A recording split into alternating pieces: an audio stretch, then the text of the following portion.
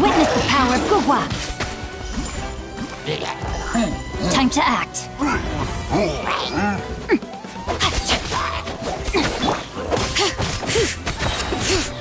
Hear the echoes of the valley.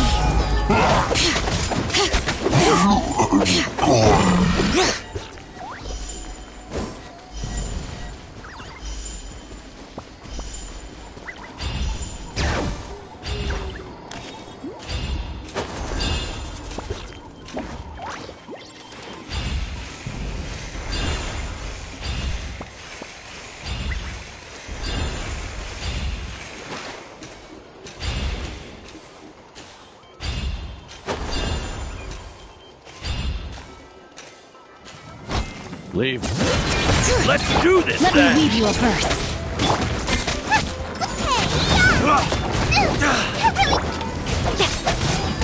Wrap up a flame.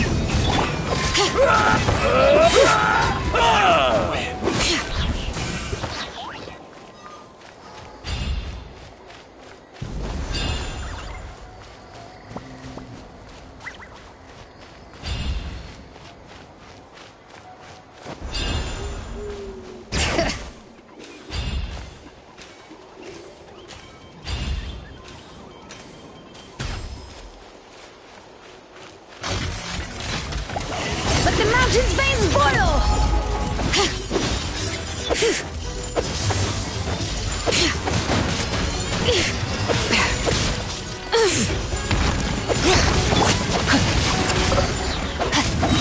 Nice and spicy! Rain cutter.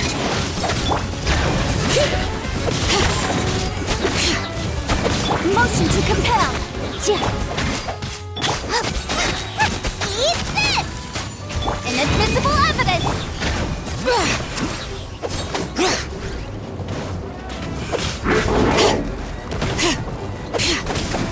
Letting grave names echo. Witness the power of Gugwa. Rain outlines your fate. Huh? Race you! At the frying pan! Bring it!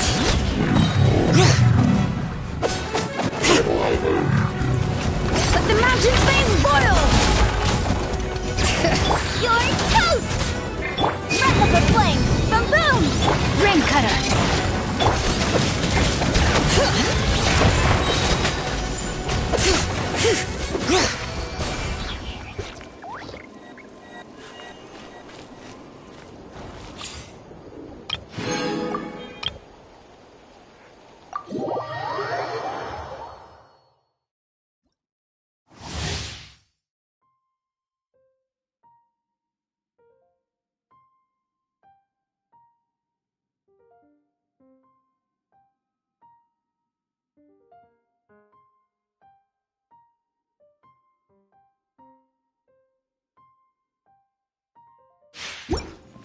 Wouldn't gliding be faster? Think you can get away? Witness the power of Gugwa. Rain outline. Wings of darkness! Come, sever night from... Time to say hello. Brace yourselves!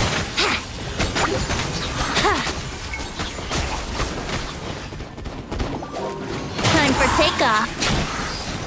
Midnight Phantasmagoria. Go! You're free now! Not too far now. Rain cutter. Huh?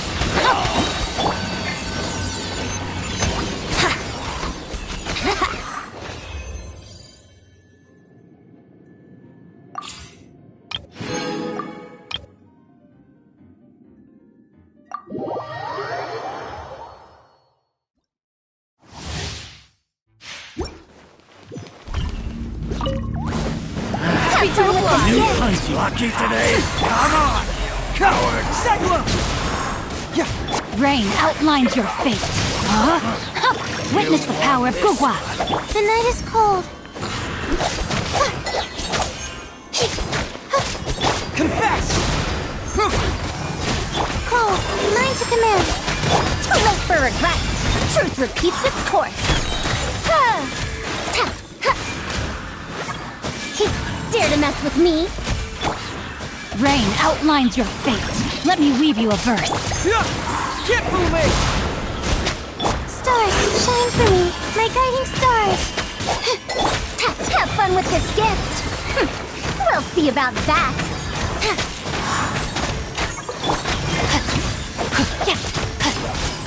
Don't be scared. Not now. No, my sword! Rain cutter! Huh?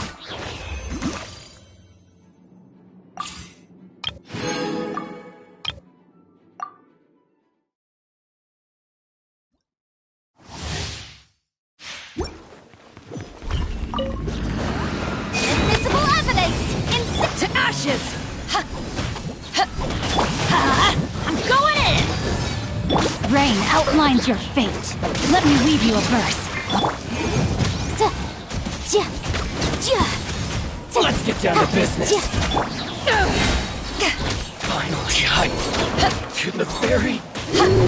Power that isn't touched on! Breath of the flame!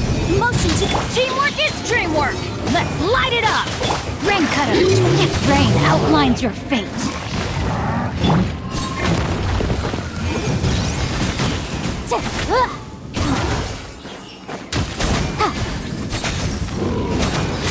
Everybody stand back!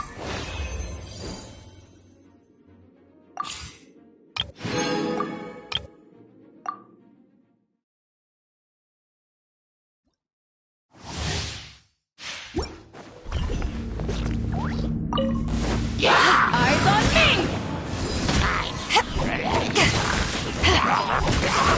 Closing in. Dancing in the wind. No, my sword! Let me weave you a verse. Midnight Phantasmagoria! Power that ended Haishan! Swift as the swallow.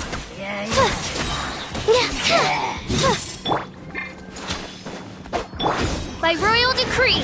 As you wish, main Fräulein. No rest for the wicked. Rain cutter! Eyes on me!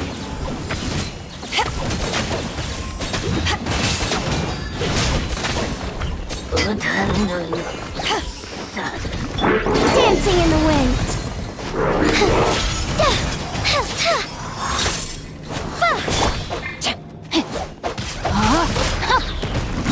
Rain outlines your fate. Let me weave you a verse. Wings of darkness.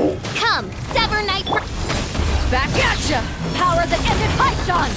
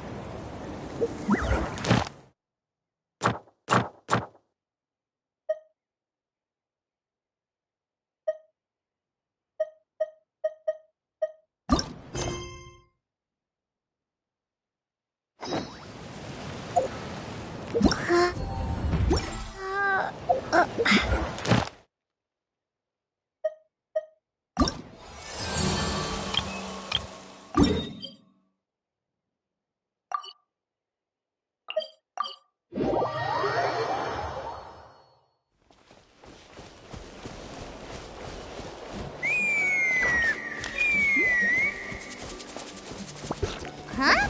What's that sound? Seems like it's coming from that bridge.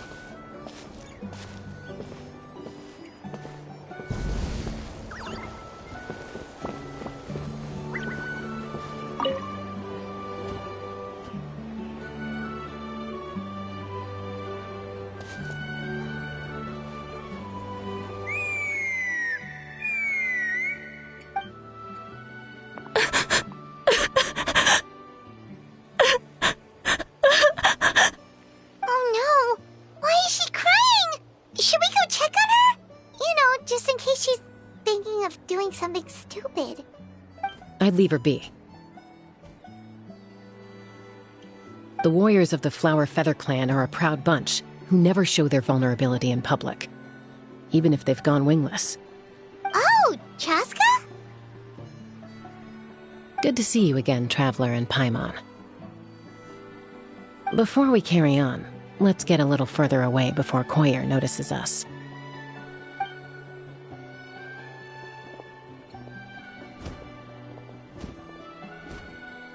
So, that girl on the bridge, Koyer, you said?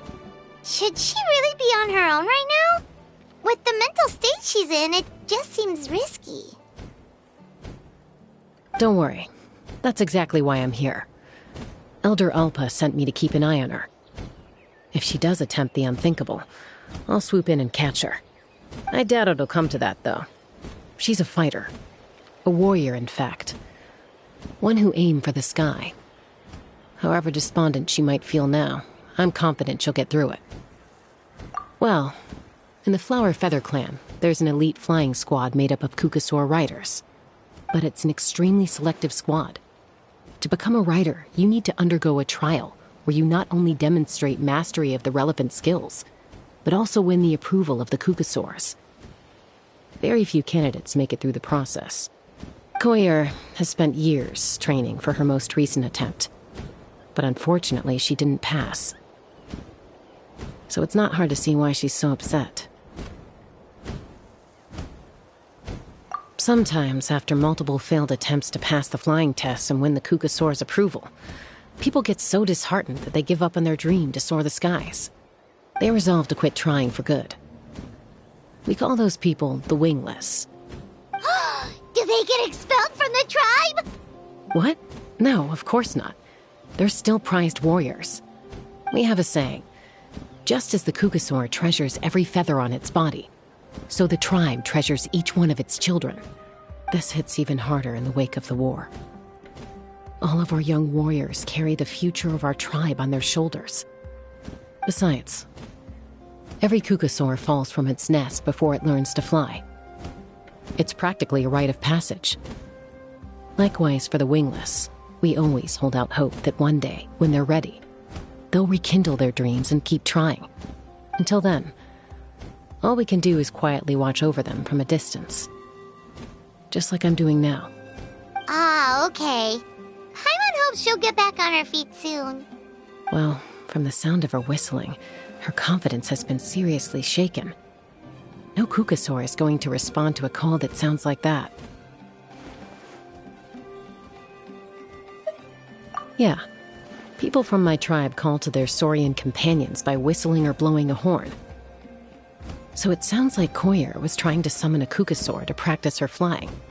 But the Kukasaurs are an even prouder bunch than our warriors. They would never respond to a lackluster whistle like that. First she failed the trial, and now she's struggling to even summon a Kukasaur. That's only going to hurt her confidence further. And getting trapped in that vicious circle is the kind of thing that'll make people go wingless. Surely there must be something we can do to help. That's very kind of you.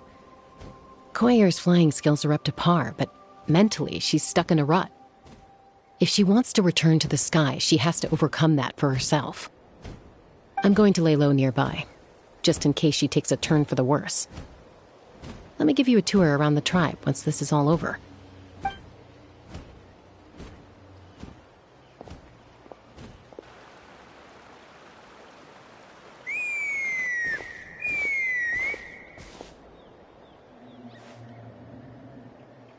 Koyer still isn't giving up. Even though Chaska said that she has to do this by herself, Paimon can't help feeling like maybe we can nudge her in the right direction. What if we could get a Kukusaur to fly up to her? That might give her the confidence boost she needs.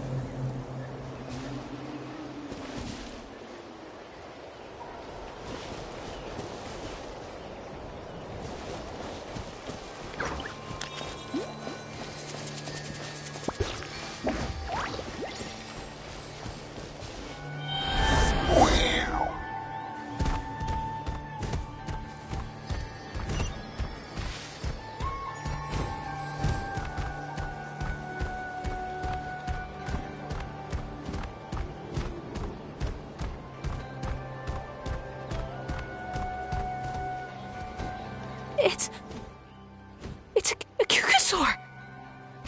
Oh my gosh! Is this really happening? I did it! I summoned one! I was beginning to think you'd all given up on me completely. Thank you. Oh, thank you!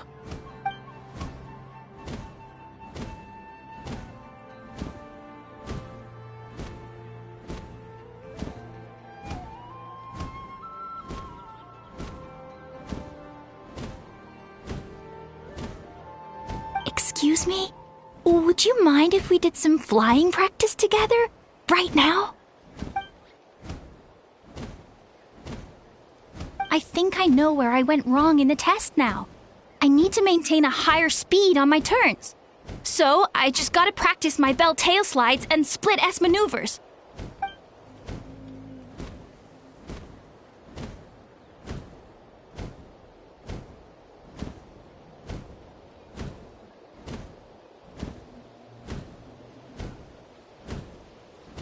Also, I really want to try some stall turns and cobra maneuvers.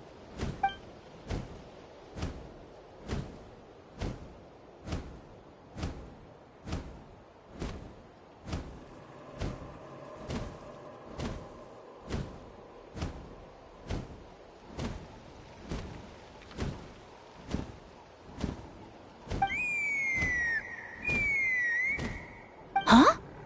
That sounded like a whistle. Is someone else trying to summon a Kukasaur?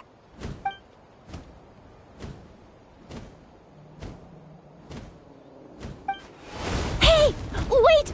Wait!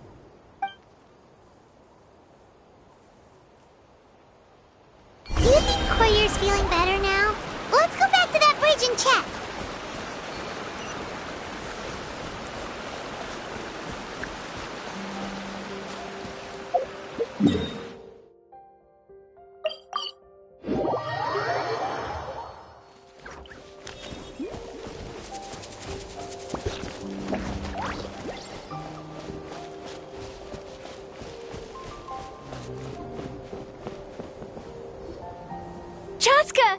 I summoned a Kukasaur! They do still respond to me after all!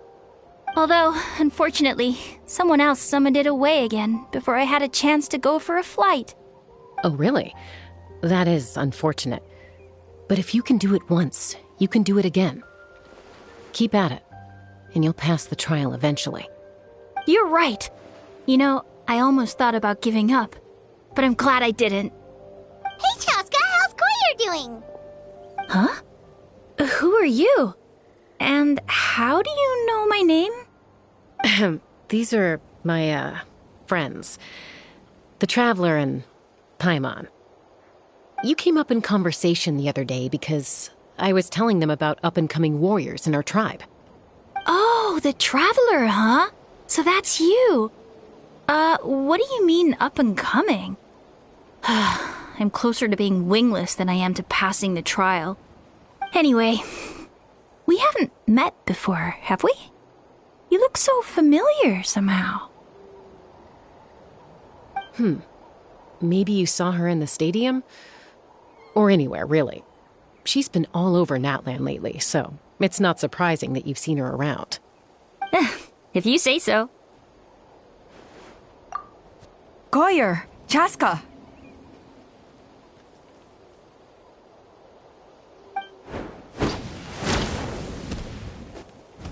Here you are. I've been looking everywhere for you two. Oh, Elder Alpa! What's the matter? I thought I should tell you myself. We're going to redo the flying trials. Redo them? How come? This is so unexpected. And I can't believe you came out here just to tell us that in person. It's embarrassing to admit, but due to time constraints, we didn't do a proper inspection of the arena before the last round of trials began. Then we started to notice many candidates performing worse than expected. So we redid the inspection afterwards and found a number of issues which likely impacted candidate performance. This was entirely our mistake, and I apologize unreservedly. I know it doesn't make up for it, but I thought bringing you this message in person was the least I could do. Oh, okay. Chaska, these people you're with, are they the Traveler and Paimon? Huh? You've heard of us? I have indeed. Gathering intel is an essential part of being a warrior. Plus, you've already made quite a name for yourself in Natlan. Actually, I've been meaning to invite you to enjoy our tribe's hospitality for some time. Hospitality? Oh, that includes food, right? Of course it does. If you let us host you, you'll be treated quite lavishly. Mighty warriors are highly revered in our tribe. Besides, we still owe you for your help during the war. Without you, we would have suffered far worse at the hands of the Abyss. So I like the chance to show you our gratitude on behalf of the whole tribe. Mighty warriors, plural? So Paimon counts too? Paimon's starting to like you a lot. That should go without saying. Your flying skills are the envy of our tribe. The Flower Feather Clan seems like a really nice bunch of people. We definitely need to take her up on this offer.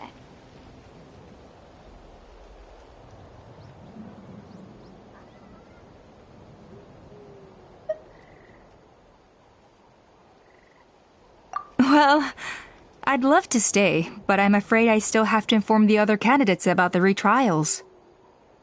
With our younger generation's future on the line, there's no time to lose. Wait, Elder Alpa! Let me help! The sooner everyone gets the news, the better! Very well. In that case, Chaska, could I leave you to entertain our guests? Sure thing. Okay. Let's meet by the Obsidian Totem Pole later. Koyer, let's get going. Okay.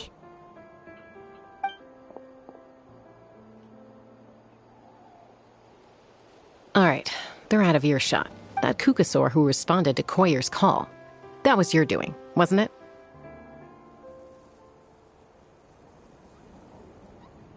I grew up with these creatures. I could tell something was off the second I saw it.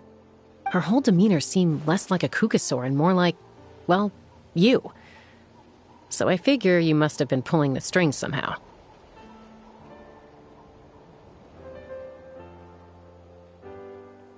She looked very flustered when Koyer asked for a ride, so I whistled to give her a chance to escape. And judging by the look on your face, that was a welcome intervention, huh? It's all right. If you'd rather your hidden talents remain hidden, I respect that. I won't press you for answers, and I'll keep my speculations to myself. You're the kind of person I'd still trust even if you had superpowers. I know you'd use them for good.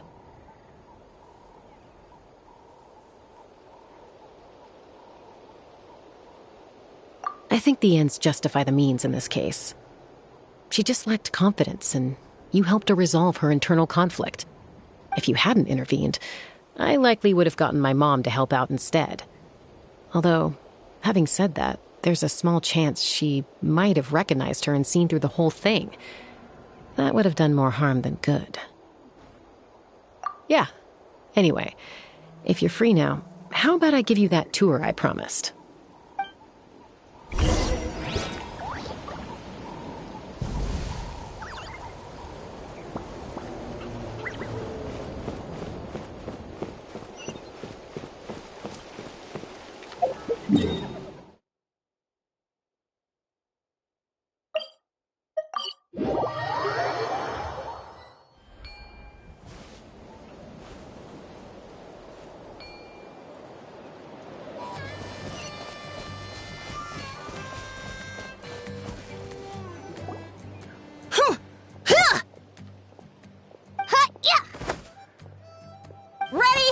I'm gonna get you!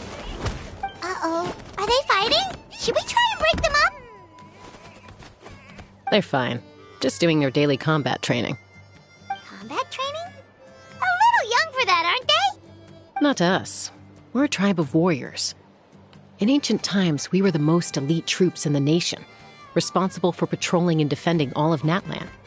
And even though times have changed, we've kept our martial spirit alive. Hey, is that Chaska? Chaska, you're back! Oh, can you come train with us? Now's not a good time, I'm afraid. I'm showing the Traveler and Paimon around. Maybe next time. The Traveler and Paimon? Wait, you mean that legendary warrior and legendary flying expert? Legendary? Yep, that's us, all right. Awesome.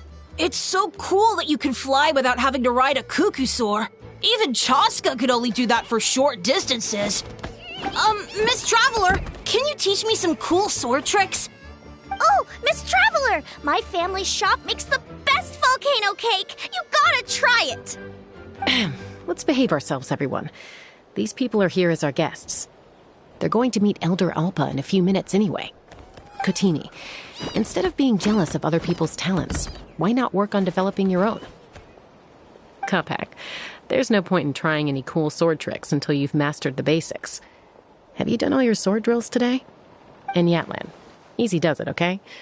Not every conversation has to turn into you plugging the family business. Okay.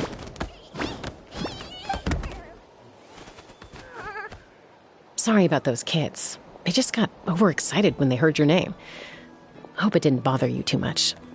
This is a volcano cake that Yatlan forced into my hands. She said to think of it as an apology gift. Whoa, it smells amazing! Traveler, you want some?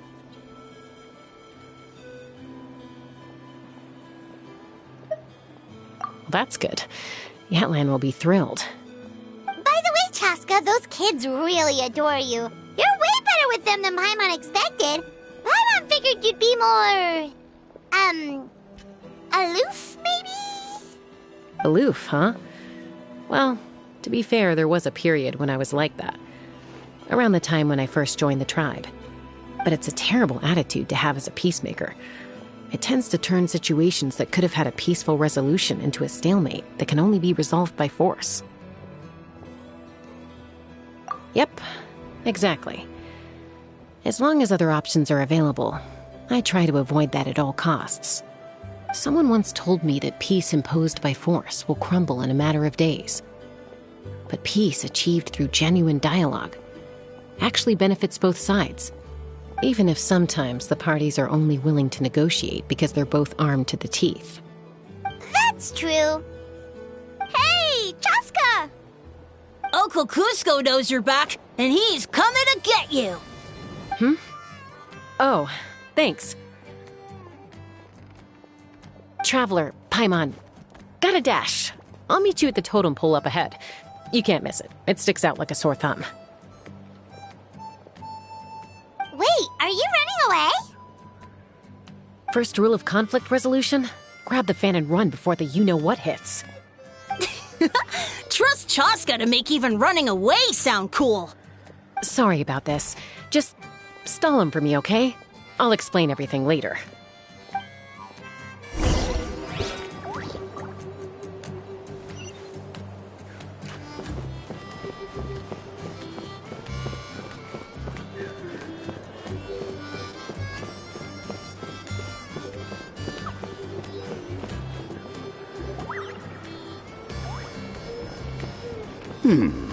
A golden-haired outlander and a white flying object.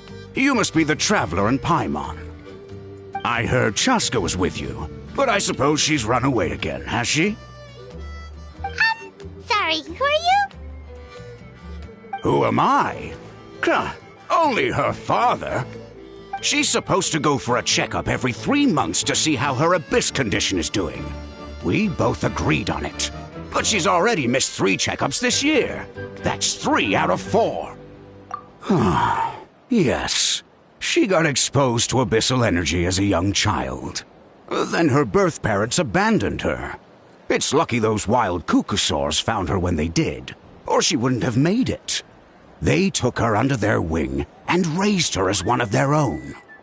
Eventually, some riders out on patrol spotted her and brought her back to the tribe. But she was practically feral at that point. The moment you took your eyes off her, she'd be getting herself into a fight, or she'd run away to be with the Saurians. She seemed to prefer them to her own kind. She might as well have been a Saurian in human form. That must be the aloof period she mentioned, right? We later discovered that her exposure to the abyss had planted seeds of conflict in her heart. So, we started trying to bring it under control. But ultimately, she's the only one who can control it. Anyway, she's much more human these days. Yeah, don't worry about her. She seems pretty stable to Paimon. She's probably only avoiding the checkups because she thinks it'll stop you guys from worrying about her. Yes, I'm well aware of that. She knows she needs to be careful. If her condition ever took a turn for the worse, she wouldn't be brushing it aside like this. It's just, every checkup she's been to, they find new cuts and bruises. Nothing to do with the abyss, of course. Oh no, that's all fine. The problem with her is, she's her own worst enemy. She's been living dangerously again. I'm sure of it. That's why she's avoiding the checkups. She wants to hide it from us. Yeah, Paimon can see her doing that. Oh. In the past, she always had Koichi to keep an eye on her. Now Koichi's gone, and I don't want to lose another daughter.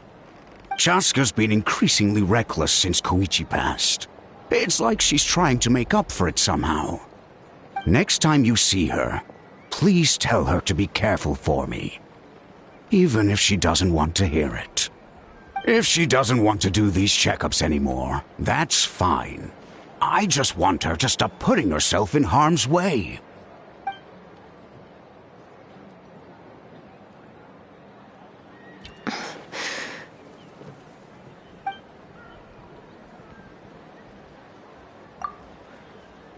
Whoa, where did the time go?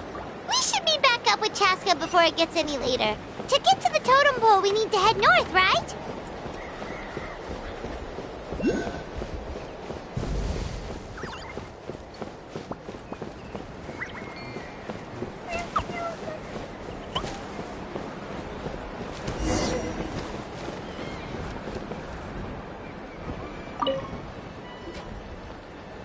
Hey, Chaska! Hey, Alpa! It's all right. I bet my dad talked your heads off, huh? What did he say?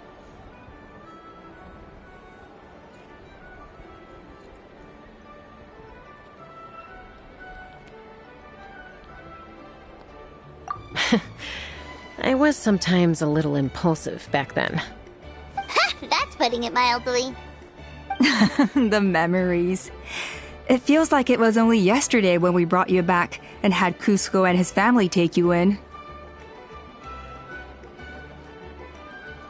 Back then, no one imagined this feral child would grow up to be the strongest warrior of the Flower Feather clan. Huh? You were the one that brought Chaska back to the tribe? That's right. Elder Alpa was already a veteran rider by then. She spotted me while patrolling from the skies and tracked down my Kukasaur mom. Mom agreed it was time I tried to re-enter human society. But I didn't know the first thing about being civilized. I clashed with everyone who had to deal with me. And look at you now, renowned throughout the land as a peacemaker. How time flies. When the day comes that I can't fly anymore, it will be up to you to look after our tribe and our flying squad. You know me, though. I'm not a natural commander. I'm better off as a lone wolf on the front line. So stick it out at least a few more years, okay? Give Koyer and the others time to come into their own. Oh, stop. Wait, so isn't the leader just the strongest warrior in the tribe? At least Paimon figured that's how your tribe would work. Strength is certainly a core tenet in the Flower Feather clan. But strength means far more than martial prowess alone. If it all came down to individual strength, I'd struggle to call myself a warrior, let alone a member of the flying squad. Any fighter in the tribe could take me down. Well, sorry to disappoint you. It was something I aspired to at one point. So much so that I went adventuring in the Cinder City, Ashkanatlan, to try and prove myself. But it was foolish of me. I wasn't ready. I came back empty-handed and seriously injured. The fact that I survived was something, I suppose. But after that, I never seriously considered myself a strong fighter. And yet, you still managed to become the leader of the flying squad, thanks to your experience and determination. All while battling those old injuries. Don't you think that's a display of strength in its own right? Let's shelve this discussion for now.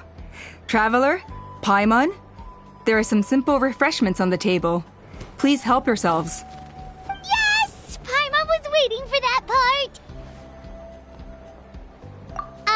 They were for the snack stomach. The refreshment stomach still has plenty of space.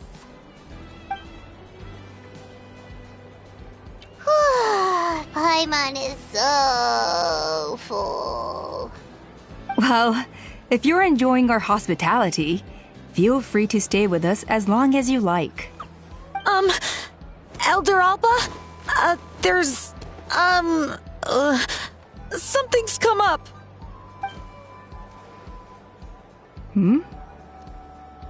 What happened? Is it serious? Shall I deal with it? It's... Some merchants showed up, not from our tribe. They said they're here to discuss some potential collaboration with us. Why now? This is terrible timing. There are a few wingless that we haven't managed to reach yet, and we still haven't inspected the retrial arena. Let me handle the other errands while you meet with the merchants. You shouldn't be trying to do everything at your age. You should help too. Seems only fair after all that food we ate.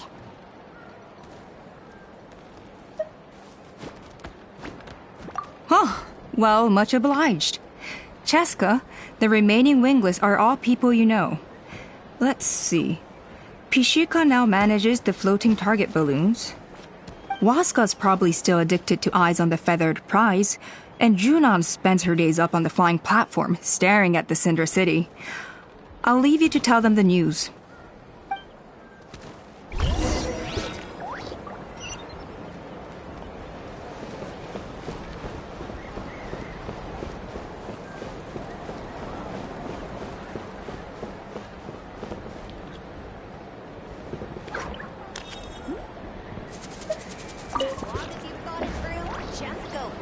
Are you sure you don't want to reconsider, Pashika? I appreciate it, boss. But honestly, I'm pretty happy with my life nowadays. Pashika, they're redoing the flying trials. Huh? Lutoda? Ah, did Alpa send you? I was just telling Pashika the news, actually. The way things are with the tribe these days? I mean, you don't need me to tell you. This here is no future for a seasoned warrior like you. Ah, come on, boss. Do you have any idea how long it's been? I've been wingless for years now. I'm not cut out for that anymore. Of course, I'll do my part if we ever need to defend the tribe. But there's really no point in me trying out for the flying squad now. I've already made my peace with it. Not everyone has what it takes to return to the sky after going wingless. Elder Alpa's perseverance is something else. And it's okay if I'm not destined for greatness. I might not have the Kukasaur's approval, but with my hot air balloons, I can still reach the skies. Handling these balloons every day, seeing how the customers react, the looks on their faces, that's enough for me. Finding something you love doing can be just as hard as passing the flying trial. It's worth holding on to. Fair enough. It's your choice. I won't force you. Oh, by the way, you should try taking a balloon ride if you've got the time. Once you've been up there for yourself, you'll see why I love it so much. No problem. If you ever want to give it a try, you know where to find me.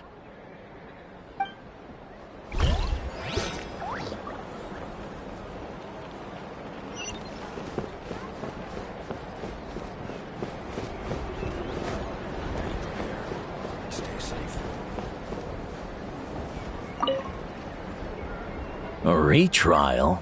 What's the point? I pretty much treat life like it's a game. No Kukasaur's ever going to approve of that, no matter how many times I try. Waskar, I can assure you, Kukasaurs wouldn't judge you for something like that. Well, they must be judging me for something. Maybe I lack fighting spirit, or just don't have the talent. Not everyone's a natural like you. Don't waste your time on me. You'll have better luck with the ones who still have their heads in the clouds. In the meantime, I think I'm going to treat myself to a few more games of Eyes on the Feathered Prize. Yeesh, there's wingless, then there's being a total lost cause. You used to be a fierce warrior, actually. But fighting spirit alone won't win you the Kukasaur's approval. Are all Kukusaurs so strict? The ones in floating target balloons and Eyes on the Feathered Prize seem pretty chilled out. It's one thing to hang out and have fun, but quite another to take to the skies with a human life on your back. Giving a ride to someone who's unqualified endangers not only the rider, but also the Kukasaur themselves. If the rider makes a mistake, they both suffer the consequences. So we have a mutual understanding with the Kukasaurs. If someone isn't up to standard, we have to reject them. Even if it means breaking their hearts.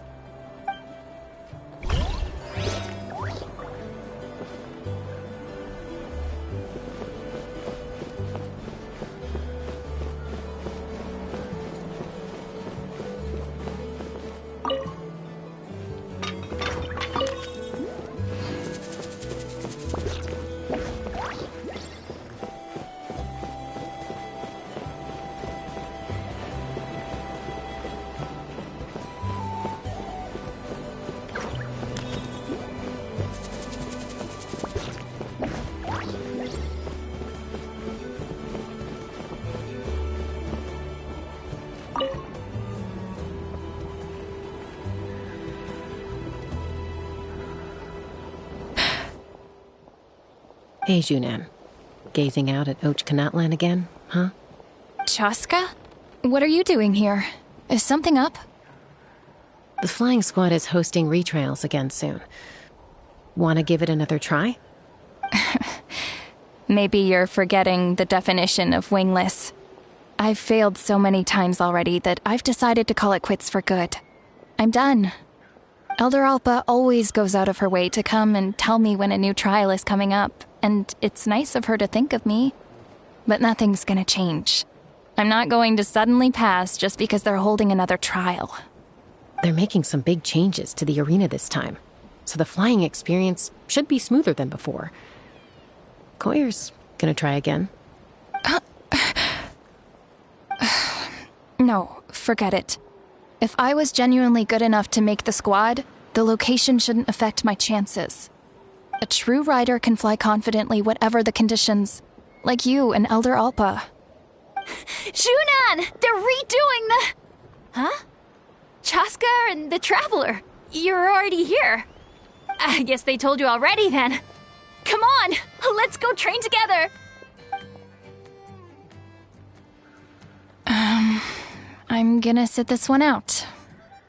What? Why? But you've always looked up to Elder Alpa. She went wingless after her injury and spent years drifting, but even she came back and made it in the end. If she can do it, why can't you? I mean, I don't have that kind of perseverance. And besides, the last thing I want to do is fail in front of her yet again. Oh, come on. You know you don't need to worry about that. Alright, well, how about we just treat this as you being my mentor? Then will you train with me? I mean... Enough umming and ahhing. Let's just get up in the air and figure it out as we go. Wait! Hold on, slow down. I can't keep up. Well, that's one way to do it. They've been best friends since they were kids. If anyone knows how to get Junan out of a rut, it's Koyer. You helped Koyer deal with her internal conflict, and now she's done the same for someone else. You know, people often talk about how one conflict leads to another and so on. But sometimes in life, things spiral in a good direction instead.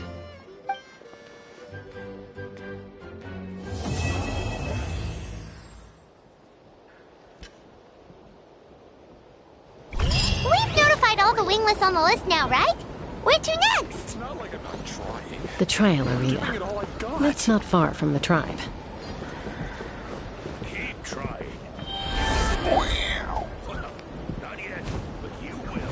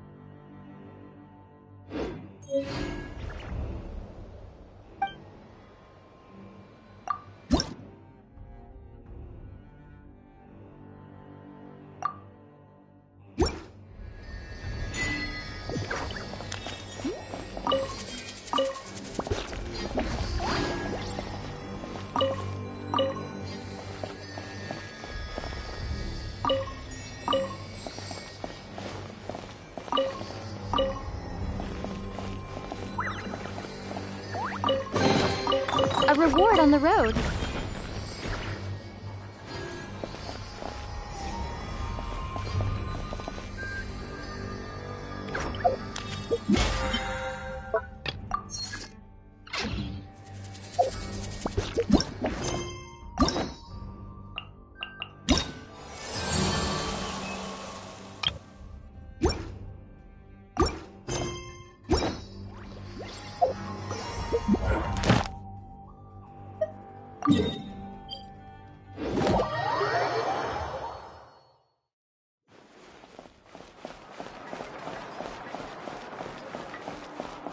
Ad Astra.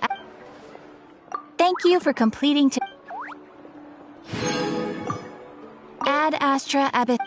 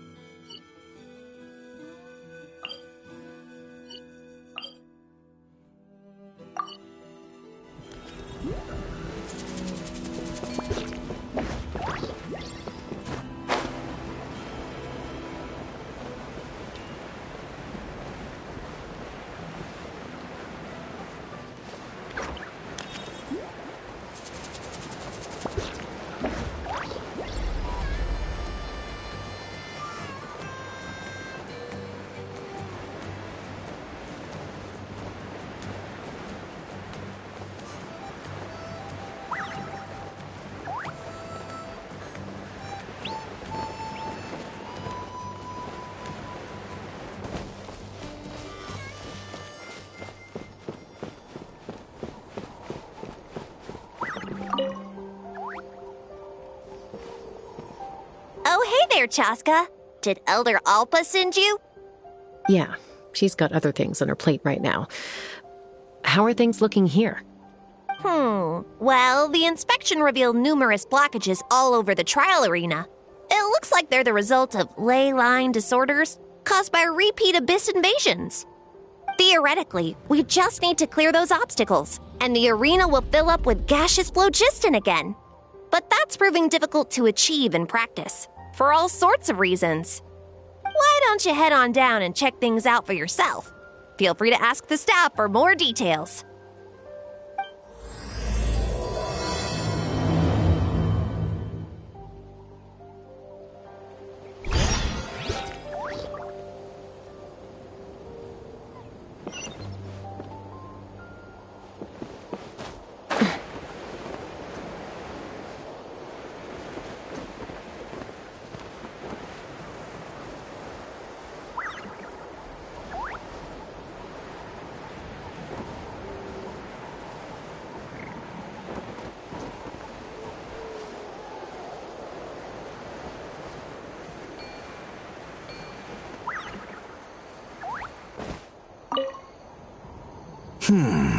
I think it should be possible to clear this spot with just a few hard hits.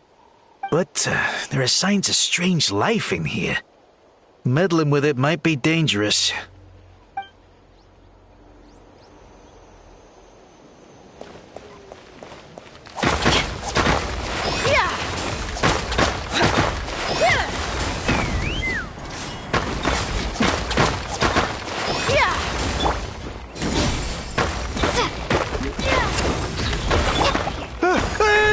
Monsters!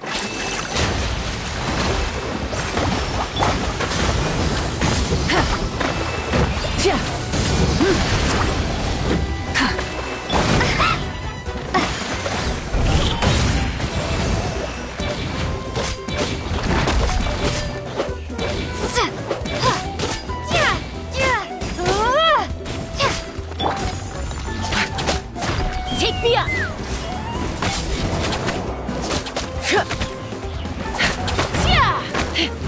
Let's fly!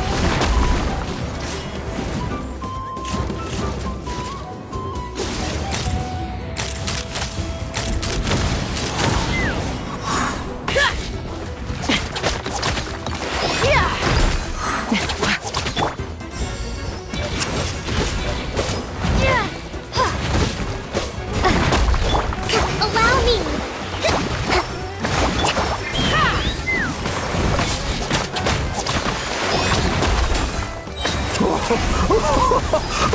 I thought I was done for. Oh, this spout should be good now. Thank you very much.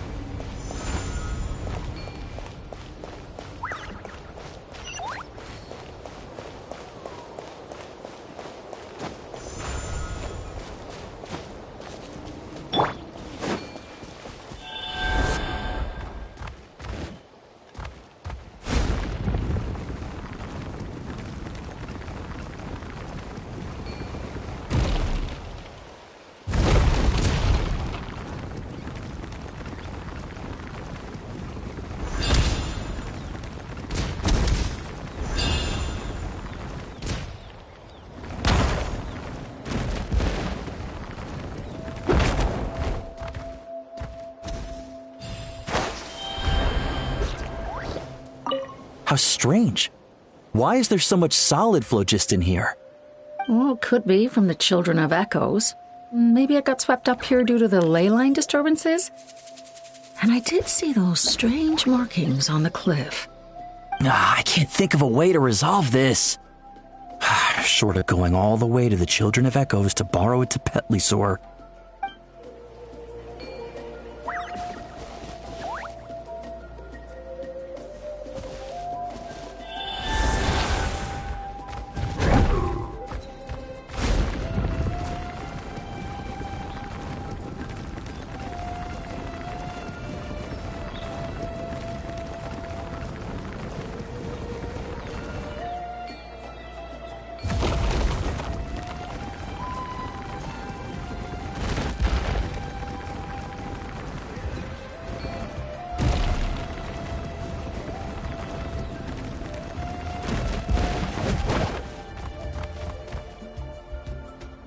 How strange.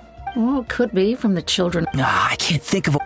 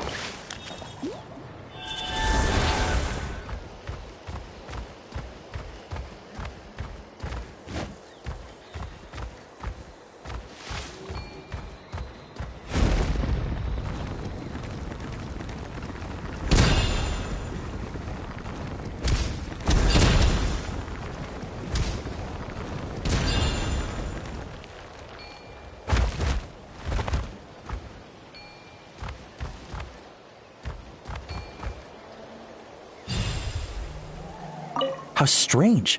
Well, could be from the Children of Echoes. Maybe it got swept up. I can't think of a way to resolve.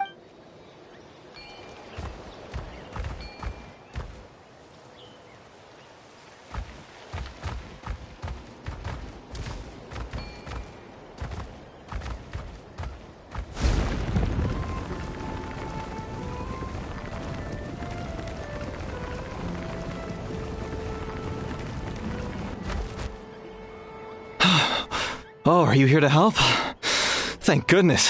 There's no way I could do all this by myself. So the blockage here has to be cleared using a special bomb, but carrying explosives up that steep slope would be a recipe for disaster.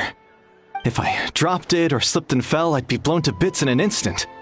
So, my plan was to transport the bomb to the other side, then send it over in a hot air balloon. All I need now is for someone else to strike the balloon at the right moment, dropping the payload right on top of the spout, and problem solved. What do you think? Simple enough, right?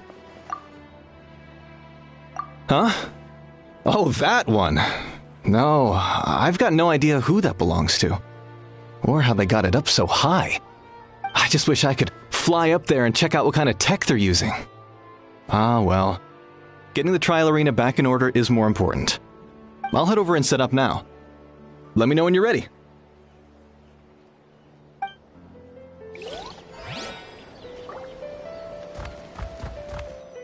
All right! Get ready!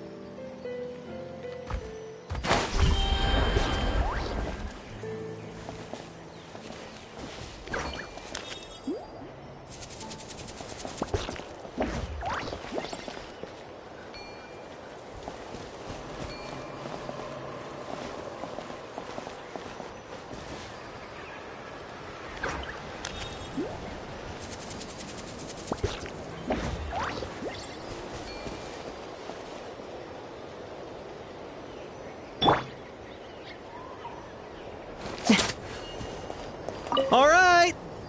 Get ready!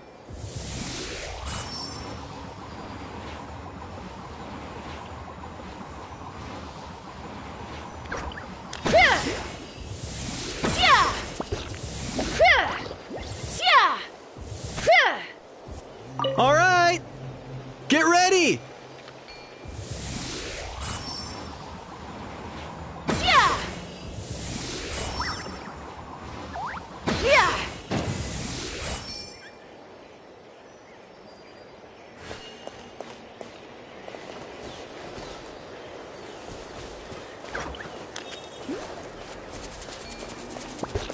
All right! Get ready!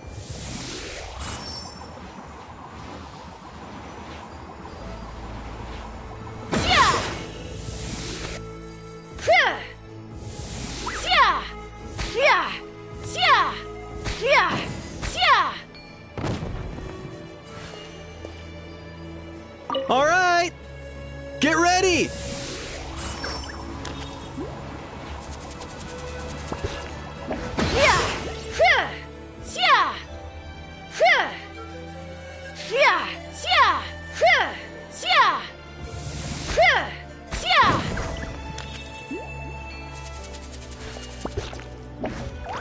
All right!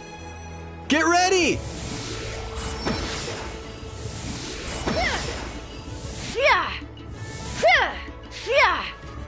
All right! Get ready!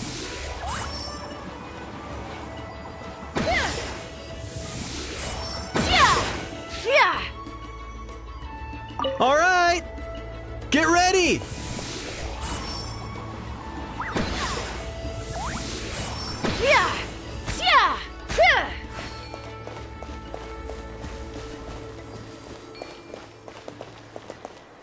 All right! Get ready!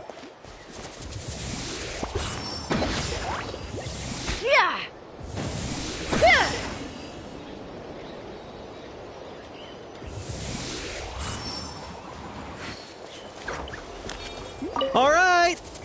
Get ready!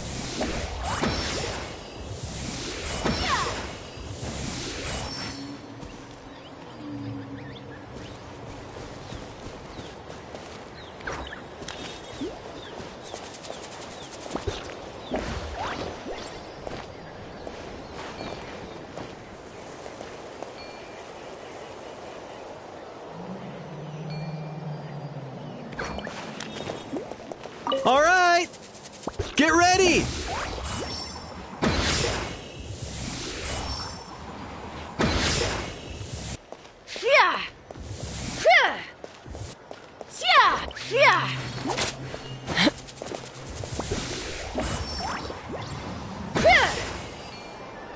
All right! Get ready!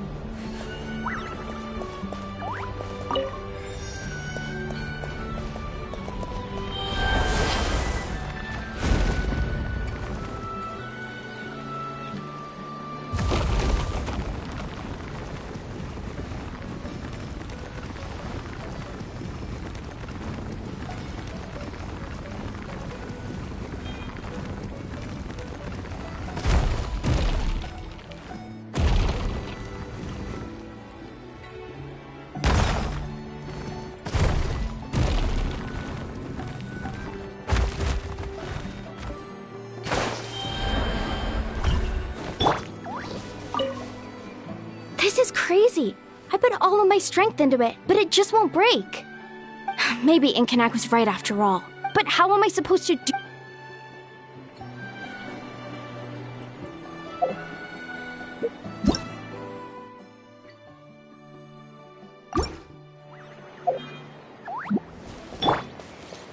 Let's fly! Locked on!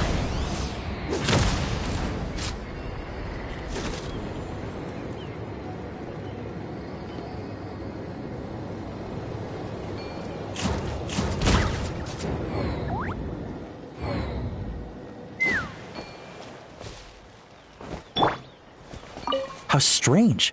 Well, could be from the Children of Echoes. I can't think of a...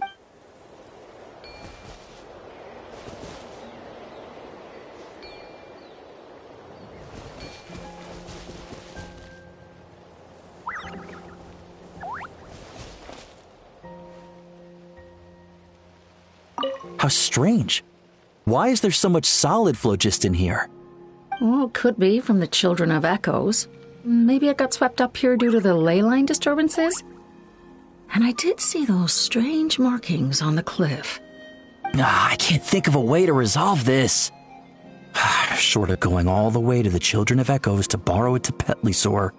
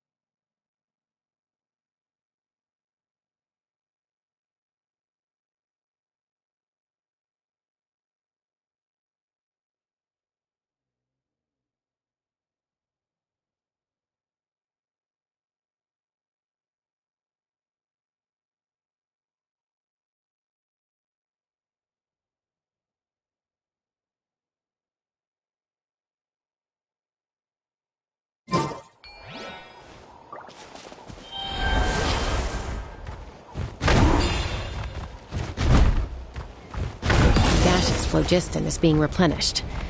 Looks like all the spouts have been unblocked. Let's head back up.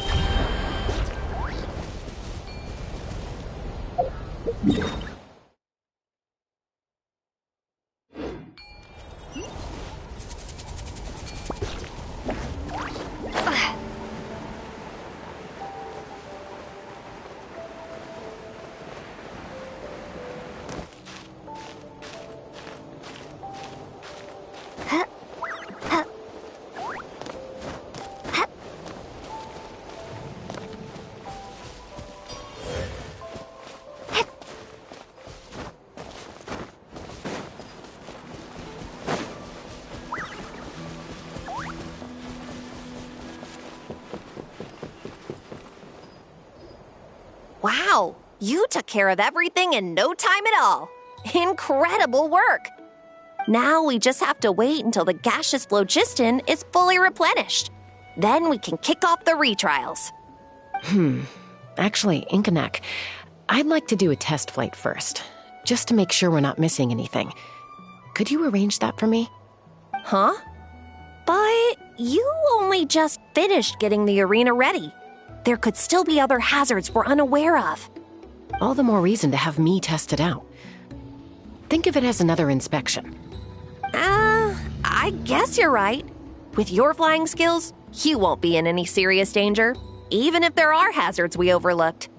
The conditions in this area seem a little unstable, but a test flight is the only way to catch any lingering issues.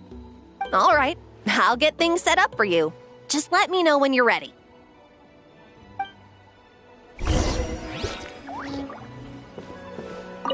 Are you ready?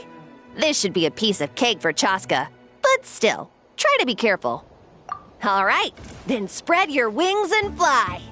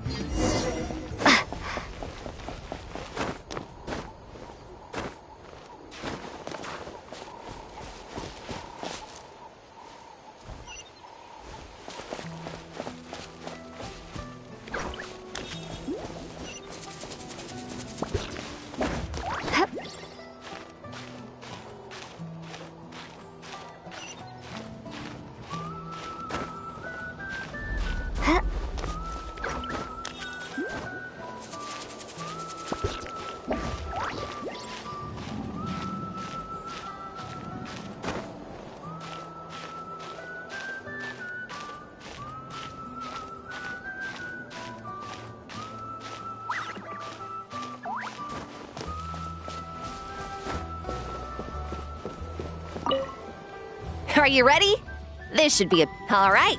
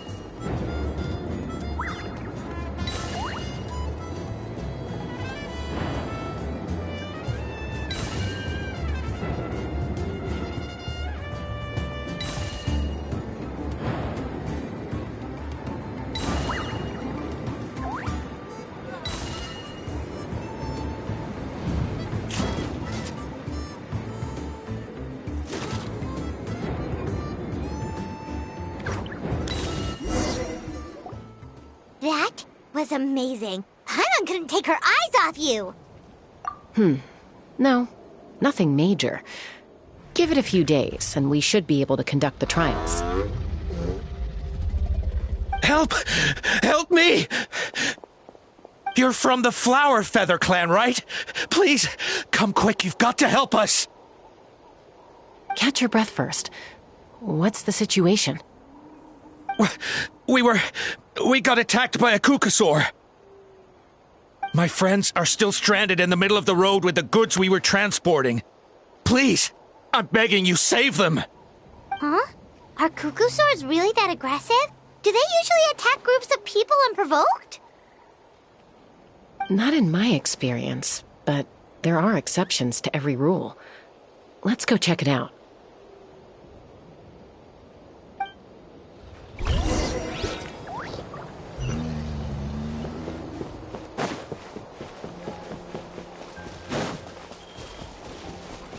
Ouch! I've never seen such an aggressive Kukusaur.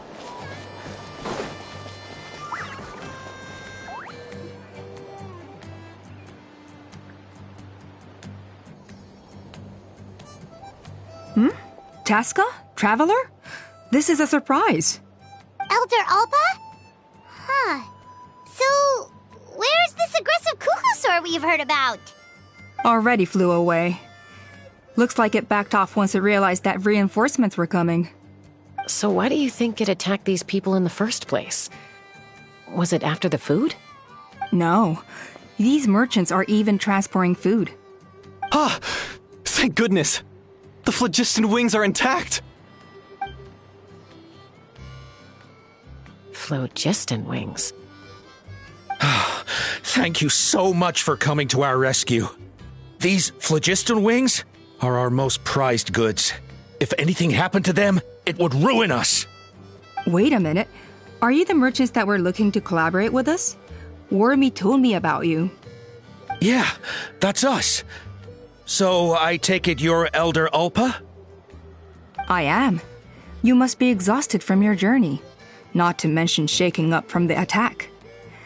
Let me bring you back to our tribe to rest. We can talk business after you've recovered. But Elder Alpa, what about the Kukasaur attack? Well, our guests here weren't seriously injured, and their goods are intact. Perhaps that Kukasaur was just having a bad day. There are so many of them around here.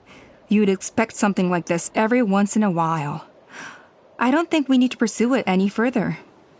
More importantly, how are the preparations for the flying trials going? Is everything in order over at the arena?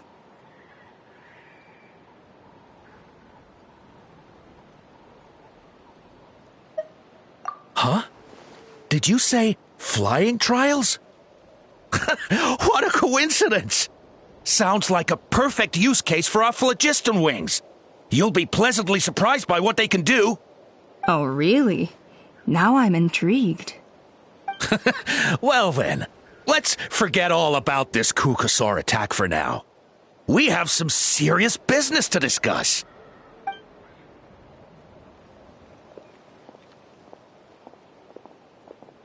Huh?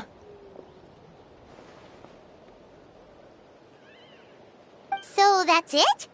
That all went smoother than expected. Well, guess we'd better get going. Huh? Chaska?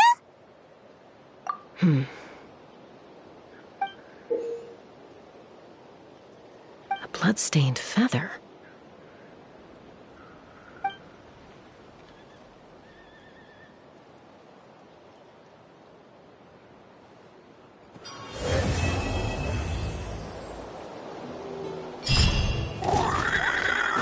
The Flower Feather Clan should be about ready to hold the new flying trials by now. Let's go check it out!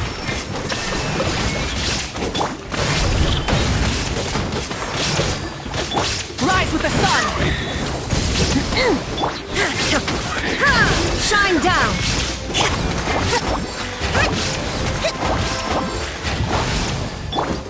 Now ye shall perish!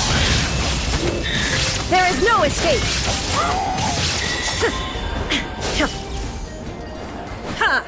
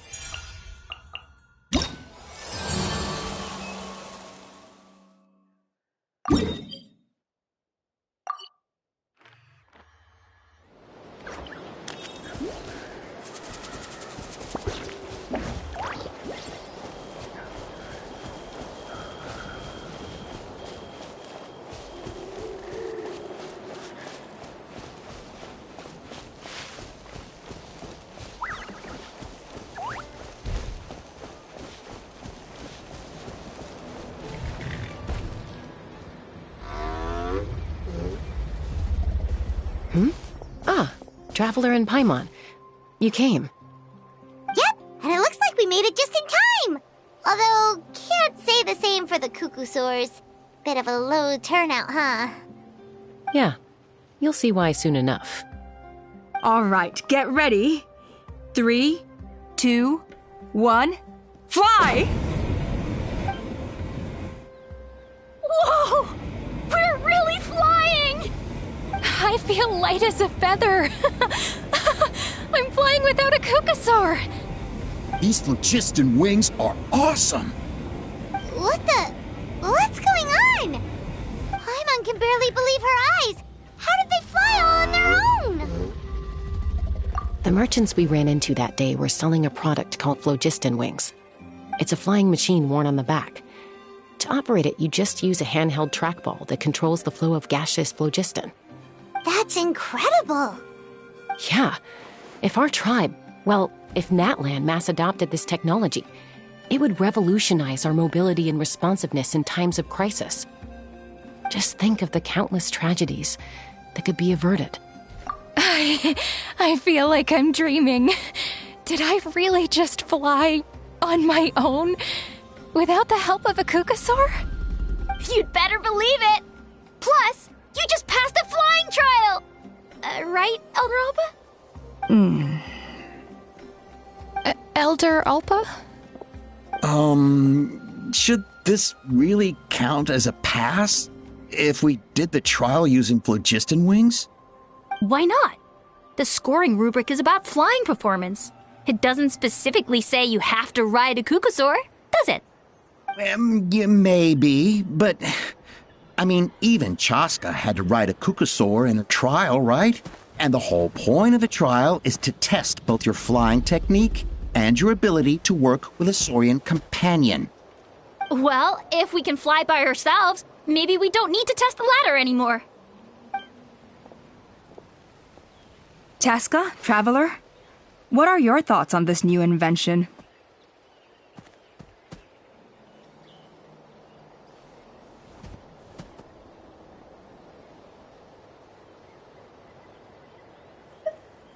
Right? That's what I think too.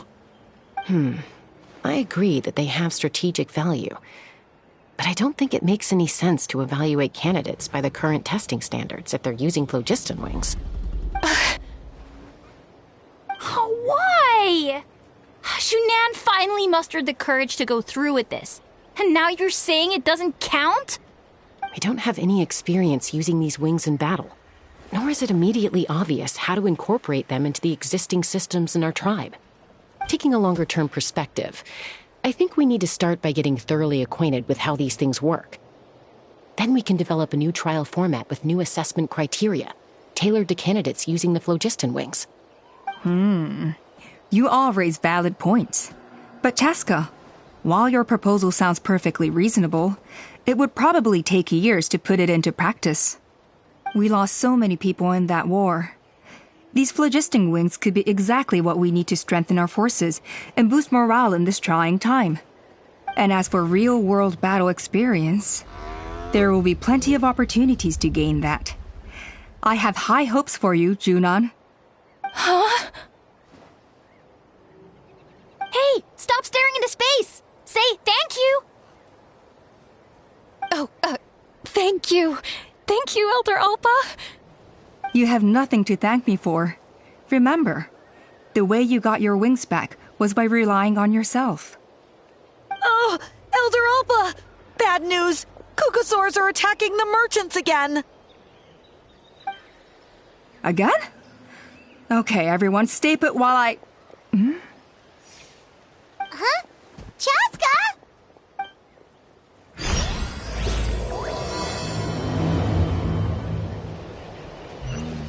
Why did Chaska rush off like that? And then Elder Alpa and the others too? Anyway, let's go see what this is all about.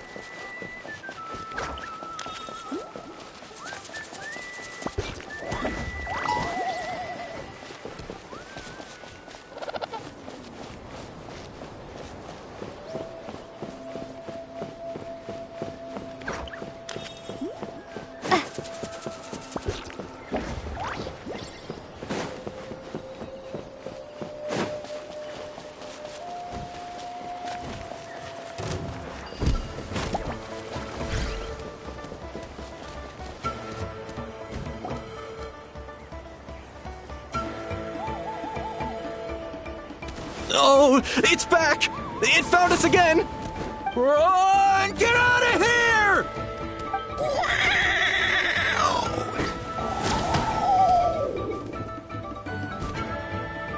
Curses!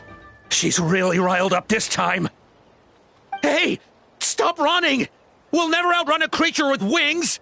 Get back here and let's fight!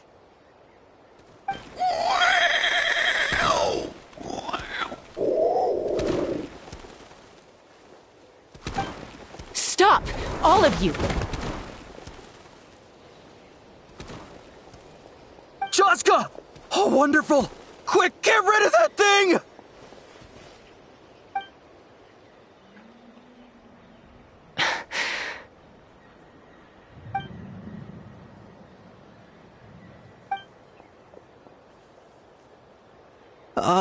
What's going on? Why isn't she doing anything? So it really is you. Sister. Wait, sister? That Kukusaur is Chaska's sister?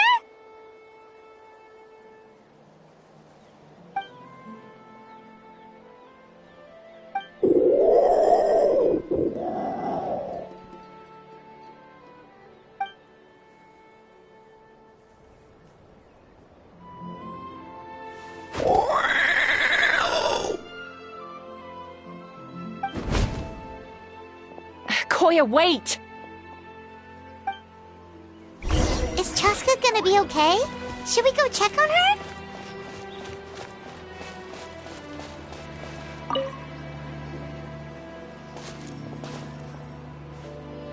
Chaska, are you okay? I'm fine. Sorry for making you worry. No point. She's an expert at hiding her tracks. Once she's shaken you off, you'll never catch up to her. At least, I always used to lose to her at hide-and-seek when we were kids. Well, yeah. You know I was raised by Kukusaurs. Anyway, she and I grew up in the nest together. Her name's Koya, and she's my big sister. We played together all the time, chasing each other through treetops or mountaintops. It felt like it would go on that way forever. Until the day I was sent back to live with the humans. Not all Kukusaurs are friendly towards people. Koya, for instance, she's fine with me because we grew up around each other, but she's not fond of other humans. When Mom decided to send me away, Koya strongly protested, and after I left, she became more and more reluctant to interact with humans. Maybe she thinks that humans stole you away from her. It's a possibility, but in any case, we still stayed best friends at first. I had a hard time adjusting to life in the tribe. So whenever something went wrong, I'd run off into the wild and vent to Koya. Ah, so that's what Uncle Cusco was talking about. He said you seemed to prefer hanging out with Saurians to your own kind back then. Yeah, I did. But then, gradually, everything changed. With a new mom and dad, a new tribe, and Koichi, I started getting curious about these humans and made an effort to understand their behavior. The more time I spent with them, the less I spent with Koya. And then, one day, it was Koya's turn to leave the nest. She sought me out and asked if I was willing to leave the tribe and go live in the wilderness with her. As far as I can remember, that was the first time she ever approached a human settlement on purpose. So, how did you answer her? Well, I wouldn't be standing here talking to you if I'd said yes. No, I was torn. On the one hand, I'd already made up my mind to embrace my new family and accept my human identity. But I also knew that Koya wasn't a fan of humans, and I didn't want to disappoint her. She took my hesitation as an answer. She saw it as a personal betrayal, threw a huge fit, and then flew off. We hadn't seen each other since, well, until today. Not for a lack of trying, though. I tried asking Mom where Koya's new nest was so I could talk things out with her. But Koya had already asked Mom not to tell me where she'd moved to. It must be hard for Mom, being stuck between her two daughters. So I didn't press the issue. And I didn't go looking for her. If things carry on like this, I need to make sure I find her before anyone else, even if she doesn't want to see me. For now, let's bring the wounded back to the tribe, and see what Mutota and Elder Alpa have in mind.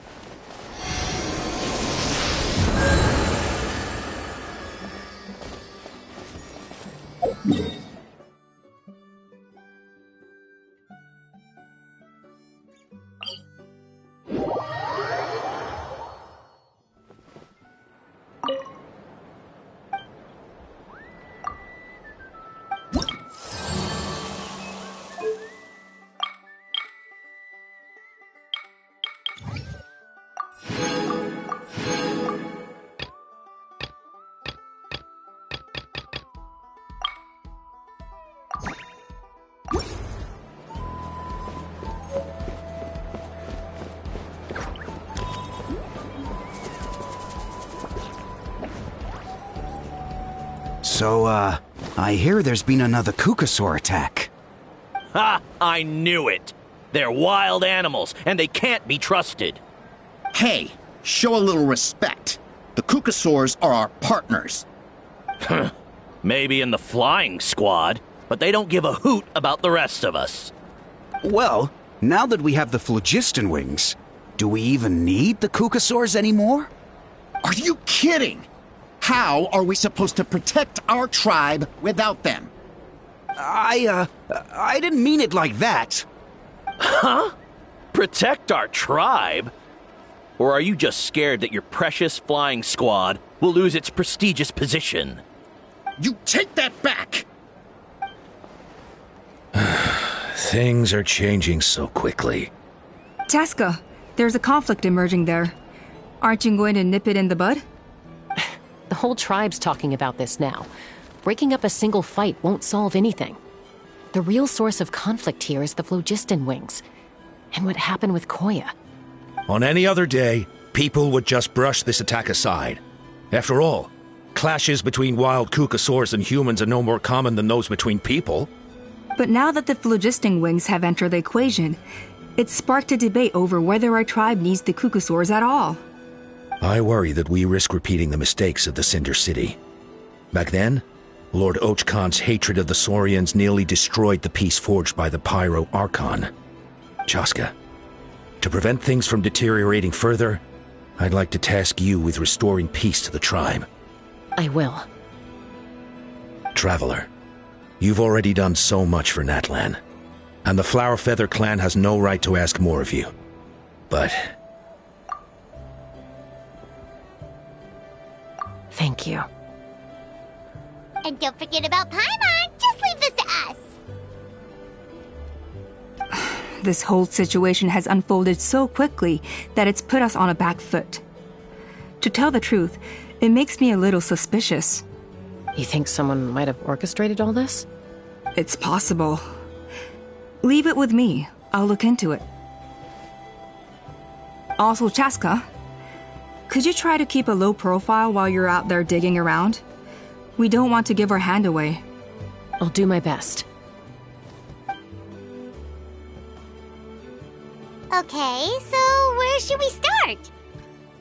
This all began with Koya's attacks. If we can find out what led her to do it, that should give us something to work with. Unlikely.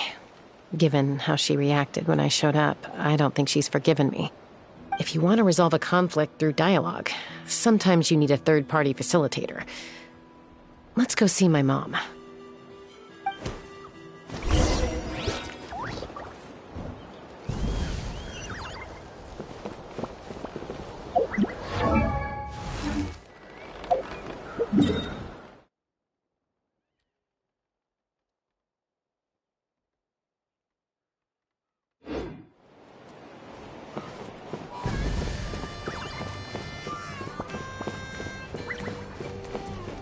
Are these private letters or song lyrics?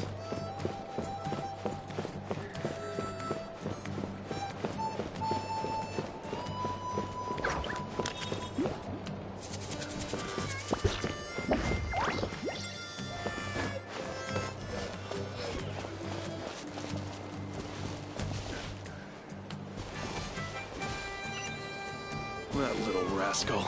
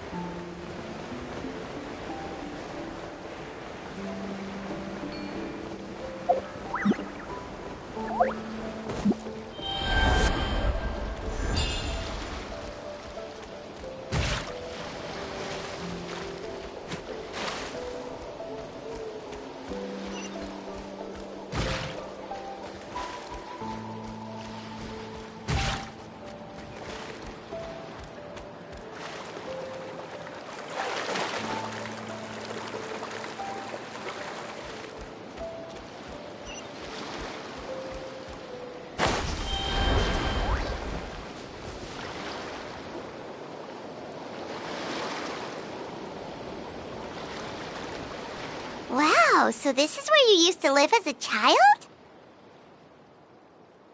Mm-hmm.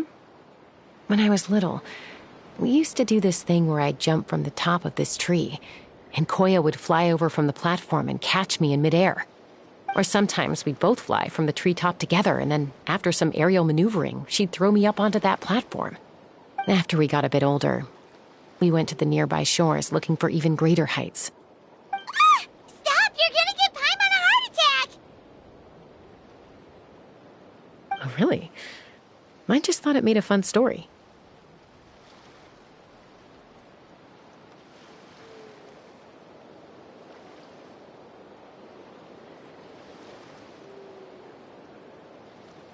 Then I'll share more with you when there's time. Anyway, back to the matter at hand.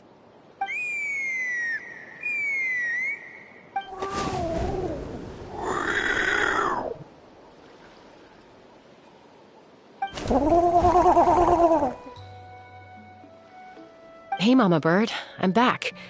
My last visit was only a week ago, wasn't it? See?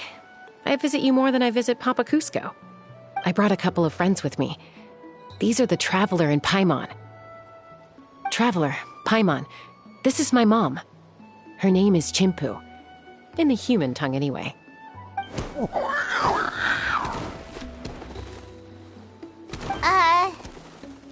Hi!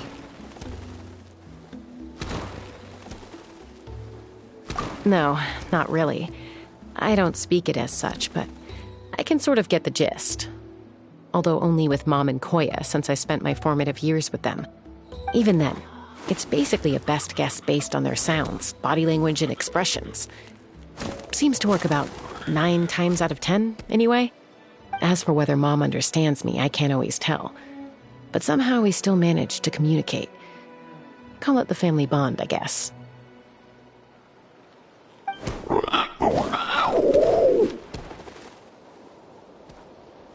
Don't worry. I'm doing well, but I think Koya might be in some trouble.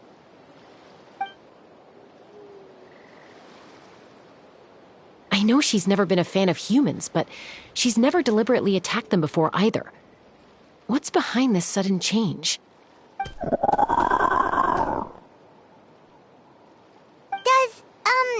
Auntie Chimpu know anything?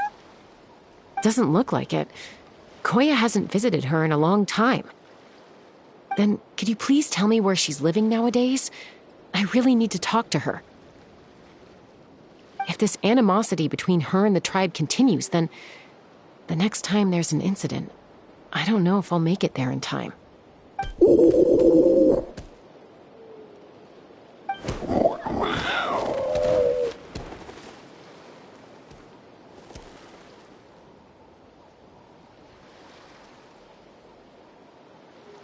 She said she'll take us there. Thank you, Mom.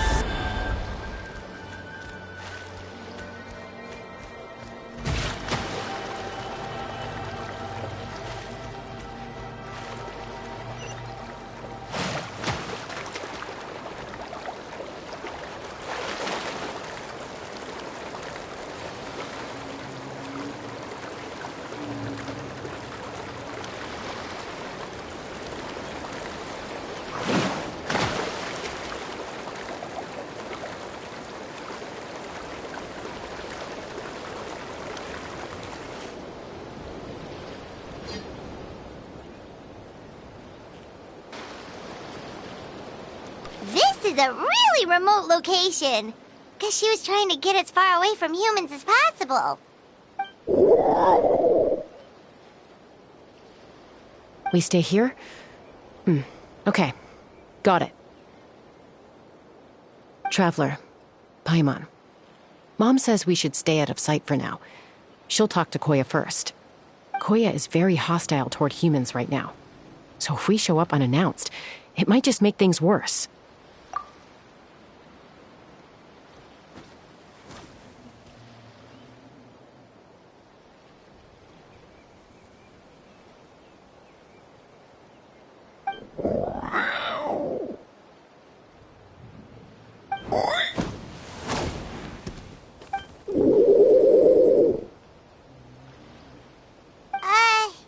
Any idea what they're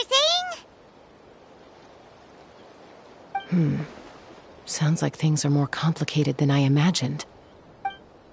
There's evidence in this area suggesting that Koya might have been the victim of a human attack.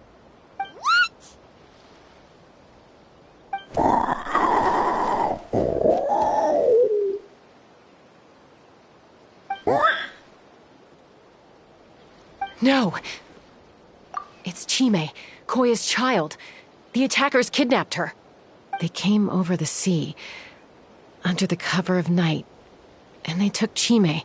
What the heck? Who would do such a thing? I searched day and night, and finally found them.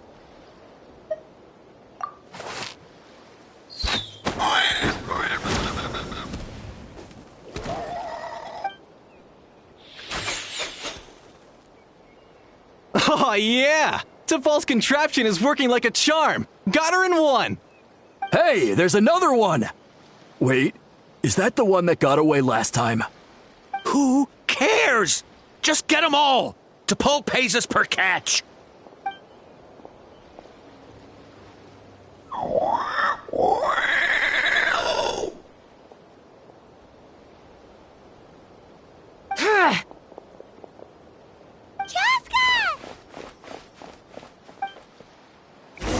Chaska? How do you get here?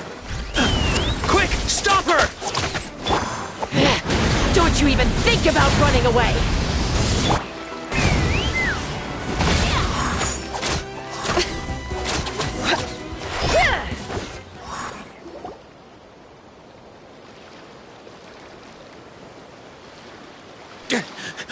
Don't come any closer, or I'll...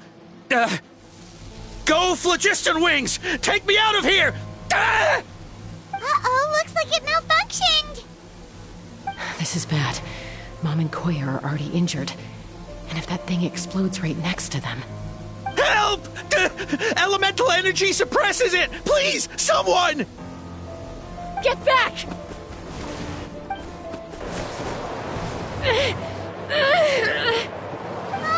It's still going, and it's getting worse! Guess we need a more permanent solution. All right, then.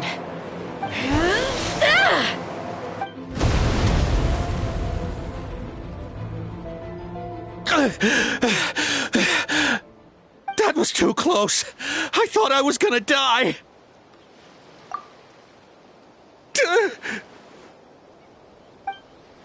Answer us honestly. Were you the ones who attacked Koya before?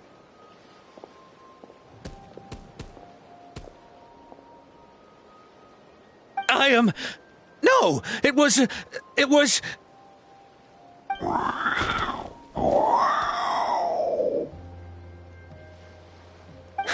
Well, she says it was you.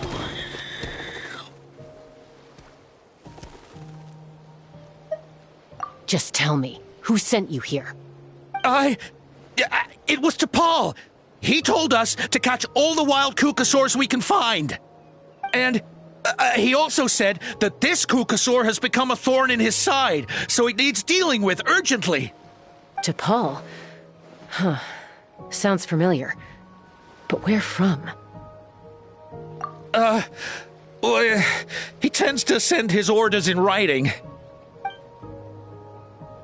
He pretty much never communicates with us in person. When he does, he wears a mask to hide his face. And whenever we trade Kukasaurs for Phlogiston Wings, we deal with his henchmen. So you didn't even make those wings? All we did was slap some labels on them and transport them over here, to make them look like they're imported.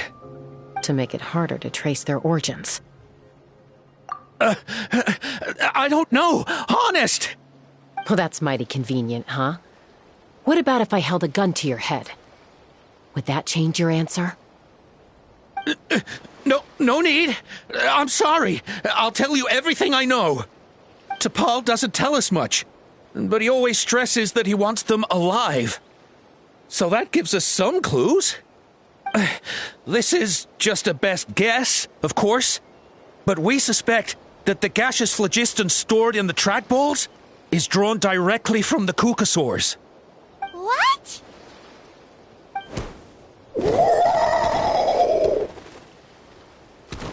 Easy now. You're still injured. Hey, keep talking. Yes, ma'am. So, the gaseous phlogiston has to be highly refined in order to power the phlogiston wings. The slightest imperfection can have disastrous consequences, as you just witnessed. But the Kukasaurs have a natural ability to process gaseous phlogiston.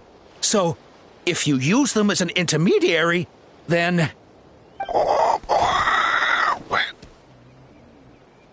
That's enough.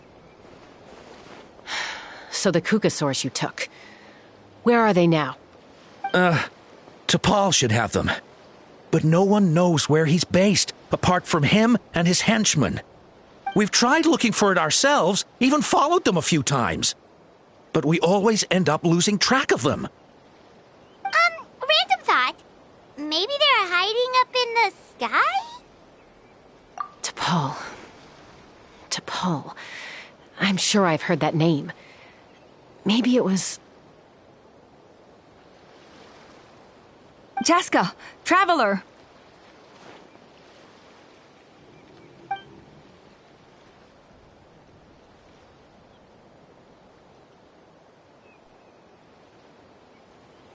That voice! It's Alpa!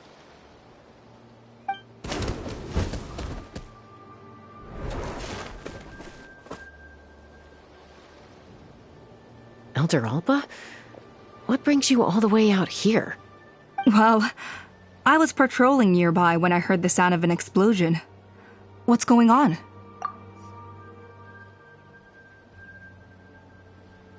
I don't believe it. Elder Alpa, does the name T'Pol ring a bell to you? I feel like I've seen it written down before. Maybe in a list of candidates for the flying trials? Huh? So he's a member of your tribe then? No. If he was a member of the Flower Feather Clan, I'd definitely know him.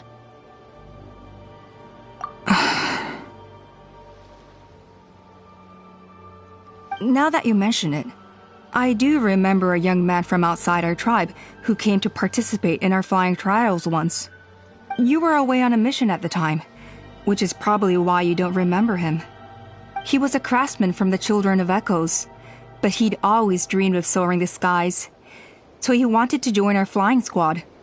The Children of Echoes? That's rare. But despite his best efforts, he unfortunately failed to pass the trial and gain the Kukasaur's approval. In the end, he went wingless and returned dejected to the Children of Echoes. Wingless, huh? Maybe he invented the phlogiston wings to get revenge on the Kukasaurs.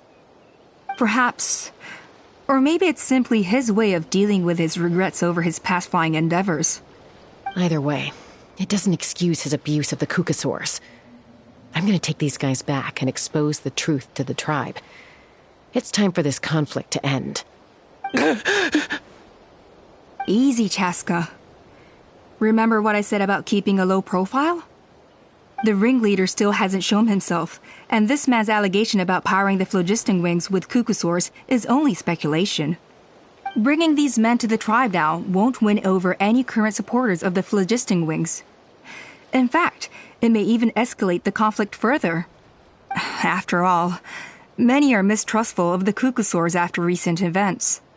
Is that why T'Pol waited until now to try to capture my sister? I don't know.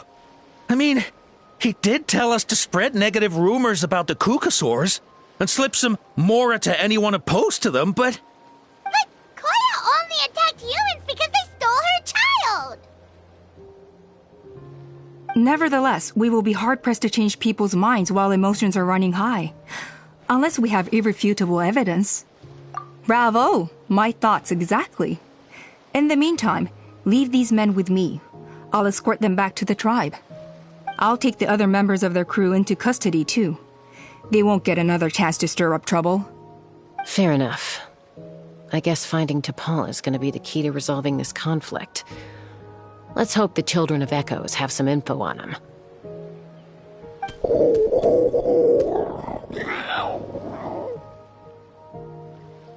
Sorry, whatever it is, it'll have to wait till this is all blown over. I have to fix this situation before it spirals out of control.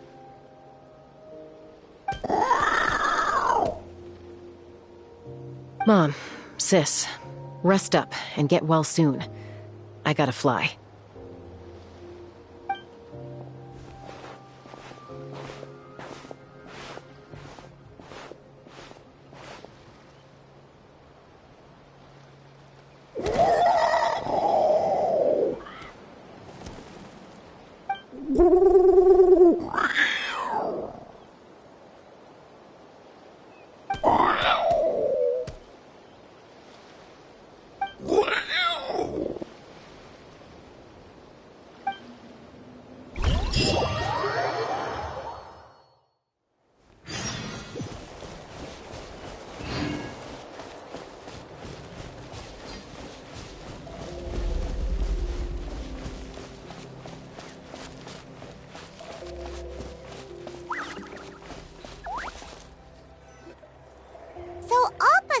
that T'Pol's from the Children of Echoes. But how do we track him down? Just ask around until we find him? Let's start by talking to someone we know. It'll be faster that way. At this time and place, I'll bet the easiest person to find is... Wakey, wakey, Shilonen! Oh, it's you. Okay, give me a second. I'll come down.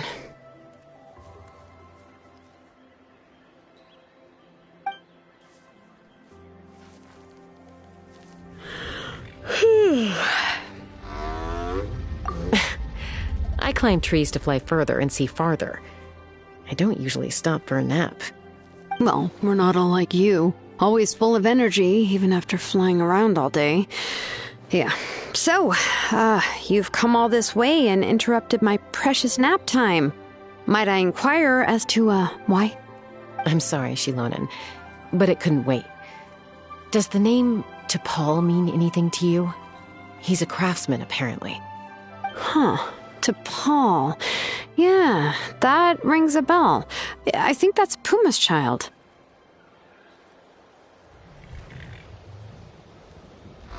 Nope, I'm afraid you're a few years too late. Why are you looking for him?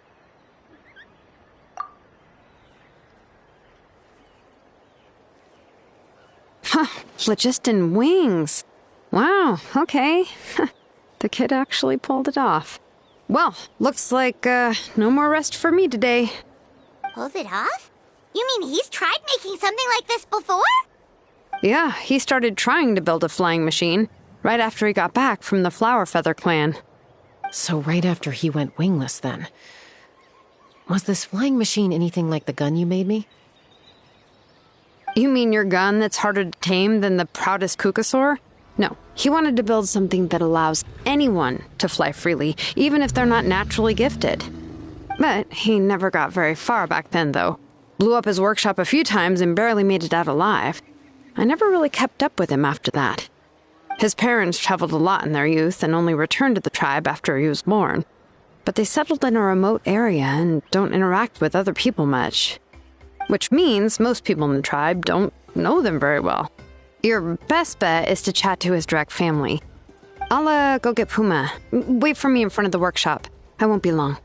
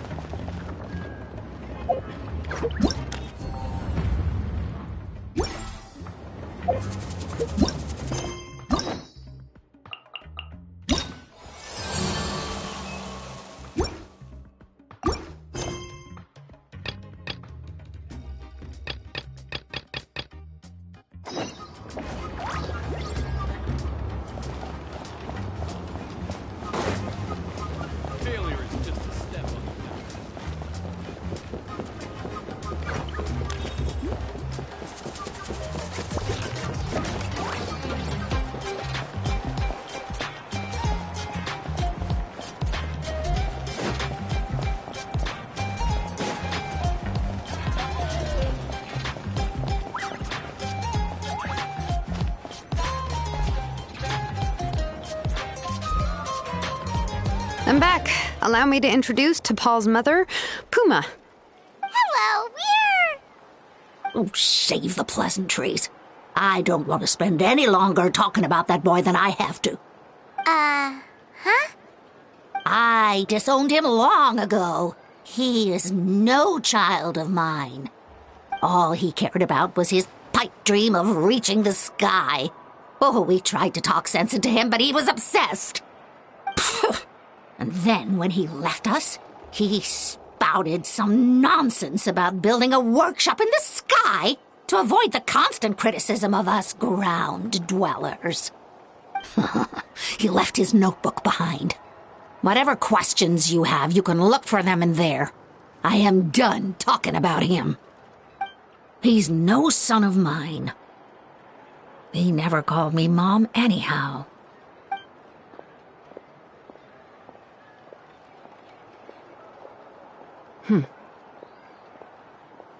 Wow, they've really fallen out.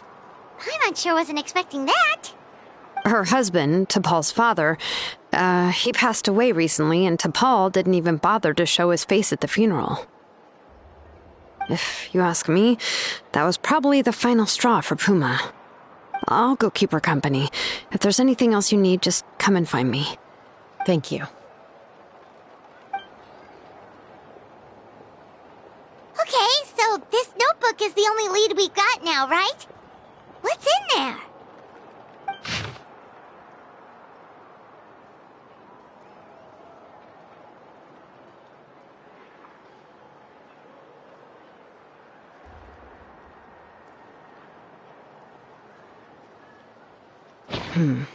Some early designs for the phlogiston wings, and some theorizing about an airborne workshop.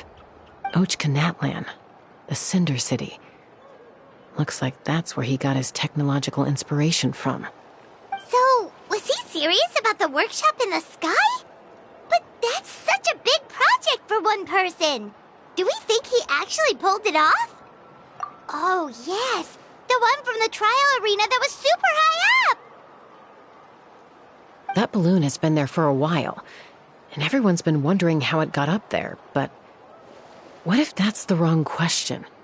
What if it started off even higher up, above the clouds and out of view, and it only descended to its current height due to some kind of malfunction? Part of T'Pol's workshop? Seems likely. If T'Pol's base had been hiding above the clouds this whole time, that would definitely explain why Isidore couldn't find it. I totally called it! But how do we get up there? Chaska, can you even fly that high? By myself? Possibly. But with a passenger, no chance. I doubt even phlogiston wings could take you up that high. At least, not without that relic T'Pol mentioned in his notebook. Yeah, and he's probably holding on to it. We'll have to find another way. Nope. That's way beyond Paimon's altitude. Also, would you really expect Paimon to go up there and take on T'Pol all by herself? Let's not worry. Just because we can't think of a solution doesn't mean no one else can. I'm not the only flying expert in my tribe, you know. Oh, good point. We should go ask Elder Alpa. And Mutoda. He was quite the flying ace back in the day, too. Let's head back and see what they suggest.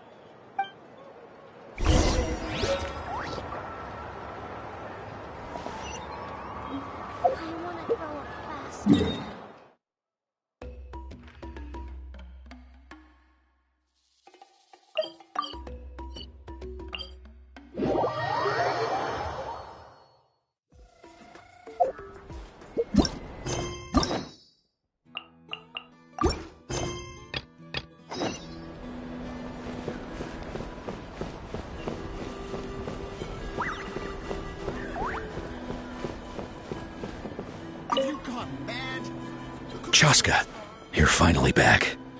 Things are getting really tense in the tribe. Have you made any headway with your investigation? Some people even think we arrested the merchants just to support the flying squad and crack down on the phlogiston wings.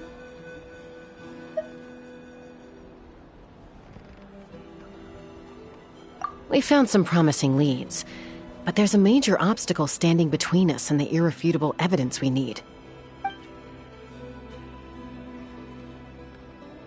A relic from the Cinder City? So Ochkon's still managing to sow discord, even after all these years. An airborne workshop and a hot air balloon above the trial arena.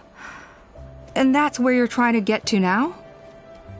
Neither phlogiston wings nor a Kukusaur can take you that high up.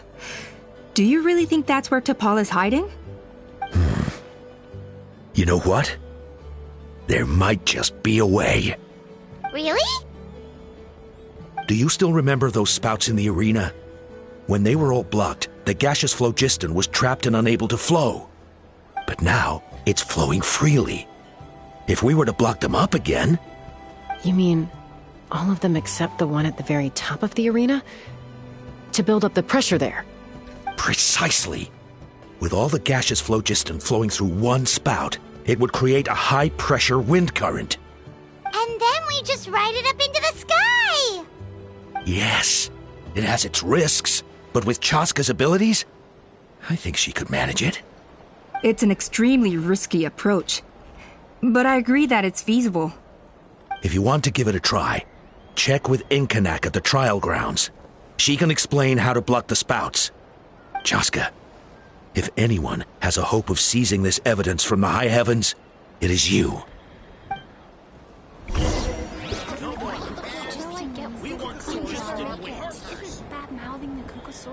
If you're so tough, why don't you take off my mask and see Why do for you never yourself? take off that mask anyway?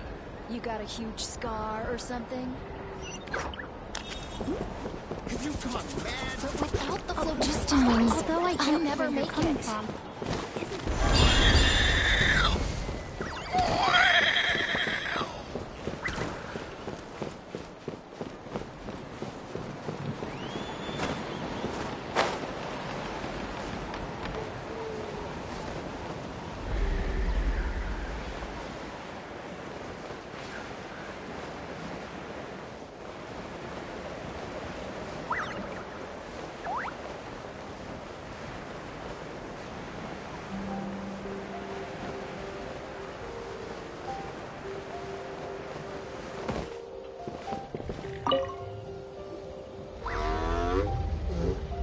Goodness me, that... Yeah. Maybe so, but we have to act fast. What's the quickest way for us to block off the spouts? From a technical perspective, I'd have to advise taking some measurements and carefully planning this out first. But I'm guessing that's not what you want to hear. Then we'll have to take the rough and ready approach. See the solid phlogiston over there? Our prior inspections revealed that some kind of stable structure has formed inside, making it highly damage resistant. It's not without its weak points, but unless they're all struck at the same time, the structural integrity won't be threatened. So, what happens if we do strike them all at once? It'll collapse. Okay, I see where you're going with this. Yeah, you got it. As long as you hit all the weak spots at once from the right angle, the solid phlogiston will fall right on top of the spout and block it up. You're right about rough and ready. Sounds like my kind of plan.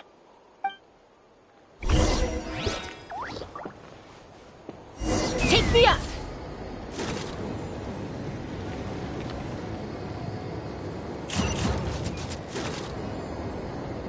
Look!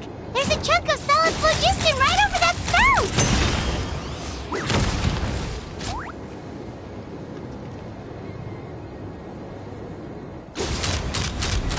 Open fire!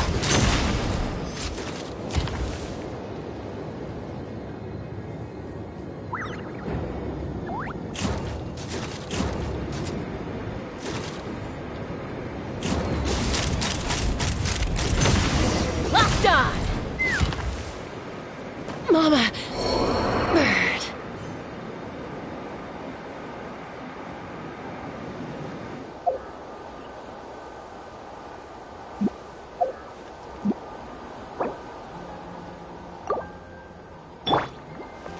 Billowing surge! Allow me!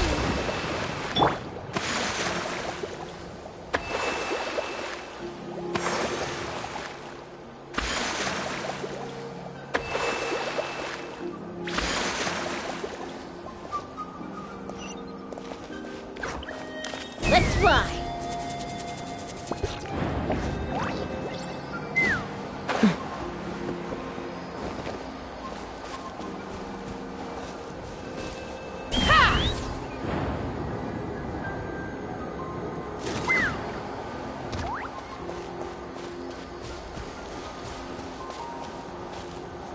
Let's fly!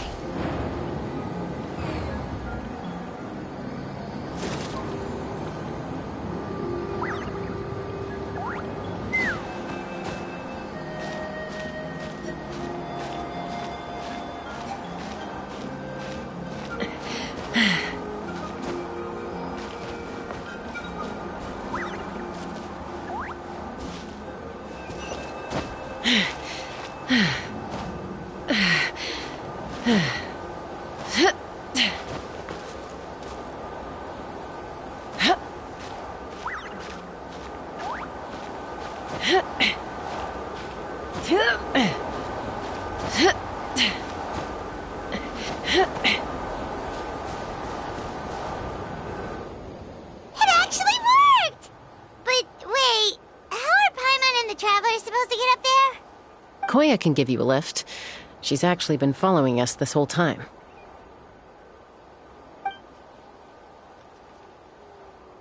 Wow, Paimon didn't notice at all. Well, probably because she didn't want to get too close to humans. Or maybe just me. But right now, we need her power.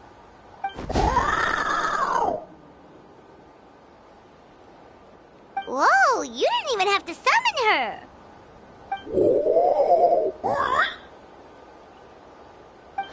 Yes, up there. That's probably where Chime is. All right, let's go have a little talk with this T'Pol.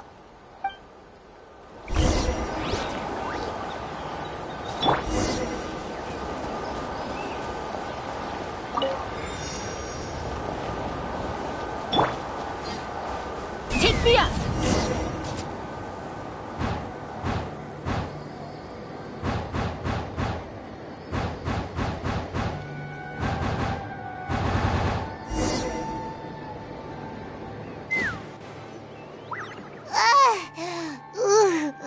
Haven't ever flown that fast before.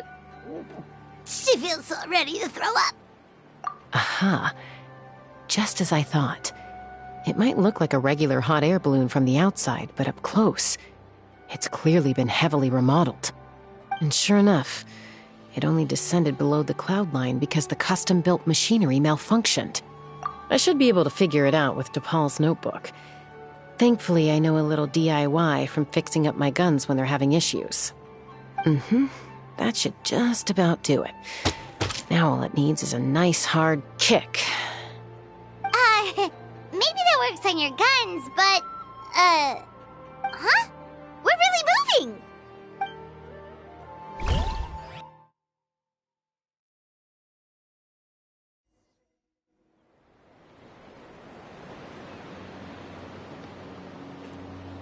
Here it is! The workshop in the sky! Oh, you gotta see it to believe it. Makes you wonder why T'Pol even bothers with phlogiston wings when he has tech like this. Well, according to the notebook, the platform beneath us runs on components from the Cinder City. Those can't be mass-produced. Also, I have some doubts about its mobility after seeing how it moved just now. For someone like T'Pol who dreams of flying freely, this definitely doesn't cut it. But if he's got that relic, he should be able to make a set of prototype wings for himself, right? Why bother making a whole flying workshop so he can mass-produce them? But this doesn't add up. If he's already achieved the power of flight, then he must have bigger dreams we don't know about. But what? With any luck, we'll find the answers in his workshop.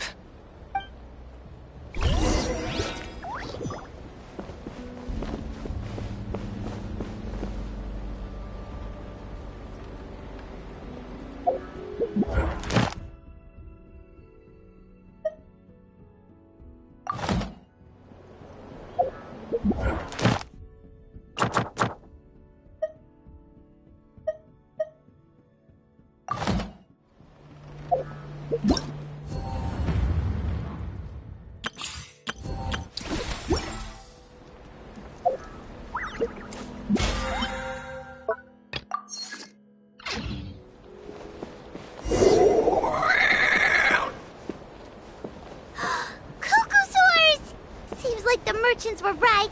T'Pol's using them for his own ends. I'll bet that mechanism on top of the cage opens the door. Let me give it a try.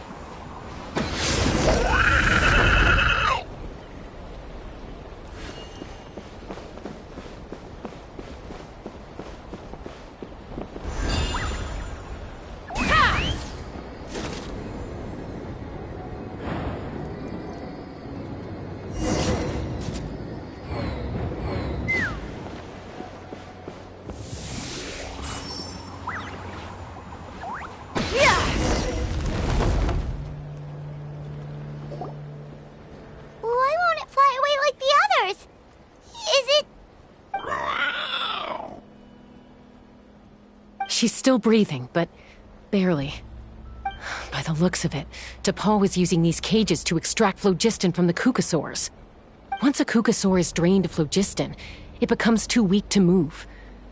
We'll have to come back for these ones after dealing with T'Pol.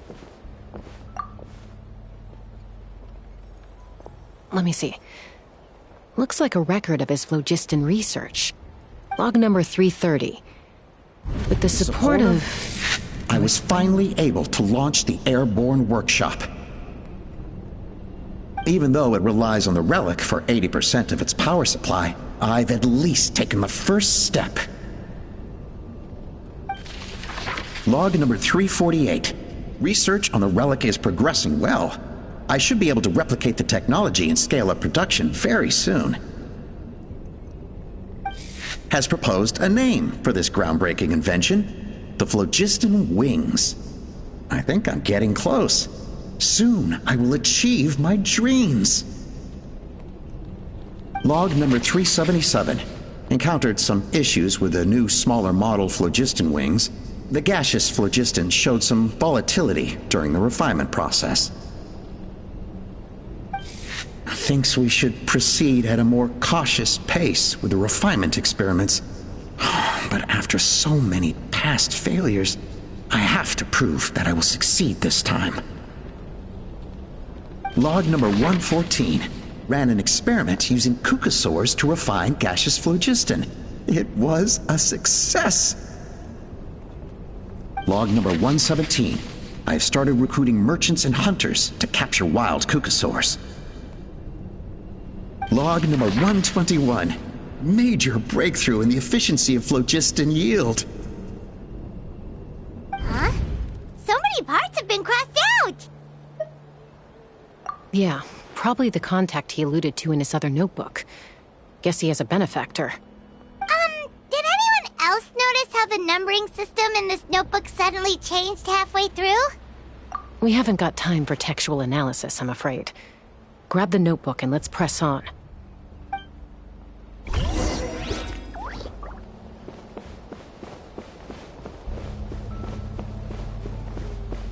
Huh. Never seen one of these before. Looks like this was built with the Cinder City components, too. You're not thinking of giving it a nice hard kick, are you?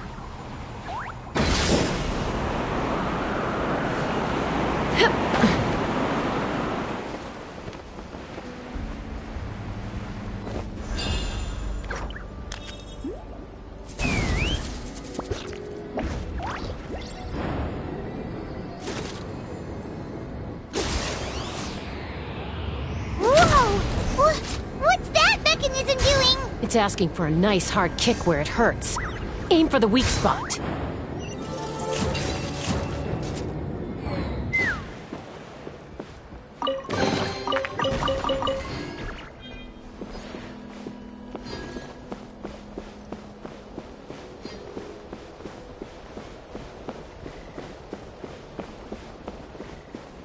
What are they doing here? It's T'Pol's henchmen.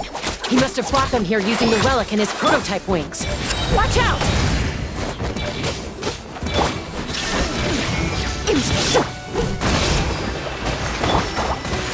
Take me up!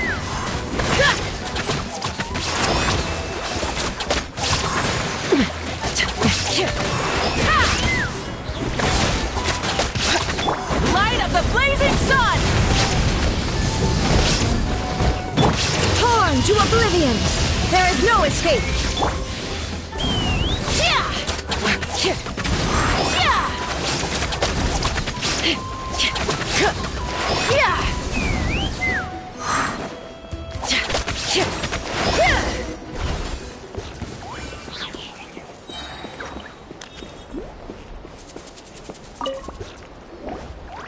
Hey, look here! More of T'Pol's notes!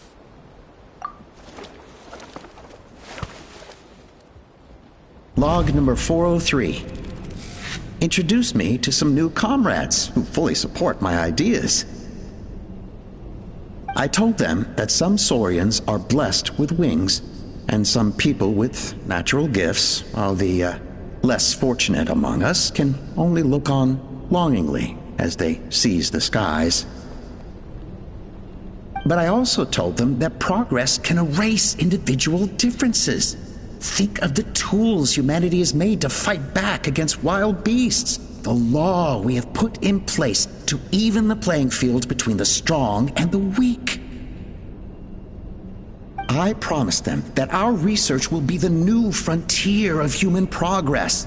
With our phlogiston wings, the power of flight will no longer be for a select few to enjoy. Imagine a world where the skies are for all to share. I only hope that when we finally achieve this goal, we'll be proud of me. Imagine a world where the skies are for all to share. Yes, what a wonderful world that would be. If only it were possible. We could respond faster, and so many tragedies could be prevented. But DePaul, what about the Saurians you're draining dry of phlogiston? You're not sharing the sky, you're stealing it! Bad move. I won't let you get away with it.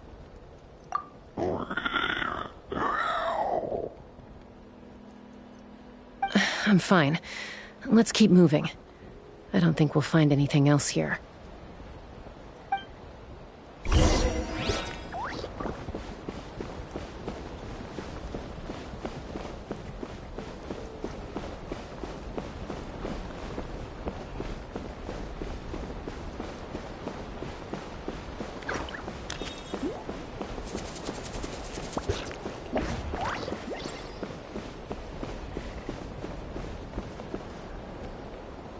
Take me up!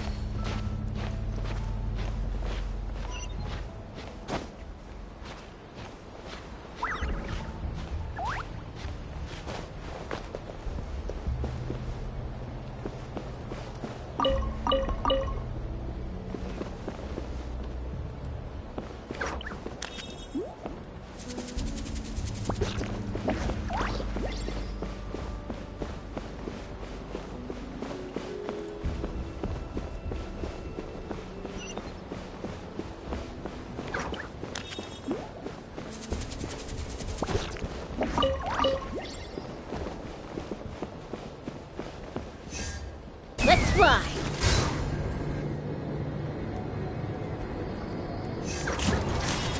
Yeah!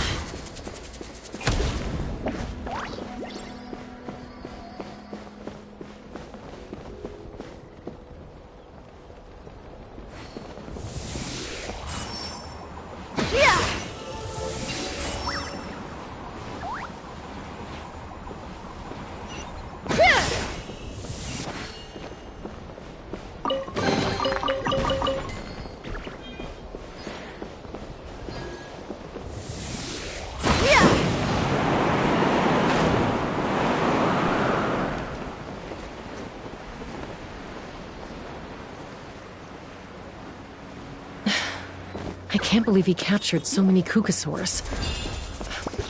But right now, we have to focus on solving this problem at the source.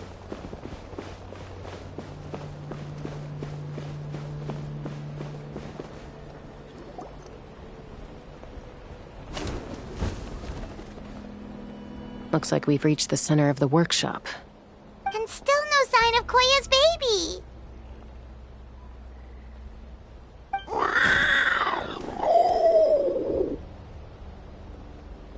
Let's search this area for now. If we still can't find Chime, we'll double back.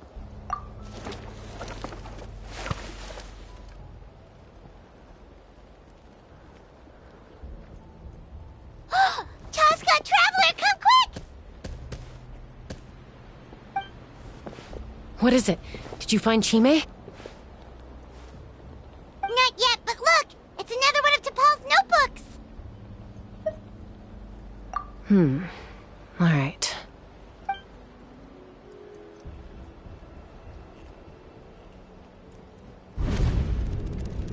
Log number 428.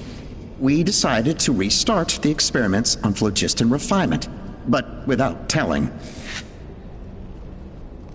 This is the final obstacle to the success of the Phlogiston Wings project. We cannot fall at the last hurdle. Log number 436. Earlier today, suggested using cucosaurs as an intermediary to extract refined phlogiston. It's certainly feasible, but... Anyway, as long as our secret experiment succeeds, I'm sure won't bring it up again. Log number 443. We will conduct the experiment tomorrow. But birthday is coming up, so hopefully we'll have a birthday surprise for her. Log number 444.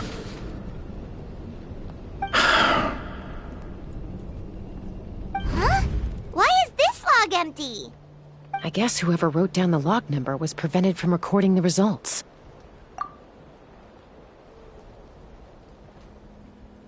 Log number 0. We lost many comrades in the accident. Among them are friends, lovers, and children. But we cannot stop now. We will keep their legacy alive and carry their dreams forward. As of today, we are scrapping the artificial refinement method. Instead, we will focus all our efforts on phlogiston extraction from live cucosaurs. They are arrogant beasts whose existence in the wild serves no one but themselves. Their true worth lies in their sacrifice for the sake of human progress. To facilitate our operations, we will gradually move the airborne workshop closer to the Flower Feather clan, even as we continue to expand it. All this we do to create a world where the skies are for all of humanity to share. All this we do to make T'Pol's dream a reality. Given the way this is written, not to mention the fact that the numbering has started over from 0, it kind of sounds like this is someone new. Does that mean that T'Pol's already... There's also a letter tucked in the end of the notebook. It's from Puma.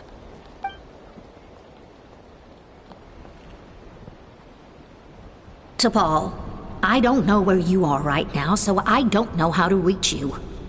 My best bet is to send this letter to the Flower Feather clan. Your father is gravely ill.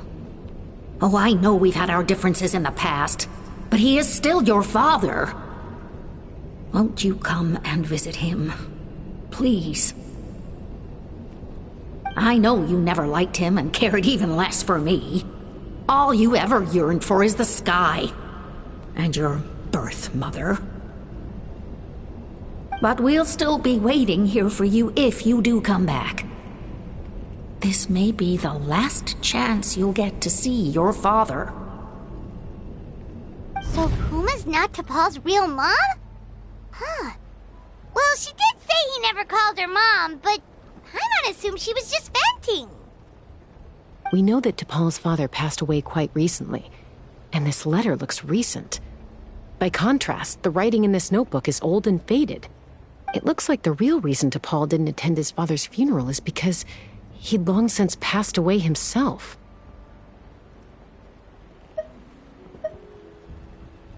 If we ask ourselves why this letter was sent to the Flower Feather clan, why T'Pol always yearned for the sky, and how he got his hands on a relic from the Cinder City, it all points to one answer.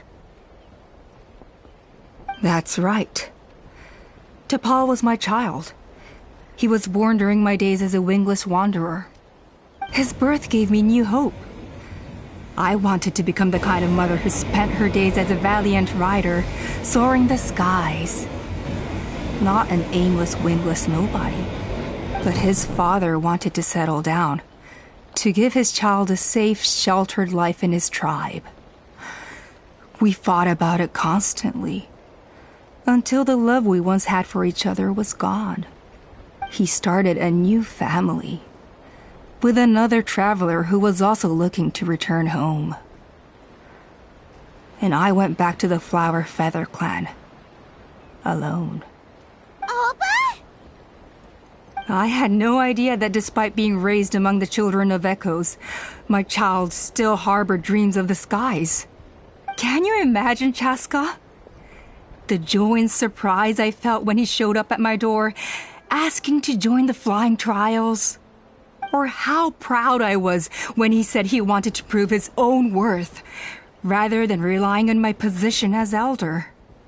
And then the anguish that overcame me when he was rejected by the Cucusaurs and became wingless, just as I had after my injury.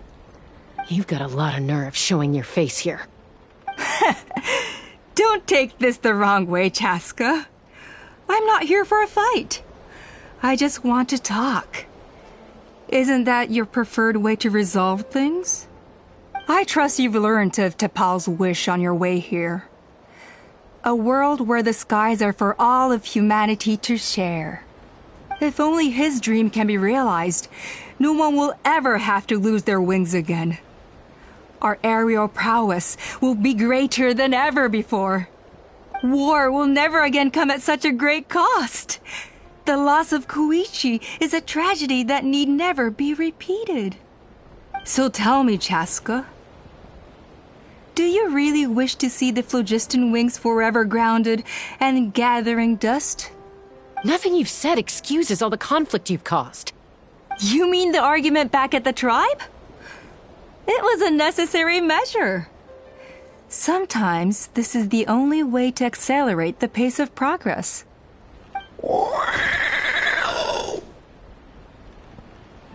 Is a mother harming her children when she coaxes them into swallowing a bitter pill? Of course not.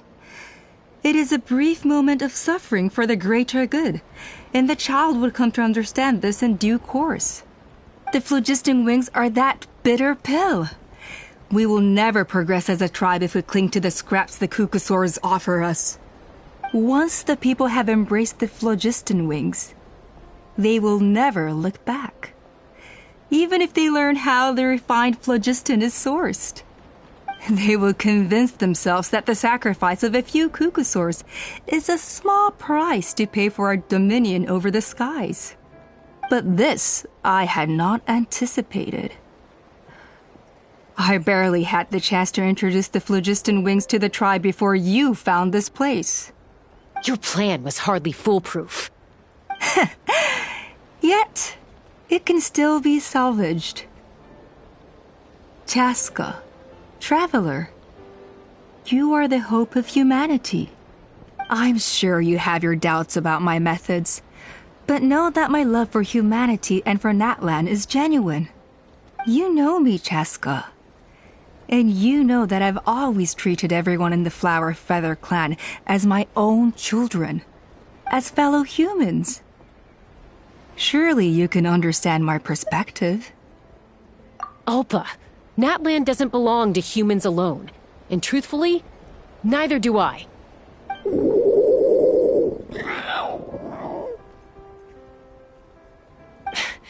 How many times has the Abyss invaded Natlan now? And yet despite how much stronger it is than us, Natlan still stands as a nation of humans and Saurians.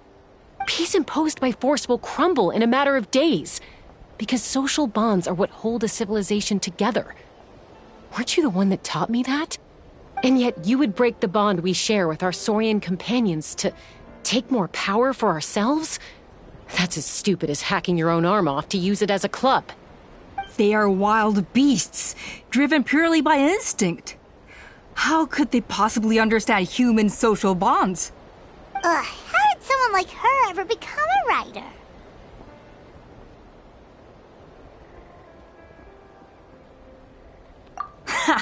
You overestimate them. They bow to the strong and shun the weak. That's all there is to it. They never gave Tepal a second glance when he was at his lowest, nor me when I returned injured from the Cinder City. It's all about survival of the fittest for them. Plain and simple. They obeyed me once I proved myself stronger than them. But the moment it serves them better, they'll abandon me in a heartbeat. You're wrong, Alpa. They only reject the wingless because they don't want to fly anyone to their death. Chaska, I will promise you this. Only the unruliest wild cucosaurs will be used for phlogiston extraction. The ones who have nothing else to offer to humanity. Well, that's too bad. Because I know a few unruly wild cucosaurs who don't think that idea is gonna fly. Namely my mom, my sister, and me. And the others? To us, they're friends, family, even children. So if you want to put any of them in one of your cages, you're gonna have to go through us. Is that right? I knew you might be difficult to convince. Maybe this will change your mind.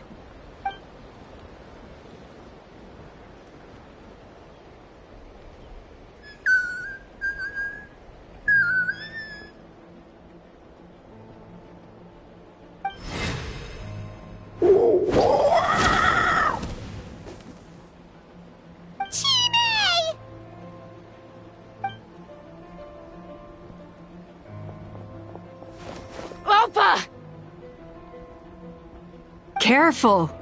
Don't make any rash decisions. Unless you want to see her suffer. Oh no, that's one of the extraction cages! I told my subordinates to take control of the tribe while I was away. Luckily for them, our strongest warrior and our most powerful ally aren't there to stop it. Take control? What are you planning to do with Mutota and its supporters? Merely accelerate their inevitable downfall. They cannot stand in the way of progress forever. It is not the move I wish to make, but I'm afraid you and your friends force my hand. And since you insist on imposing me too, I have no choice but to keep you here until the dust has settled. So that's what you meant by I just want to talk. You never intended to negotiate. You just wanted to stall us. No, Chaska. I genuinely hoped I could win you over. You are the strongest warriors we have. Put down your weapons, and I promise you that no harm will come to this young Saurian. I just need you to stay here for the next couple of weeks or so, while my people consolidate their power. Then, I will give her back to you, and you'll be free to leave. As long as the majority supports our vision, even the Pyro Archon cannot meddle in our internal affairs. Your vision is deranged, and the Flower Feather Clan will never support it. You sure about that? Then wait here and see. Time will tell. What do we do? Even if the whole tribe fights back, Mutota's in grave danger! Stop delaying the inevitable! Drop your weapons and get into the cages, now! She's still holding Chime hostage. Is there really no other way?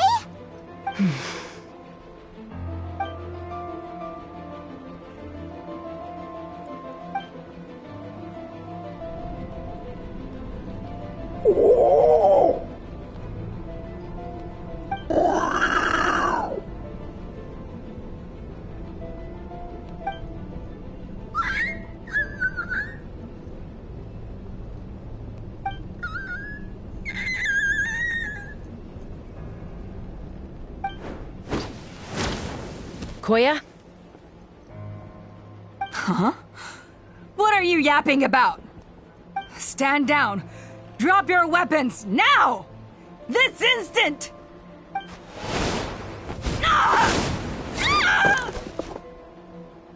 No! The relic!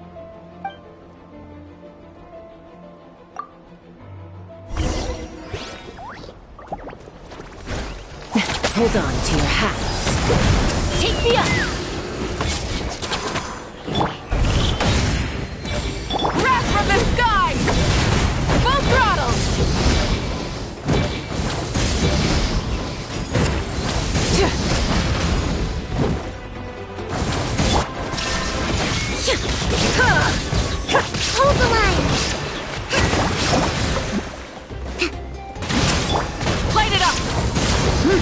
Just give up, Alpha. We're negotiating my way now, and this ain't your strong suit.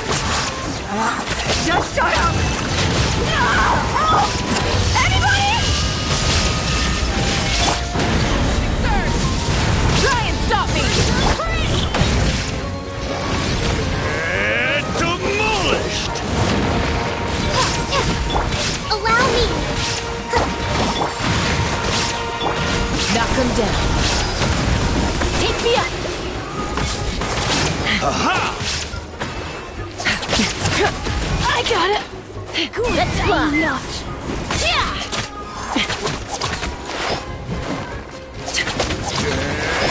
Demolished! That's all I've... Hey, something's up with this relic! Light of the blazing sun!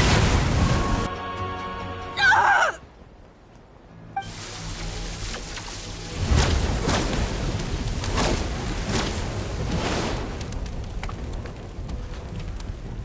No! What is she doing? She'll bring us all down with her! But why? We stabilized the relic! Maybe it got damaged in the fight. If we don't think of something fast, this whole workshop is gonna fall apart. No. They're directly beneath us. My beloved tribe!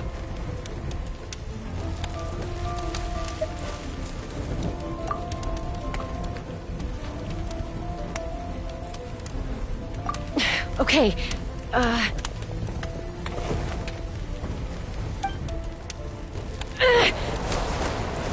It's too powerful. This ain't a toy like last time. I don't think I can just throw it aside.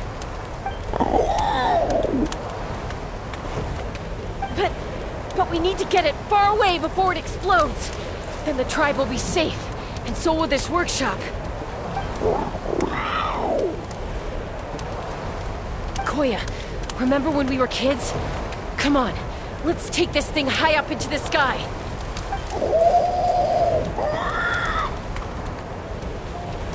Don't worry. I know I can get rid of it before it explodes. We're talking some surface wounds at most. All I need is for you to catch me at the end. Just like old times.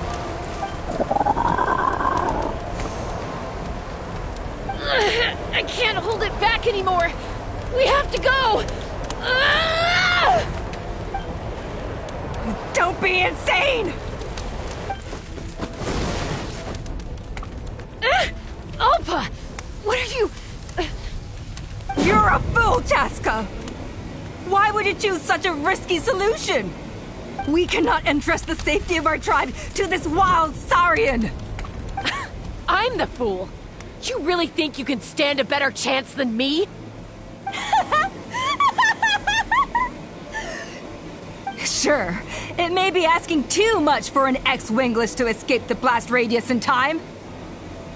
But I can fly it a safe distance away, even if it's the last thing I do.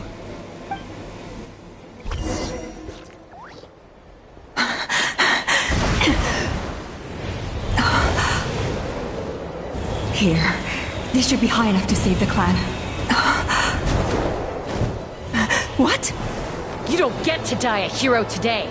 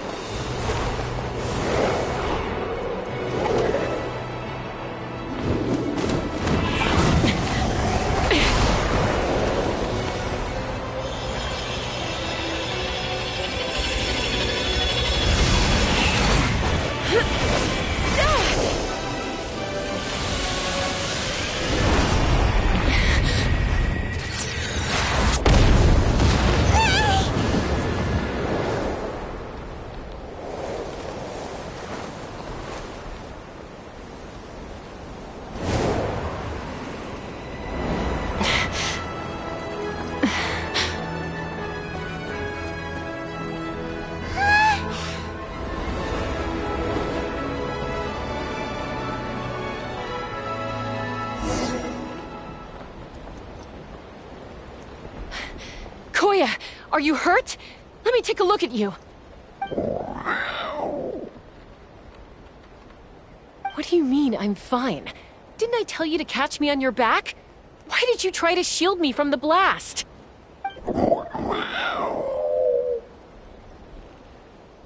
Accident? Yeah, right. Seriously, you're as stubborn as ever. Chaska! Koya! How are things looking here?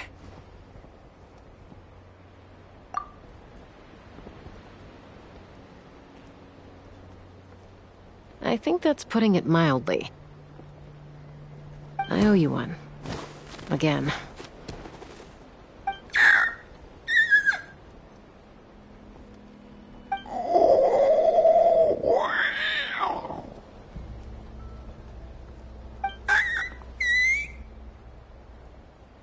Oh, but be honest. Do you still think Kukasaurs can't form bonds? Mom, I'll figure out the refinement problem. I'll find a way. You don't need to worry about it. I just need some more time. That's all I ask. Please just trust me. Just this once.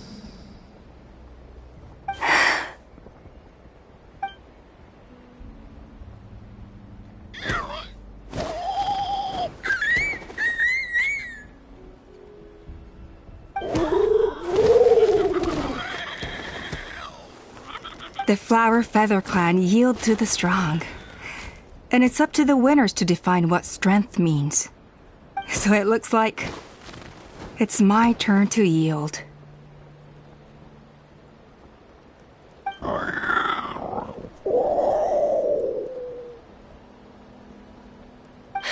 Koya!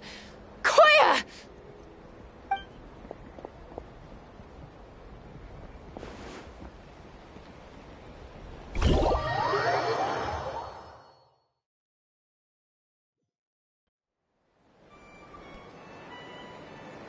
So, because of the explosion.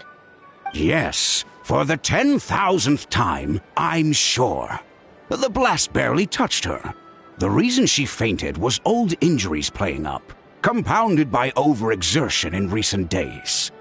The moment she finally relaxed, all the built-up stress finally caught up with her. And no wonder. Honestly, she's just like you. Anyway, now you know how we feel when you go off risking life and limb. Your mother and I would both appreciate it if you lived less dangerously. You know she wrote to me from the Masters of the Night Wind, just to scold me for not doing enough to keep an eye on you.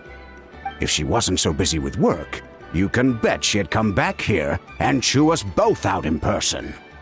I'll find an opportunity to apologize to her. I promise. You'd better. No more avoiding us, okay? And don't get me started on all the checkups you've missed. Got it. Got it. Huh? Koya? You're awake. I'll go let everyone know. Hey, but we're not done talking. What are we gonna do with her, Even after everything that's happened, she still hasn't figured out how to start the conversation with you. She keeps saying, I don't think Koya has forgiven me yet. But if you ask me, she's the one who's scared to open up and have an honest conversation. For all her confidence, she's a very sensitive soul underneath. You'd think as a peacemaker, she of all people would know how to reconcile with her family after a falling out. She must have been a handful growing up. Thank you for being there for her. And of course, thank you for keeping her safe when you were up there in the sky. Koya, Uncle Cusco, we're here! Ha! I was just telling her that she's not to go chasing danger with Chaska ever again. Cusco, I understand how you must feel. But it's all thanks to Koya and Chaska's efforts that the airborne workshop didn't come crashing down on our heads.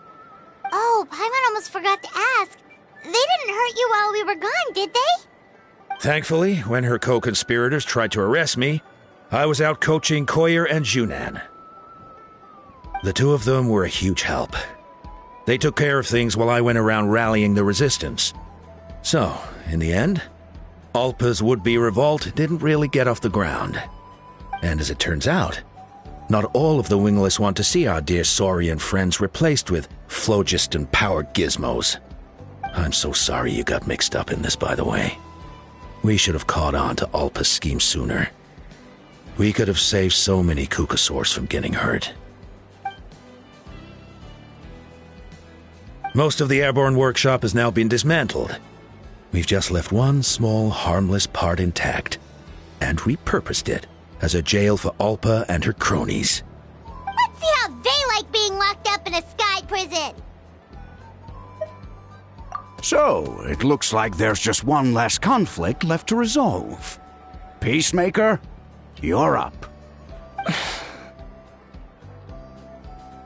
I said I had to wait until things had blown over, didn't I? And now they have. But I still have no idea what to say. Koya, I just want to say, I'm sorry for how things went down back then.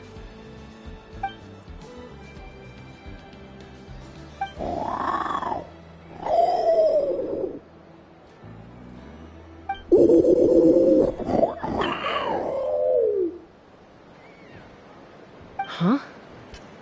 Does this mean you're not mad at me anymore?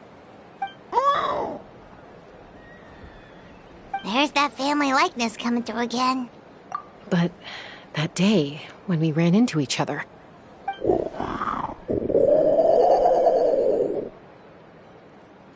Huh? So then, when did you finally make your peace with it?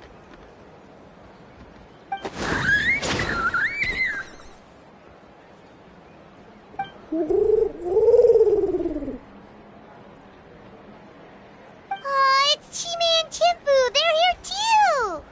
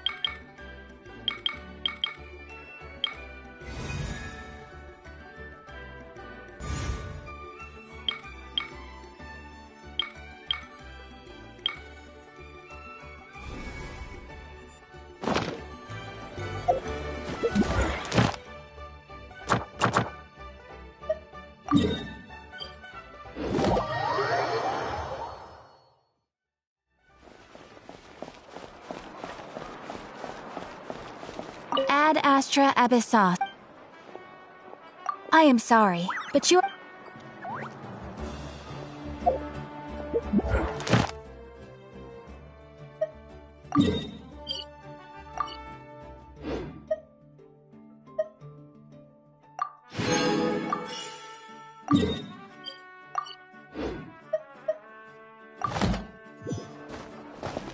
Ad Astra... Thank you for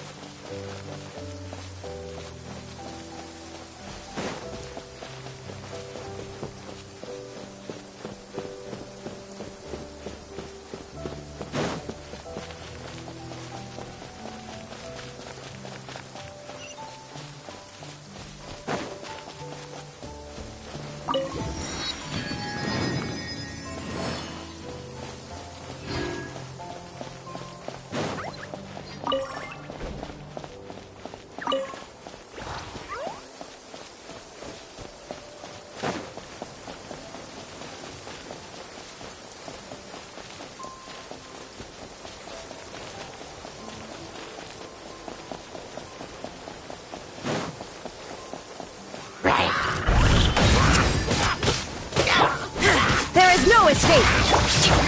Rust and rebuild!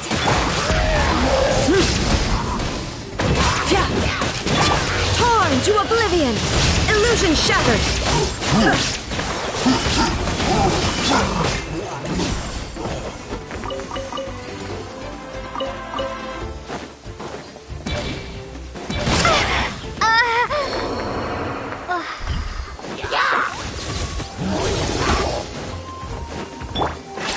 Bring refuge! Allow me!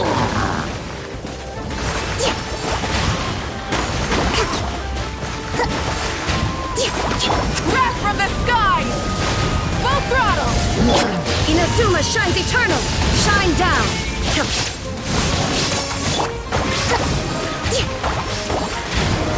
Let's move out. Hold the line!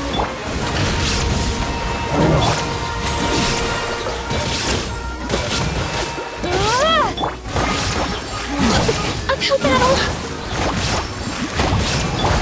Illusion shattered! Let's ride! Light of the blazing sun! Rev the engines! Covenant of the deep! Allow me! Torn to oblivion! There is no escape!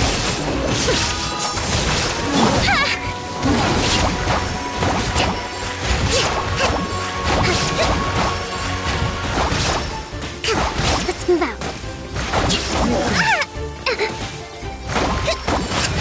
Hold the line.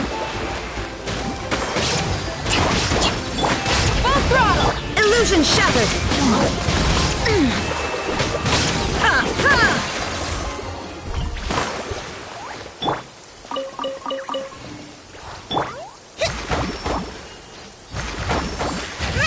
Allow me.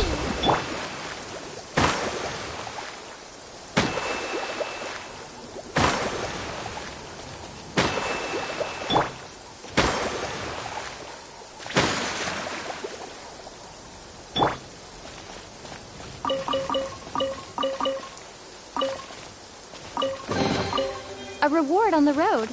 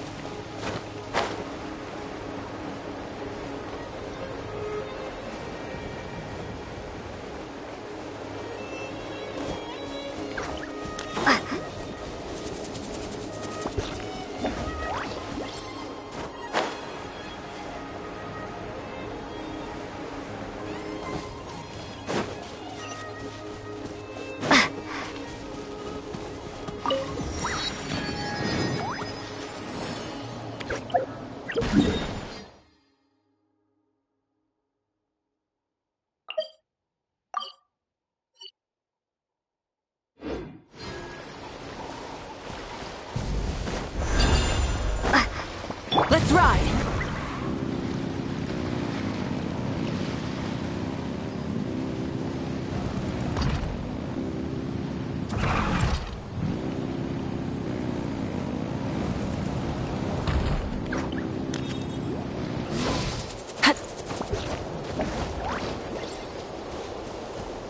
Burn it down!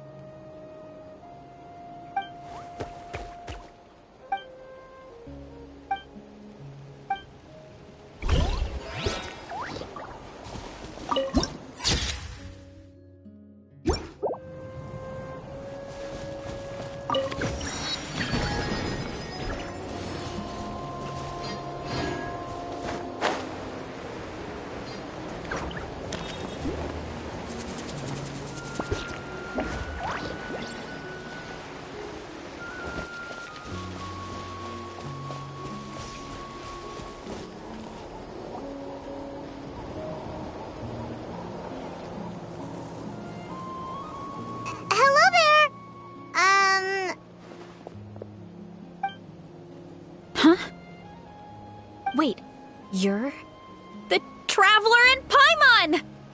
I've been waiting for you. Whoa, you know us? Huh, we've really made a name for ourselves. Wait, but did we even tell anyone we were coming to the Collective of Plenty? Oh, you didn't know? Coach Yan-san said she invited you to our tribe, so I came out here to wait for you while I did some training. And now you're actually here. I can't believe it. This is great. Surely we're not that big of a deal. You're the heroes who defeated the Abyss. You're a huge deal to everyone in Natlan. I've heard the story of Tumaini so many times I can practically recite it by heart. I've been so excited to meet you ever since Coach Yan-san told me you might be coming. Oh, my name's Veressa, by the way. Not sure if Coach mentioned me before. Oh, yeah! The name sounds familiar. During the Abyss invasion, we asked Ian-san if the Collective of Plenty needed any help, but she said that Veressa had it all under control. Not really. It was all Uncle Akatl. All I did was clear out a few monsters. Just thinking about the invasion gives me chills even now. But that's in the past. The Collective of Plenty fared pretty well, all things considered. We finished our repairs, so now it's just a matter of helping out the other tribes. Come on, I'll take you to our camp. Great, let's go!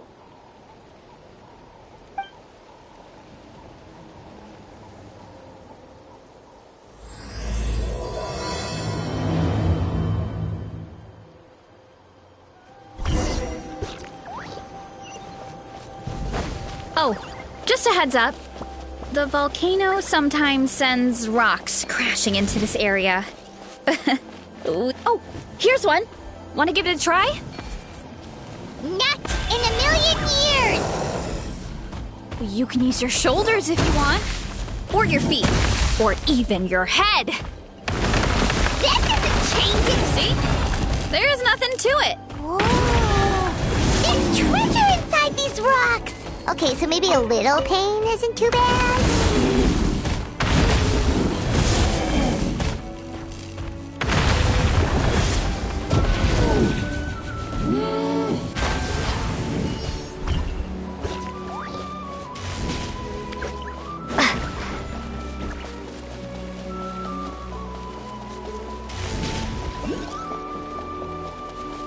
Hey, there's another one over there. Want to give it a try?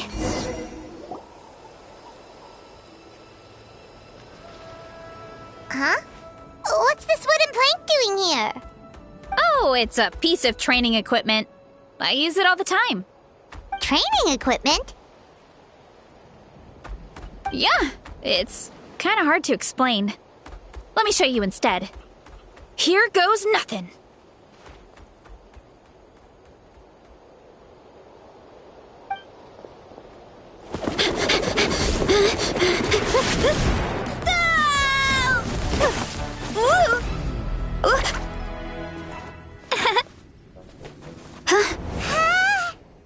And she sticks the landing!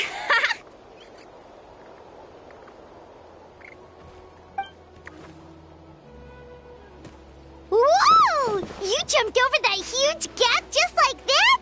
Incredible! Oh, no. Anyone can do it with a bit of practice. You made it across without any training at all. That's a lot more incredible than anything I can do.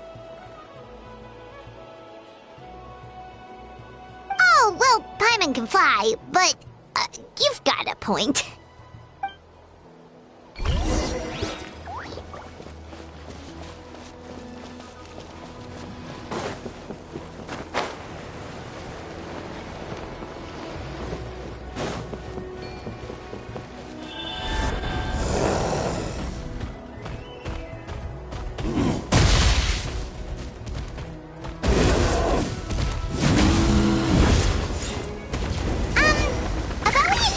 Earlier, you're you're saying a gigantic rock could crush us at any moment?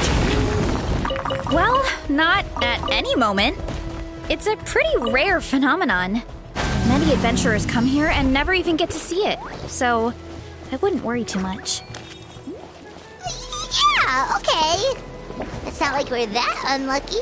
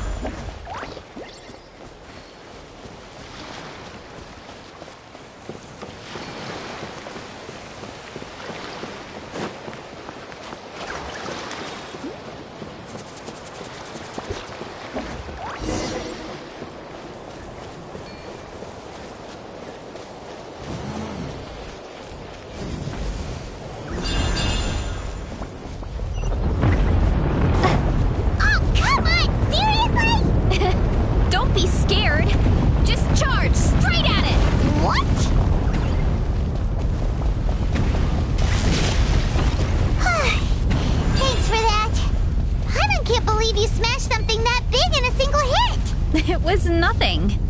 All it takes is a bit of training. Hilly churls? It's too much of a hassle to deal with them. Let's just ram straight through.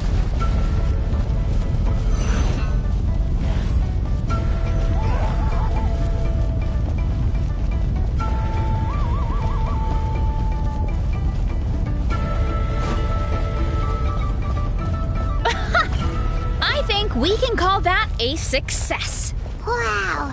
You gave them the same treatment as that giant rock!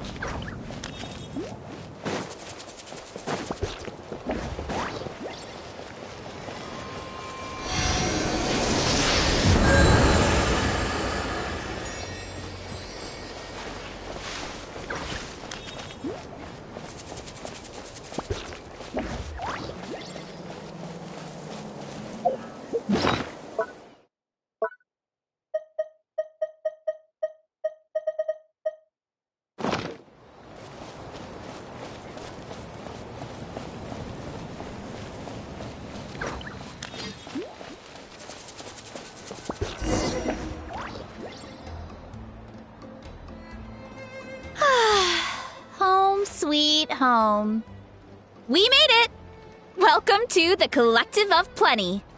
Whoa! This place is so cool! That platform shaped like the head of a bull is awesome! That's the Resonating Arena. It's where we hold all our competitions. Don't mention it. It was no trouble at all. I wish I could show you around, but I need to get home.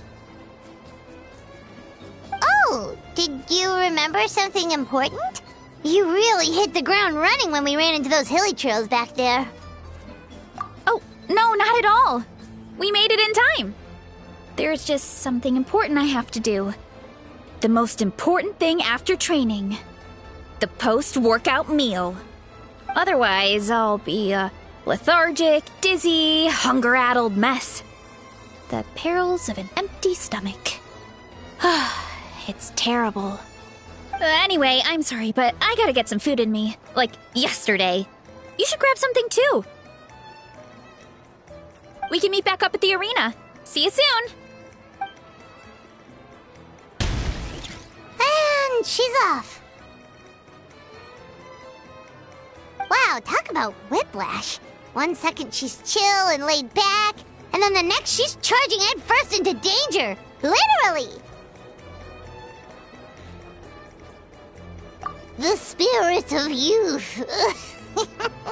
Sure, whatever you say, old-timer. Paimon thinks we're still young.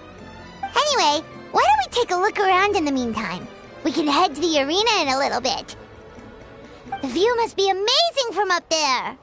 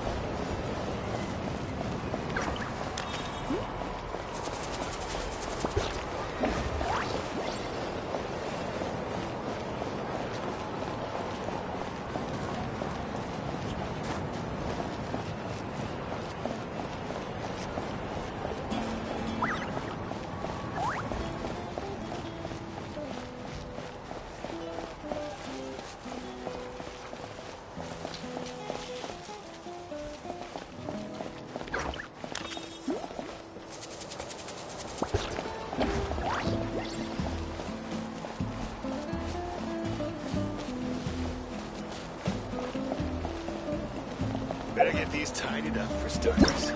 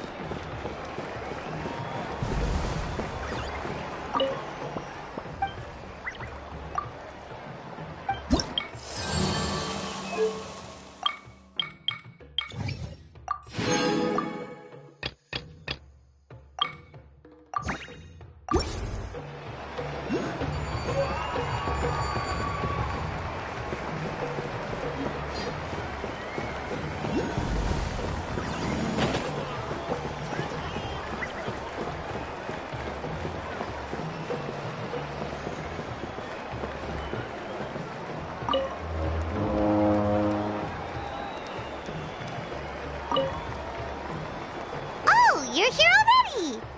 Yep, my dad whipped up something fantastic as always. He's a great cook. He can turn any protein or vegetable into something delicious. No wonder you look so refreshed. That's the power of a good meal! That's right. I was hoping to bring Uncle Akatl with me, but he wasn't home. So I guess you're stuck with me. Uncle Akado is our chief, by the way. Who better than the chief to introduce you to the tribe, right? I've never given an official tour before, so I'm thinking I'll just explain things as we go along. Is that okay? Of course! That sounds great! Okay. Whew. Then let's start in that direction.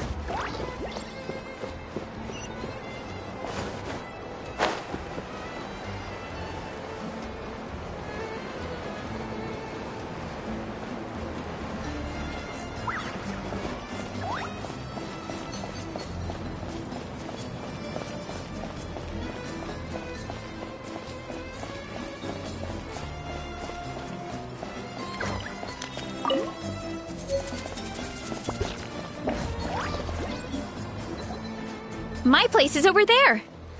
See that fruit stand out front? My house is right behind it. You have a fruit stand in front of your house? Does that mean you grow the fruit yourselves? You guessed it. My family runs a huge orchard. We live really close to the main entrance of the tribe.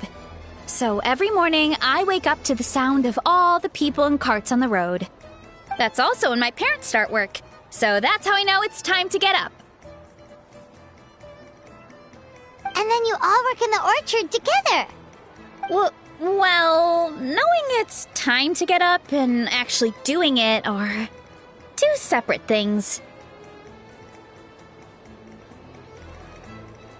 Most of the time, I end up curling under the covers and falling back asleep. Oh, Paimon gets you. Sleeping in is the best kind of sleep. Plus, when you have the Traveler to wake you up, it's no big deal. No, that was just a joke. Don't scare Paimon like that, Traveler. Well, maybe you can both sleep in sometime. Once I get up, I usually help my parents around the house, head out for training, then come home for lunch. After lunch is when my parents do their delivery runs. So then it's my turn to work in the orchard.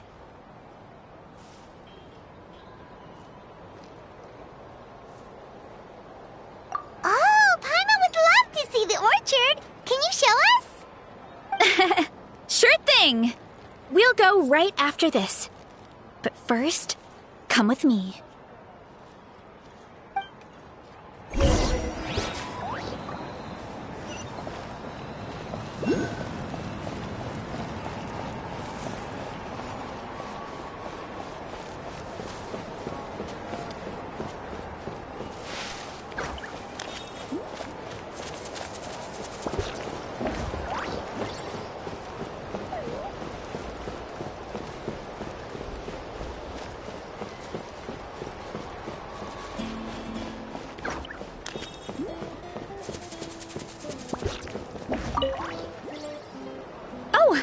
Yan-san, are you here to do some training? Nope, just doing some maintenance on the equipment here while I have some time. Oh, it's you two! Welcome to the Collective of Plenty. Look, I bought this at the stadium the other day. Wait, we've seen that graffiti design before. It's not easy to get your hands on one of these. I had to wait in a super long line. Ooh, I bought a top with that design too. I hung it up right next to my bed. Ooh, you should sign it for me sometime. It would mean the world to me. Oh, I meant to ask, what brings you out here anyway? We're just doing some adventuring. We don't have any concrete plans. We ran into Veressa on the road, and she was nice enough to lead us the rest of the way. She's even giving us a tour. It's my pleasure. Still keeping up with your training, Veressa? No slacking, I hope. Yes, Coach. Did 3 full shuttle runs, just as you instructed, Coach. Good. Then we'll continue with the training plan. As for your diet, actually, no dieting for now. As you are. Feel free to use any of the equipment around here. But if you're planning to do strength training, make sure you have a spotter. Of course. Don't need to tell me twice, Coach. Wait, but isn't a special diet a huge part of bodybuilding? Veressa doesn't need one? Oh, it's kind of a long story. I suppose you could say Veressa is among the select few who have a natural gift. When she first started training with me, I started her on a standard training regimen and wrote out a simple recipe plan to give to her father. But it left me so hungry. I couldn't even muster up the energy to make it to class. Yeah, that was my fault. It was just your average nutrition plan, but Veressa's metabolism is something else. Once I studied her eating habits, I was able to tailor it to her needs. Yeah, Coach is really thoughtful that way. Now I feel like I'm making real progress. And the training and classes are a lot more fun. Veressa is currently my top student. She can lift even more than me. Wait, but you're the coach and the victor of the pilgrimage. Don't sound so surprised. This kind of thing is really common in the fitness world. Everyone starts from a different baseline. Wow, that's amazing! Paimon would have never guessed. I'm not exaggerating either. Veressa is extremely strong. All she needs is a bit more confidence. Oh, well, it's just because Coach is a great teacher. It didn't take much effort at all. Oh, believe me, I'm not. I mean, sure, I can face a few monsters and lift some heavy training equipment. But I'm useless when it comes to fighting other people. I'm scared I'll hurt someone. Oh, that makes sense. But what about the pilgrimage? I've never placed or even made it out of the team stage. I'm not good at fighting actual people. When it comes to power, it's all about control. Take these weights, for example. It takes strength to lift them, yes, but also to control the weight when you set them down. True mastery means control during both motions. I know that, and I can do it just fine during training. But whenever I have to face a real person, I start to doubt myself.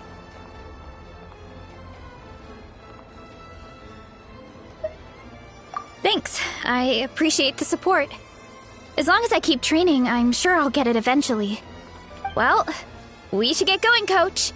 I told the Traveler and Paimon I would show them around the orchard. Sounds good. I hope you enjoy your time here.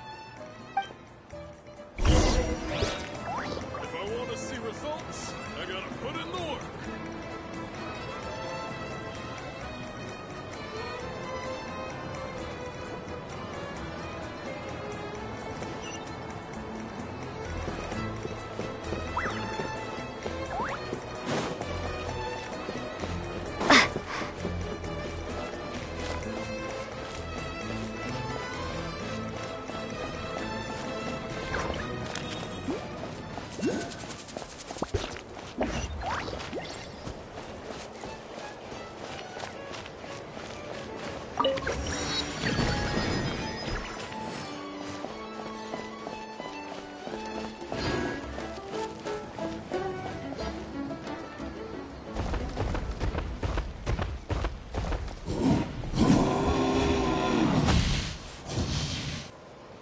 Good girl, Vanana. Thanks for guarding the house. Now, let me take a good look at you. Did you have another growth spurt?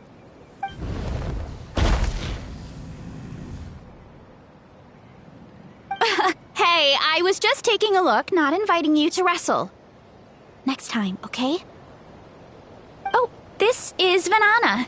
She keeps watch over the orchard when no one's here. She's a tough little thing, but also a clingy baby at heart. Did you say little? She certainly doesn't look it. Anyway, this is my family's orchard. Come on, I'll show you around.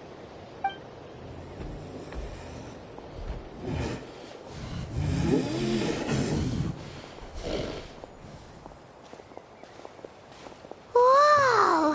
It's even bigger than Paimon imagined! Oh, look at all the fruit! It looks delicious. This is the Collective of Plenty, after all. Being so close to the volcano makes the soil extra fertile. So everything that grows around here is amazing.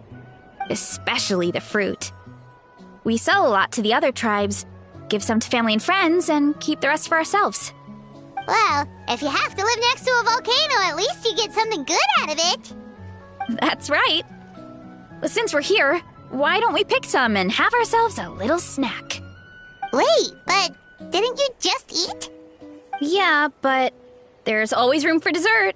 Plus, we don't have to pick that many. A few dozen should do it. You know that fruit stand in front of my house? Well, as a kid, whenever my dad was working at the stand, I would tug on his shirt and ask for a piece of fruit. I would scarf it down in a heartbeat and then ask for another. Before long, people would gather around just to watch. My dad told me I made the fruit look so delicious, more and more people started coming to our stand, which, of course, made me want to eat even more. The customers would ruffle my hair and say, "It's good to have a healthy appetite. You'll grow up big and strong for sure." I mean, what kid doesn't like a compliment? So I would smile, which would get my dad to smile. And then my mom, too. Aw, that's so cute! Plus, free fruit whenever you want. Jealous! With all that said, it also helped that our fruit actually tastes really good. And I'm not just saying that. You'll see what I mean in a minute. Oh, and there's an epic feast showdown in a few days, so we're providing a bunch of the fruit for the desserts. Epic feast showdown? Oh, sorry. It's basically a speed eating contest. We need to prepare a ton of ingredients. So don't worry about anything going to waste. Okay, let's get picking. Alright. Where should we start?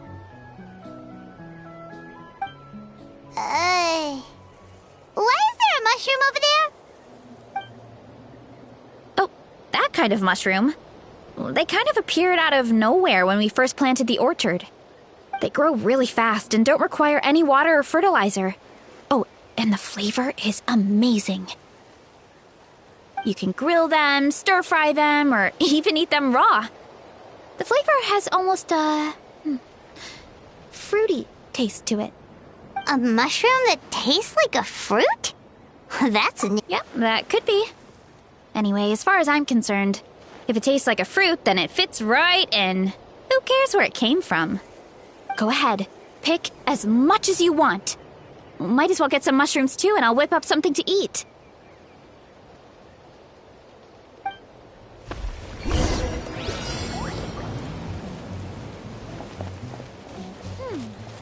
grab some of this, and a few of these.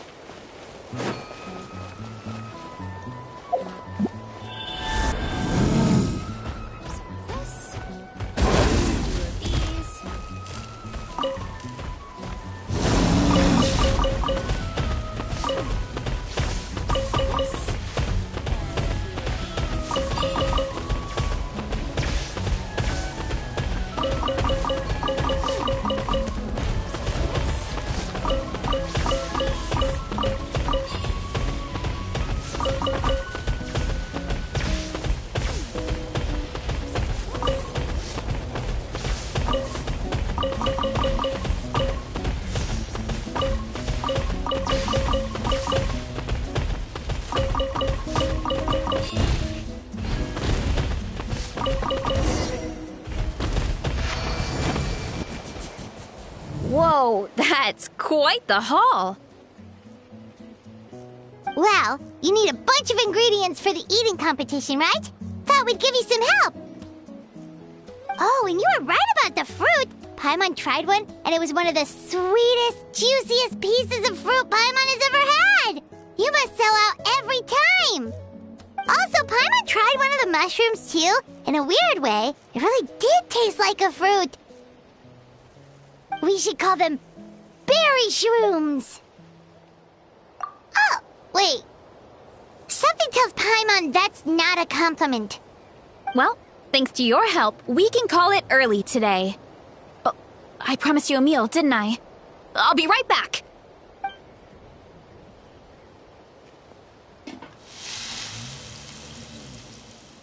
I'm not the greatest cook, so it's nothing special. Still, high-quality ingredients are hard to mess up. Don't sell yourself short. It looks great. Paimon can smell the umami from here. Whoa! This is completely different from the raw taste. I'm glad. This kind of mushroom is a favorite in the tribe, but it's not well known outside the Collective of Plenty. Actually, we're hoping to use the upcoming competition to introduce it to a wider audience. Uncle Atoli has been coming up with new recipes like there's no tomorrow. Hey, you two should sign up. Only if you want to, of course. Oh, you mean the Epic Feast Showdown? Yeah, Paimon would love to sign up. She might not do very well, though. Don't worry. You can tap out at any time. Nothing goes to waste. I'll take care of anything you can't finish. Oh, good. Wait, aren't you competing too?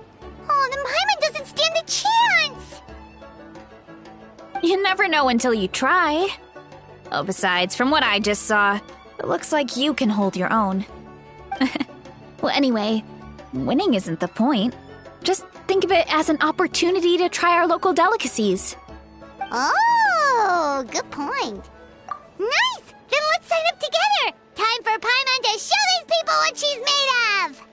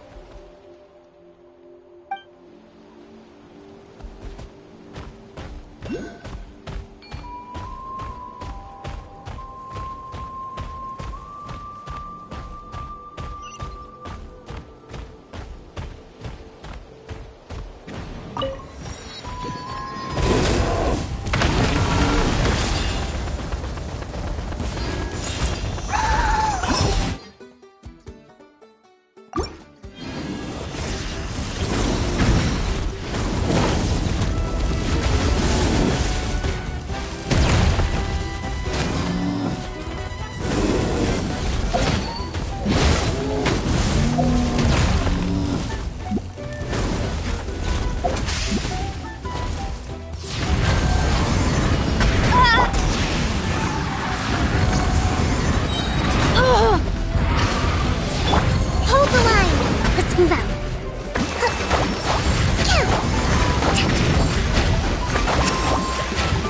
Let's ride! Wrath from the sky! Rev the engine! Is this our fate? Now you shall perish! Rest and rebuild! Shine down! Billowing surge!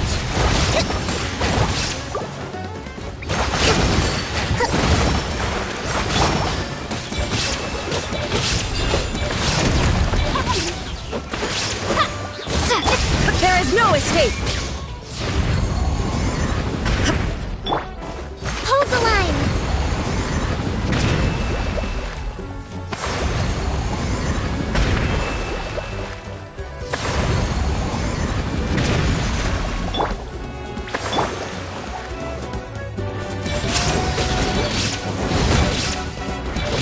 Light it! The flame burns on.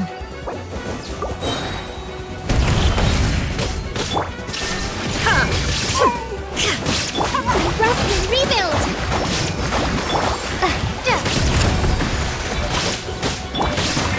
Illusion shattered! Torn to oblivion!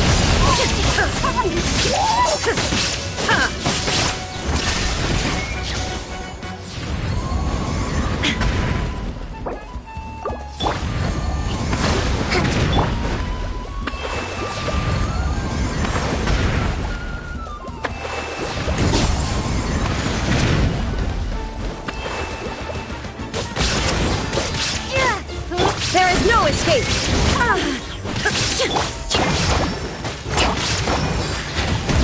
A brash maneuver!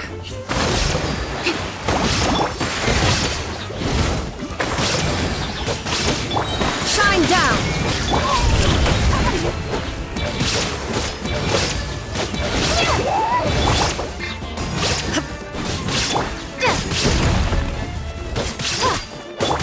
There is no escape! Allow me!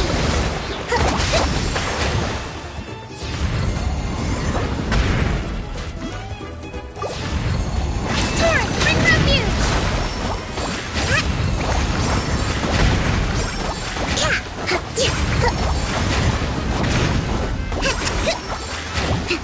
Rest and rebuild!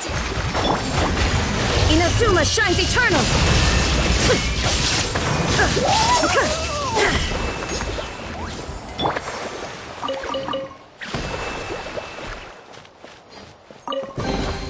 Is this an answer from this world?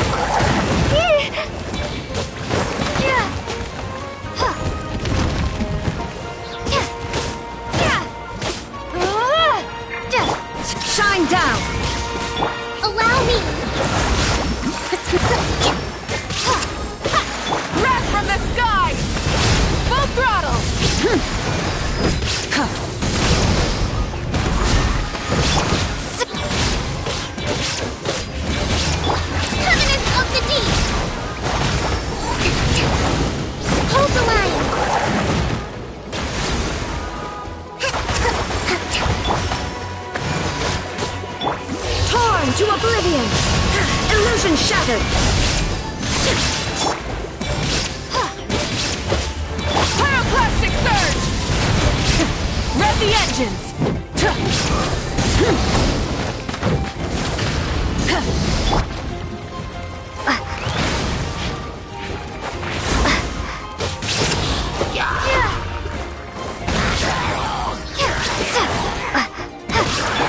Rest and rebuild!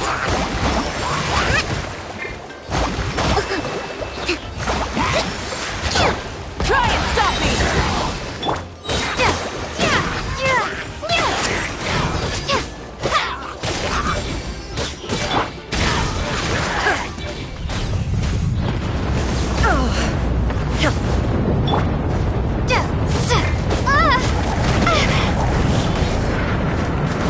Hold the line! Let's move out.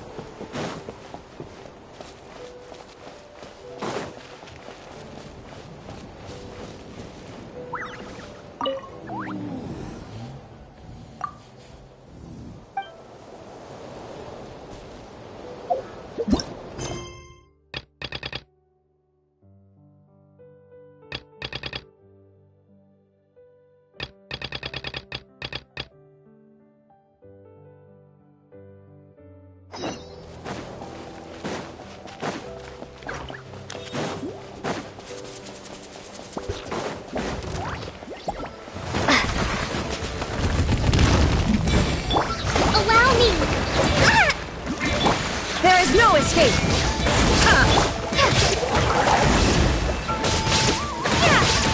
Light of the blazing sun!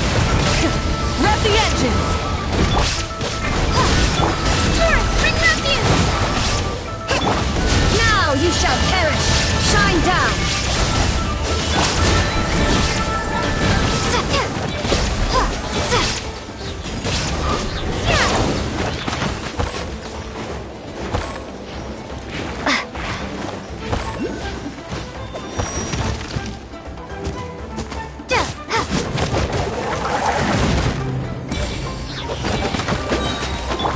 Hold the line!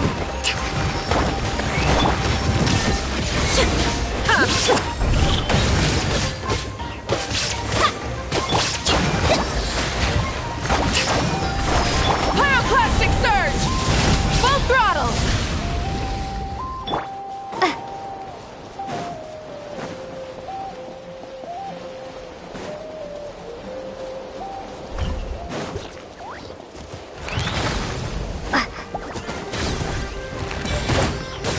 Allow me! There is no escape! Rise with the sun! Try and stop me!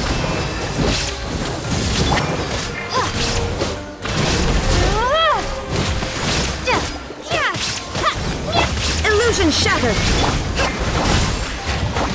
Let's move out. Hold the line!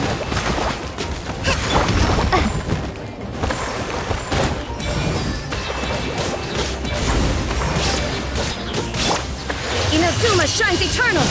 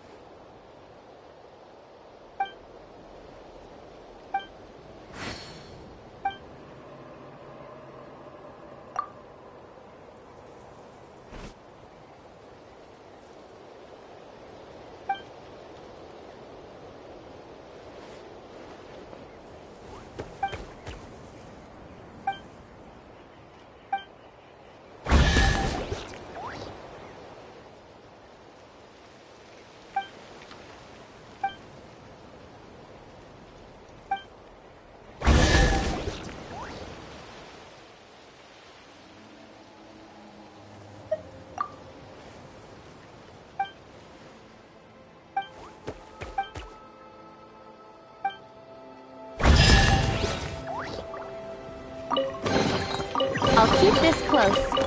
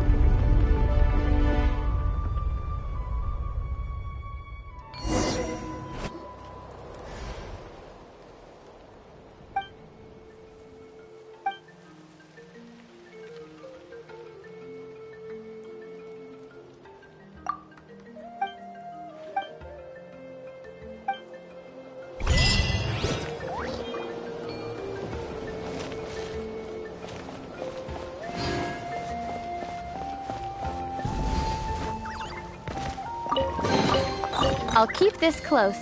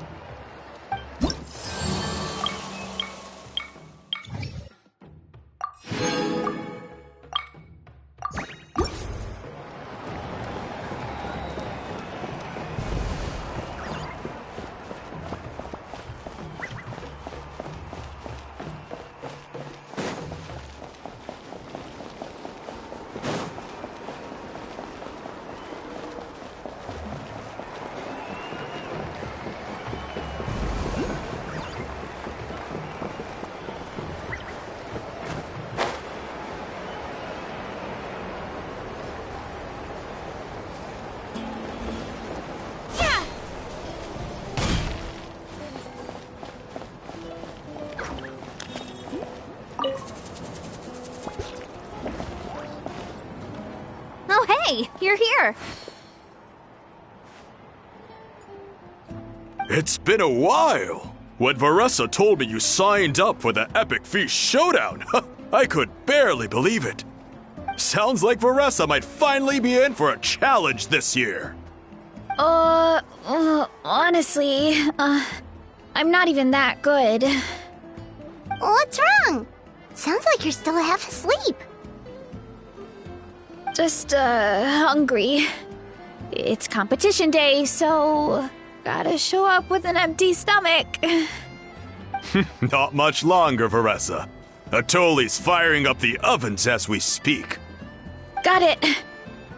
I can wait. About the competition. Usually you have to pay for the food if you don't finish. But when I heard you two were coming, I talked to Atoli and we agreed to waive your expenses. Really? So we get to eat for free? Awesome! Now we can just take it easy and box up whatever we don't finish! Please, it's our pleasure. You've done so much for Natlan. Just think of it as a small token of gratitude. When the Abyss invaded, we weren't hit with large waves of monsters, but the volcano became unusually active. As the Guardians of Tolan, we couldn't stand by and do nothing, so we immediately dispatched a team to the summit. Veressa was a key member of that team. Veressa? Huh? Oh, right. Yes, I was there. I brought so many Saurus crackers with me that day. Sorry, not the point. There were abyss tumors all around the summit, agitating the magma and spawning all kinds of monsters. But once the Pyro Archon did her thing, we were able to smash them to smithereens. Looking back on it, the goal was probably to hold us up so we couldn't send reinforcements to the areas around the stadium. Good point! Your tribe must be full of great warriors with all the training you do. The Abyss really is a cunning enemy. Oh, and you mentioned something about the Guardians of Tolan? What does that mean? That is a duty our people have held for generations. The volcano is very important to us. It brings disaster, but also opportunity. Our people rose to the challenge of living in this environment, and in return, we get fertile soil and a thriving ecosystem. That's right. The Natlanese are never ones to shy away from a challenge. Although, whenever we spot unusual volcanic activity, we always report it to the stadium. Oh, so there's a lot more to this place than good food, huh? Hold on. Where did Veressa go? Wasn't she just here? Oh, you know, I just saw her leave. I thought someone must have called for her. My guess is that she followed the scent of the food straight to the kitchen. Let's go check on her. Paimon understands the torture of an empty stomach better than anyone. I'll lead the way.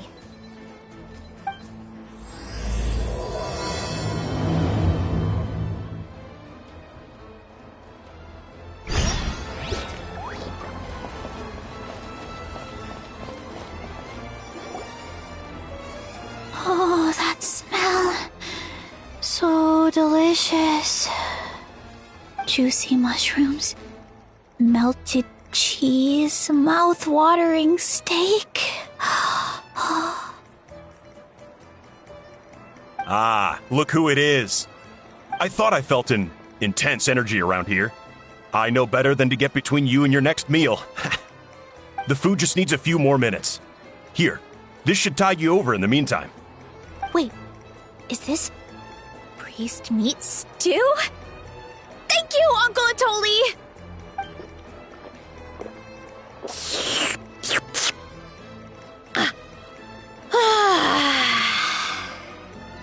Veressa!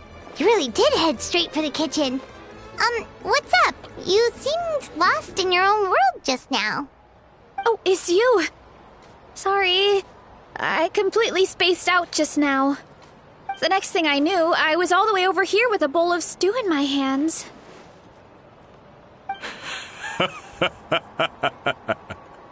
Don't worry about it. I think we can all guess what happened. Prep took longer than usual, so I had to push back the competition. Sorry for making you wait, Veressa, especially on an empty stomach. No worries, Uncle Atoli. Your delicious soup fixed me right up. Oh, that sounds more like the Veressa we know. I become completely useless when I'm hungry. I really wanted to focus on the conversation back there, but no luck. That's perfectly normal. It takes a lot of energy to train the way you do, so you need more food to make up for it. You two know what I mean, right? Try to do too much on an empty stomach, and you end up feeling weak and lightheaded. Oh boy, Paimon's been there before. So, when is the competition supposed to start? Not sure I can wait much longer. 1 sec. I'll go check. We're all set. Time to gather the contestants, Zacatl. The showdown is about to begin. Got it! Let's head to the venue. The food will be brought out shortly. Finally! Oh, I'm so ready to dig in.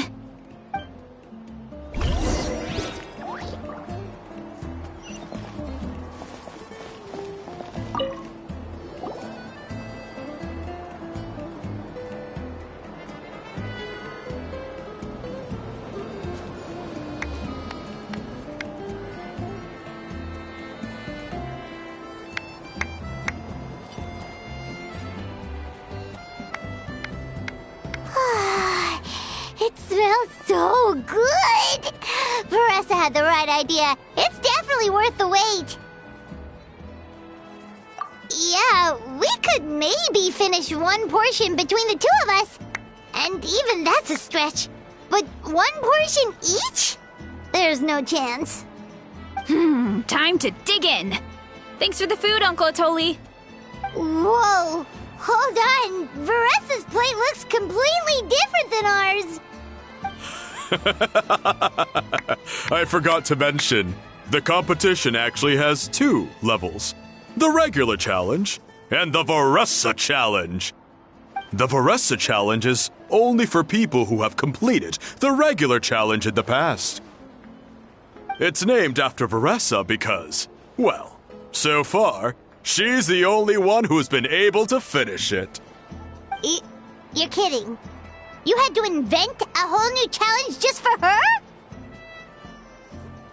Believe me, if Veressa competed in the same class as everyone else, the winner would be decided before the competition even started.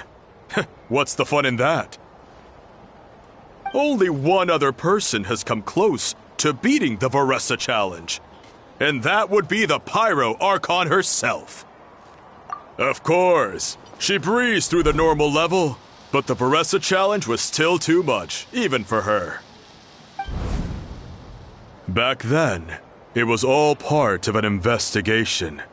You see, the Pyro Archon covers all expenses at the Weary Inn the night before the pilgrimage. And each time, Veressa's tab would show several dozen people's worth of food for a single person. The speaker's chamber thought something had to be wrong. Maybe there was a mistake in the accounts, or someone was trying to defraud the Archon. But once the Archon finally saw Veressa's appetite in action, that was that. Whoa. Okay, so you're saying Malika had these portions, and she just breezed through?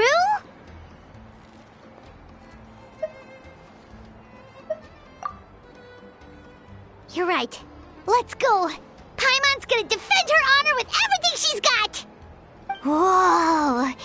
Tender, juicy, grilled to perfection! It's delicious!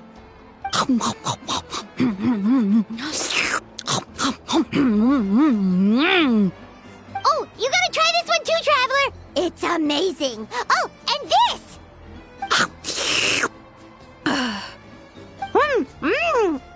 And this one is...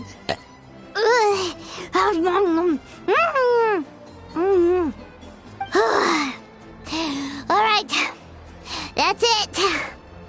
Paimon taps out. All this time, and it doesn't look like we've made any progress. Oh, Paimon's ready to throw in the towel. Okay, Paimon's tried as hard as she could, but this enemy is too strong.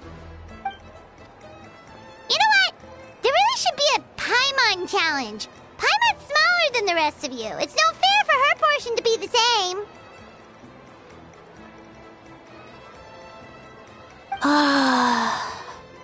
Let's hear it for Veressa, who has once again completed the challenge. And with a 10% increase in portion size, it's a new personal best.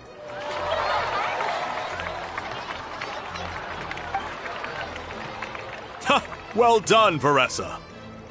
Amazing job! Oh, it's nothing. Uncle Atoli's food is just too good. I couldn't stop myself. You actually finished it? Jeez, are you okay? Huh? Why wouldn't I be? You don't feel bloated? Or like you're gonna throw up? Oh, Paimon's so full it feels like she's gonna sink. Oh, nope. I feel good, actually. Satisfied, you know? Thanks. This is my specialty, after all. Not that it's good for anything outside these competitions.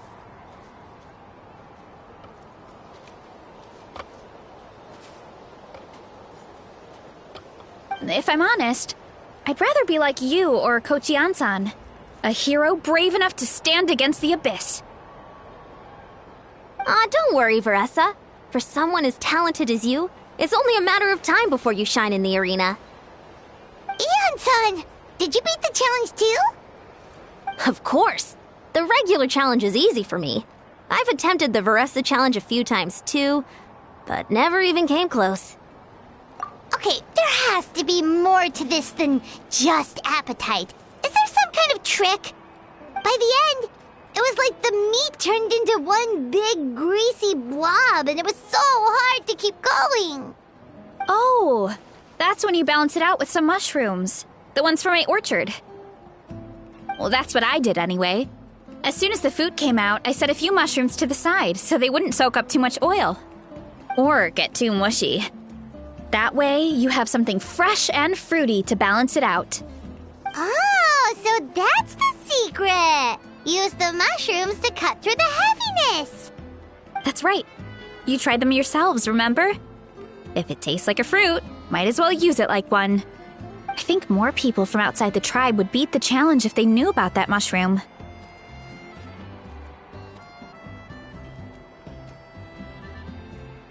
Ian-san, some of the contestants are looking for you. Something about being ready to train? They want to exercise. After all that food? Sorry, everyone. I should intervene. Yeah, go tell them to take it easy. Well, how did everyone do, Uncle Atoli? Almost half finished the regular challenge. I believe that's a record.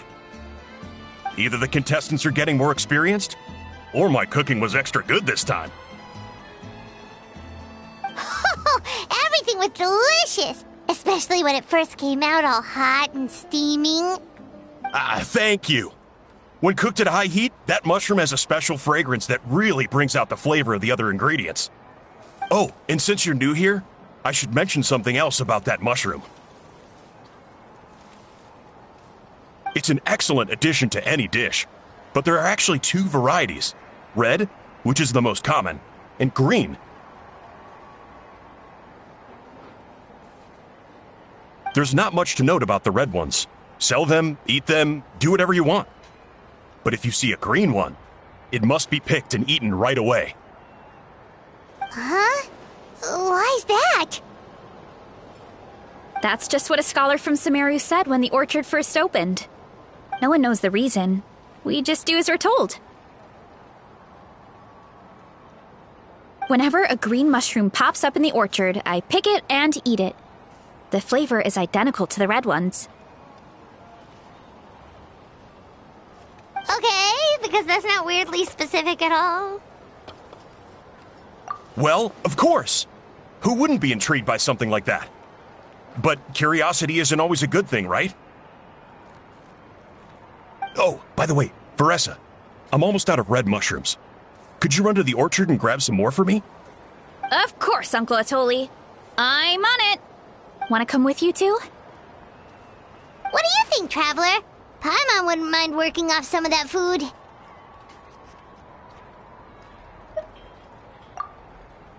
Paimon will take that as a yes. All right, let's go. Thanks for the food, Atoli. Haha, my pleasure. But try to finish it all next time.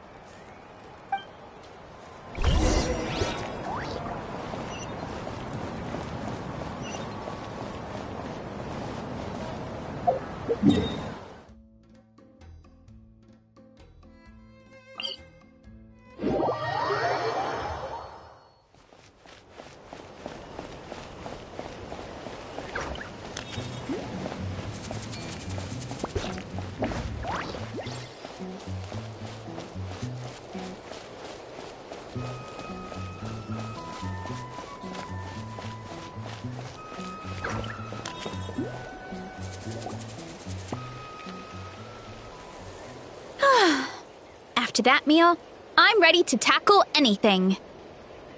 Oh, something on your mind? Is it what Uncle Atoli said about the green mushrooms? Don't worry. He can be a bit dramatic sometimes. The green mushrooms don't appear that often. Besides, I check the orchard every day, and if I see one, I eat it. If anything, I wish there were more around here. Means more free mushrooms for me. Wait, is that one right there? Huh. Talk about a coincidence. See?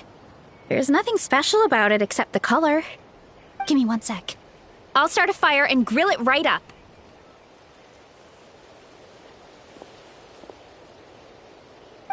Paimon's Mio's gonna pass on this one. She's what? You mean why we have to pick and eat the green mushrooms right away? To be honest, I'm curious too. The scholar looked really serious when he said it, but he never explained the reason behind it. Uncle Atoli has a point, though. Curiosity can be a bad thing. If we stop doing what the scholar said, something terrible could happen. You could look into it at least. That's what an adventurer would do. Yeah, but my tribe is more important. I love everything about this place. Maintaining the status quo is good enough for me. I know the truth is important too, but I don't have the right to make a decision that could put the people around me in danger. In other words, deep down, I guess I'm just scared. Scared that change could mean losing control. Command the truth? Yeah, we don't have to stop following the scholar's orders. We can start by gathering information. You have a point. You know, you remind me of another hero from our tribe. Her name was Fiatena. Just like you, she was full of courage and never stopped challenging and exploring the unknown. She's my idol. Actually, could you give me a moment? All I need is 3 seconds. Lady Fiatena, lend me your courage. 3, 2, 1.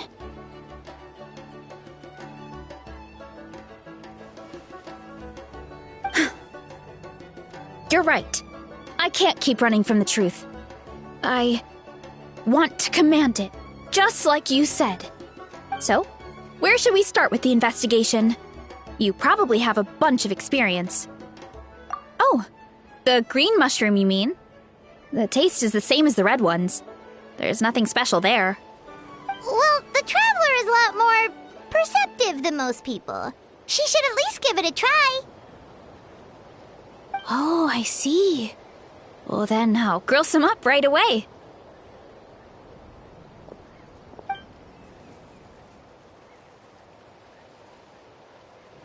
So, notice anything, Traveler? Just like Varesha said. Guess it was the same for all of us. Finally, a worthy devotee after all this time. Fascinating.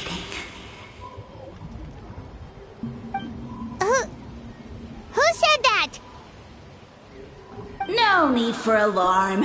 There is only one among you who piqued my interest, and that is the one with golden hair.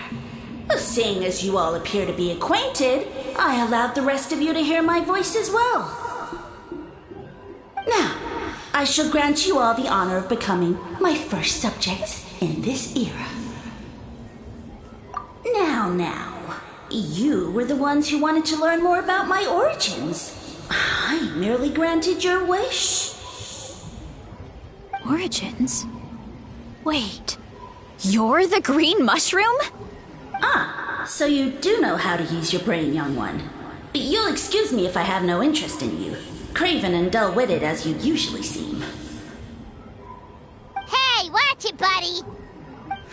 Let me remind you, it was your own curiosity that started all of this. I see no reason for me to stand down. I only granted you this audience because I saw potential in you.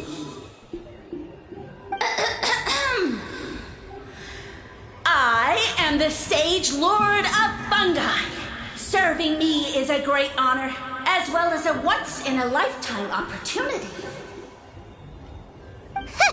Sage Lord? Good one. Did you come up with that yourself? You mock my name? All you do is make a mockery of your own taste. Of course, the Sage Lord of Fungi is too dignified for petty arguments with lesser organisms. Sure doesn't sound like it. That's enough out of you. What's wrong wrong with you humans? You should be full of reverence at this point. In that case, I don't know what went wrong, but you lack the trust and worship to be my subjects. So we shall have to table that for the time being. However, I am willing to share my sagely knowledge with you. I have all the answers you seek. As with all seekers of said knowledge, all you have to do is prove your sincerity, and we shall see if you're worthy. Look! More green mushrooms right in front of us!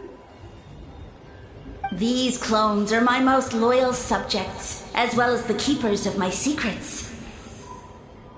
If you want answers, then gather your wits and search for clues. I shall await your summons.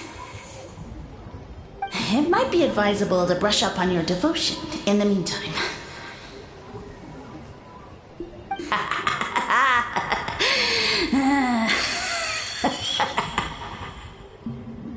The voice is gone.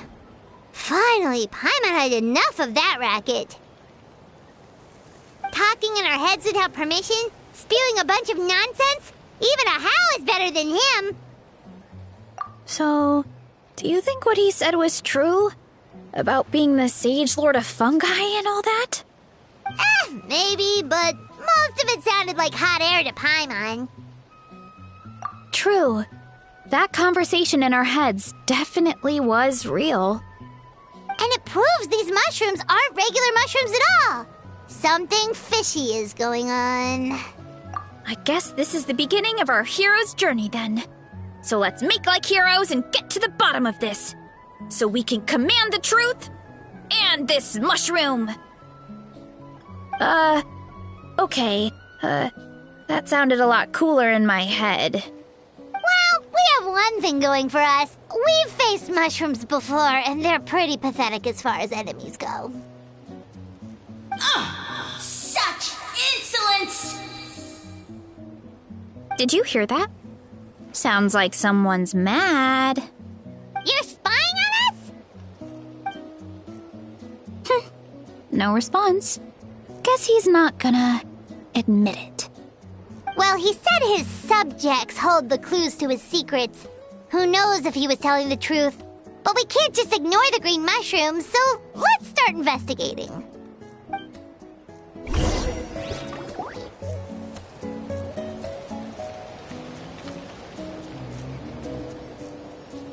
Okay, so this one is red.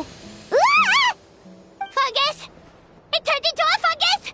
In that land of all places! So this is one of his subjects? Well, it's kind of cute. Bull warrior compliment! Much appreciate! No! Bull warrior natural enemy! Eat! Must resist! Careful, Veressa! This is a kind of monster from Sumeru. Even though it looks cute, it can still attack you! A monster? Aw, that's too bad. I was hoping we could be friends.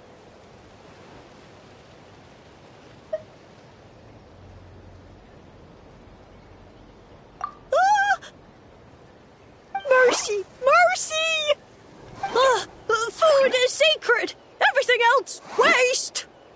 That's all I know. Promise! It turned back into a normal mushroom. Let's go. You mean that food is sacred? Well, that's a whole bunch of nothing. Let's go look somewhere else.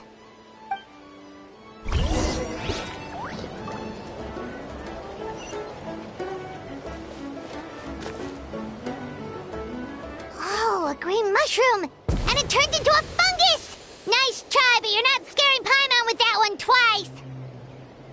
Okay, let's go on the initiative. Hey, you! What's the whole food is sacred thing about?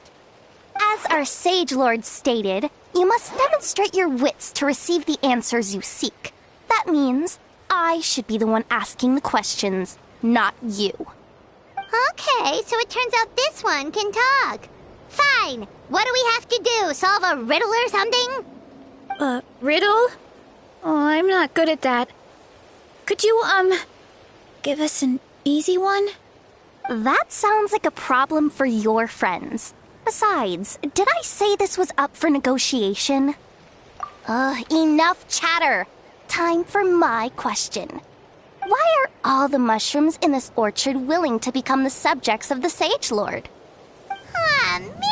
How are we supposed to know? Because you're his clones, right? I remember him saying something like that. Alas, no wits in sight. The answer could never be that simple. What? How did you get that so fast?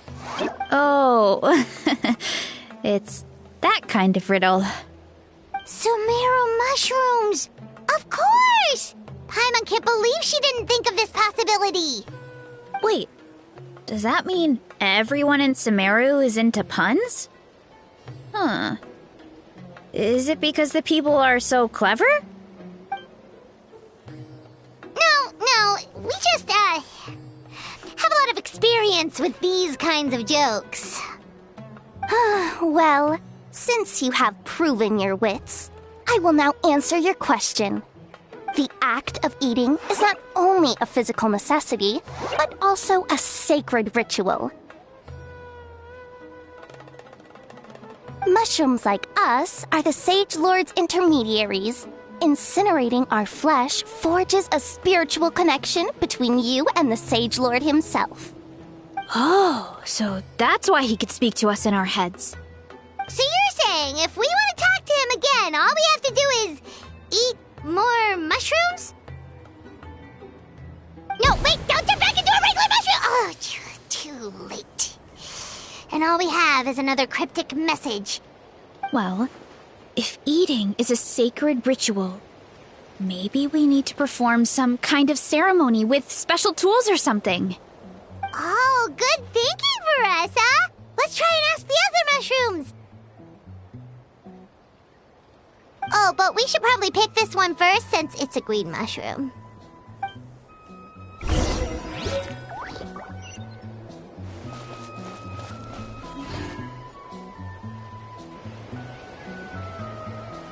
Hey, there are two fungi over there! Looks like they're discussing something. Have you figured out how you're going to test the humans? Of course! Any random question should do the trick. They don't look very smart to me. Wow, cool! You greencaps are so wise. Just like our Sage Lord. I'm so jealous. It's all progressing as expected. I know exactly what they're going to ask. Oh, please, please tell us how to conduct the ceremony. And I shall respond. Nothing in life comes for free. You have two choices. Answer a question about the stars and moon above, or the dark abyss below. Ew! And they'll say, no, I'm stumped. I can't think anymore, or my cap will explode into spores. They're humans, idiot. They don't have caps or spores. All right. Duh. And then I'll say, you can't even answer the most basic of basic questions? Come back after you've studied for a few more decades. Yeah, a few more decades. Of course, they're so dense, it might actually take them that long to realize that. If eating is a ritual, then obviously the ceremony is the cooking. I mean, obviously it's the cooking! Did they just give us the answer? Who goes there? And you think we're the dense ones? Look in the mirror, buddy. A floating pale organism out of nowhere! My cap almost burst into spores! No, wait, don't disappear! At least explain yourselves first! So, we passed the test? Where's the sense of accomplishment? So much for gathering our wits. We didn't have to use our brains at all. Oh well. The important thing is the Sage Lord of Fungi wants us to use cooking to establish a stronger mental connection with him. That sounds right. Uncle Atoli did say, when you cook this mushroom, the higher the heat, the better the fragrance. Right! That was the case when you grilled them in the orchard, too. Heat really does release their flavor. Okay, let's give it a try. Definitely. But we should probably explain the situation to Uncle Akatl and the rest of the tribe first. Good call. It's best for everyone to be prepared.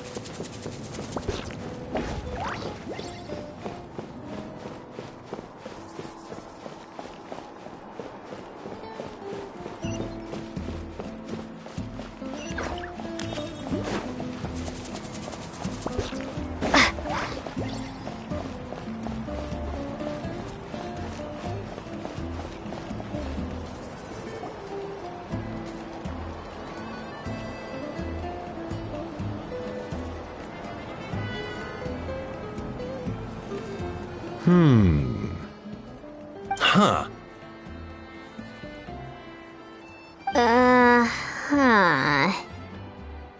Okay, so it felt pretty normal in the moment, but hearing it back does sound kind of, ridiculous. So, the mushrooms in the orchard are sentient. What a remarkable discovery! Yeah, without your investigation, who knows what could have happened? Thanks for looking into it, and for collecting all this information. What a relief. I was worried it sounded like I lost my marbles. It does sound far-fetched.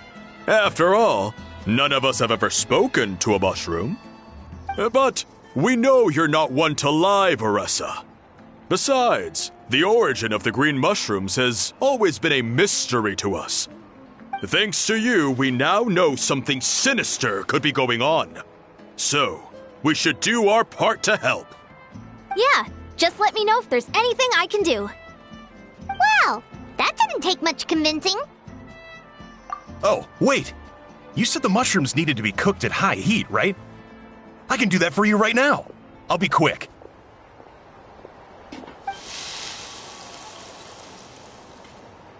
All right, I'm back. I used cast iron, so it should be hot enough. Whoa, it smells delicious! Suddenly Paimon's hungry again. Well, here goes nothing.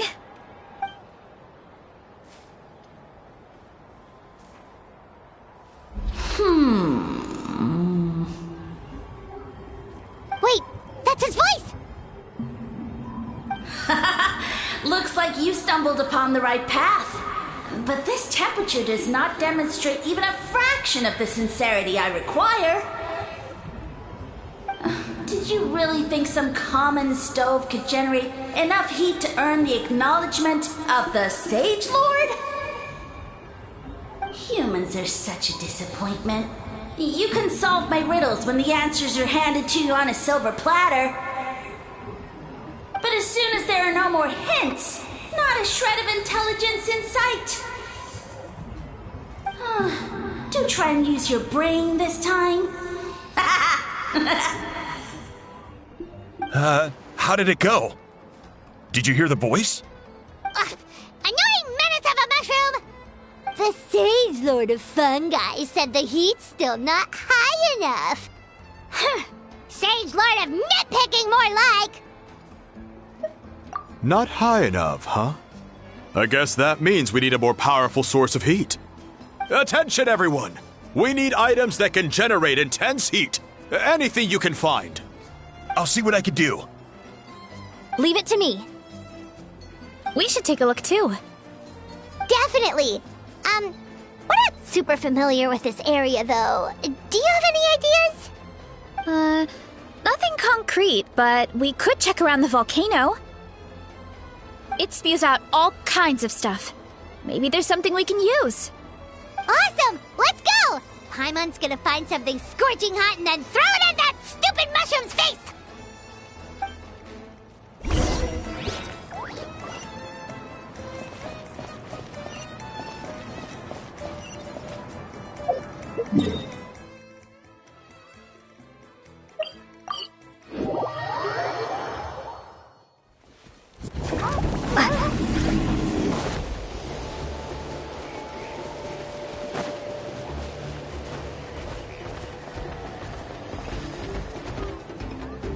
Hey, there should be some avatars of lava somewhere along this path. Their cores are really hot. It might be just what we need. You know, when you think about how everyone jumped to help us like that, it seems like your tribe has been suspicious of the green mushrooms for a while. Yeah, but without you, we would have never gotten this far. I mean, tons of people have tried that mushroom without a weird voice talking in their head. Right. So, even if you wanted to investigate, you had nowhere to start. Yeah, this opportunity was a long time coming. Plus, the Sage Lord's arrogant attitude definitely triggered my tribe's competitive spirit. Verissa doesn't seem competitive most of the time, though. Outside of training and fighting monsters, at least. Yeah, well, I don't really like fighting or competing, to be honest. Simple day-to-day happiness is what matters to me. Still, I've learned a lot from Kojian-san. She taught me that strength is a means rather than an end. We get stronger so we can use our strength when it counts. Like during the Abyss invasion. Having the training to master my vision meant that I could do something to stop it. So, no matter how scared I feel, I know I have to be brave. Because people are counting on me. Thanks. It's a work in progress. I can only hope that one day I can be as brave as Lady Fiatena. All right, we should keep looking.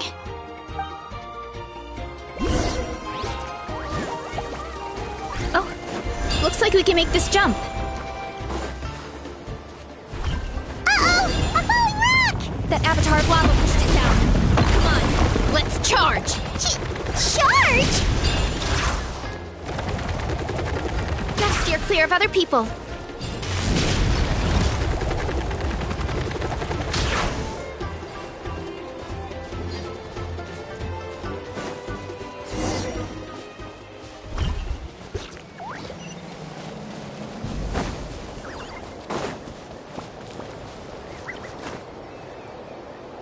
Hey, there should be some avatars of lava somewhere. Their cores are really hot. You know, when you think... Yeah, but without... Right. So... Yeah, this opportunity was a... Verissa doesn't seem competitive. Yeah, well... I don't really like... Still, I've learned a... We get stronger, so we can... So, no matter how scared I feel... Thanks. All right.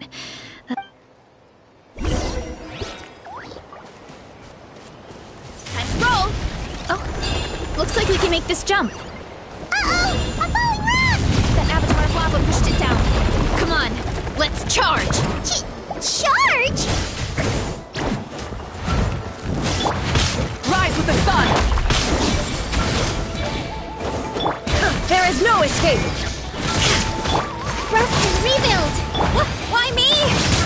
Yeah! Hero incoming!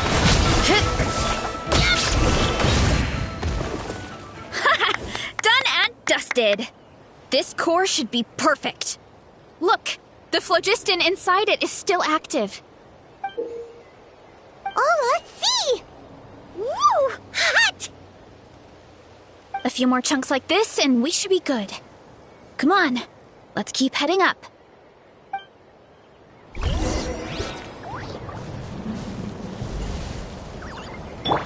Hold the line!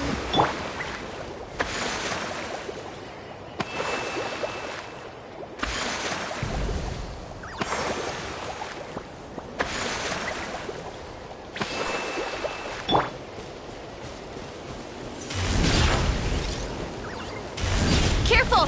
3 avatars of lava ahead! Headbutt! Heads up!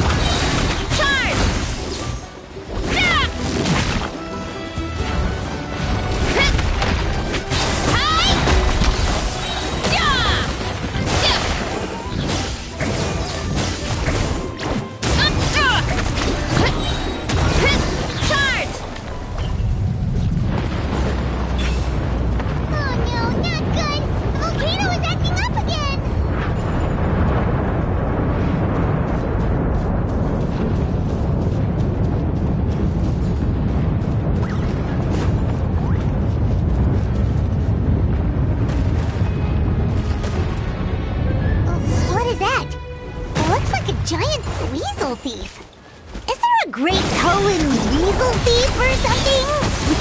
Shell Mountain Weasel. It's very aggressive, so be careful. Illusion shattered! Why me? Heads up! Yeah! Look out below! It's Justice O'Clock! What a great haul! A bunch of seeing eyes, and this thing the weasel used to spew out fire! I think that's its back armor. It shoots out phlogiston, so it can pretty much attack from all directions. My dad told me about them once. Creatures that live in the volcano. I can't believe we actually ran into one. This piece of armor might produce even higher temperatures than the seeing eyes. We'll get those mushrooms super hot this time. Oh, well, even though I don't like fighting, sometimes you don't have a choice. So I've tried to figure out a bunch of different ways to get myself in the zone. For example, I've read a lot of stories about heroes, and my favorite hero has always been Fiatenna, the one I mentioned before. Fiatenna's most iconic feature was her mask, so I decided to make one just like hers. So now, whenever I wear the mask, it's like there's a little piece of her with me. If I want to honor her legacy, I have no choice but to be brave. At the same time, though, I guess it's kind of like a crutch. Kind of like I'm hiding behind her strength. Oh, you really think so? Really? It's just... I feel like I need to take it off one day and face things alone. But the longer I put off taking that step, the more impossible it feels. I don't know if I have it in me. Yeah, you had the courage to make that decision. And that's what adventuring is all about! Fighting is just a small part of it. Oh. Besides, Paimon thinks you're doing a great job. Just take your time. It's not a race. Thanks for believing in me, you two. I've learned so much. And I won't give up. Not until I can face things on my own. After that pep talk, I feel like my appetite is back in full force. You're hungry already? Paimon hasn't even finished digesting her last meal. Come on, let's head back to the tribe. We'll earn that mushroom's recognition this time for sure.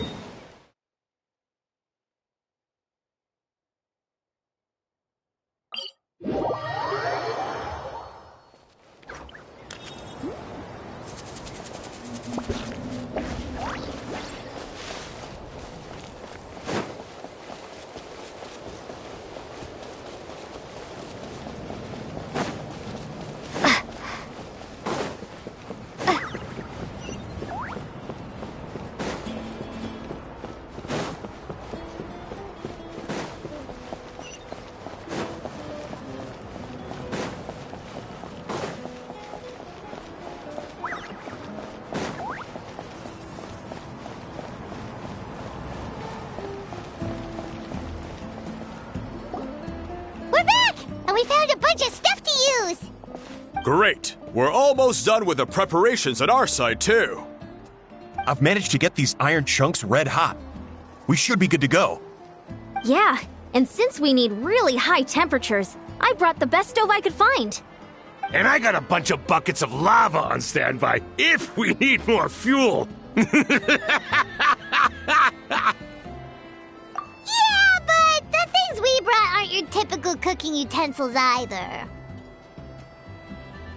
Well, that mushroom started it, right, everyone? Disrespecting Varessa and her guest of honor. Yeah, we'll see what sort of excuses it can come up with this time. Thanks for the help, everyone. It really means a lot.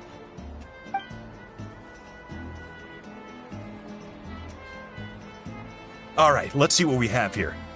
Huh? The armor of a furnace shell mountain weasel? Don't tell me you went into the volcano. No, it erupted out of nowhere, and then the weasel appeared, and then, well, anyway, we got this in the end. Either way, this is something special. Back when I was training to be a chef, I studied the effect of temperature on different ingredients. This kind of armor produces intense localized heat. It's great for fish because you can get a nice sear on one side without overcooking the other. Anyway, let's get started. The mushrooms are all ready to go. All right, let's go.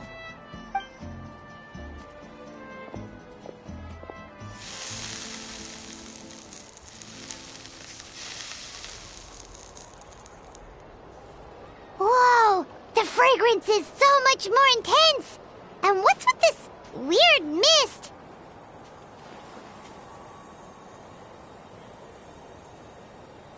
Wait, no, something's not right.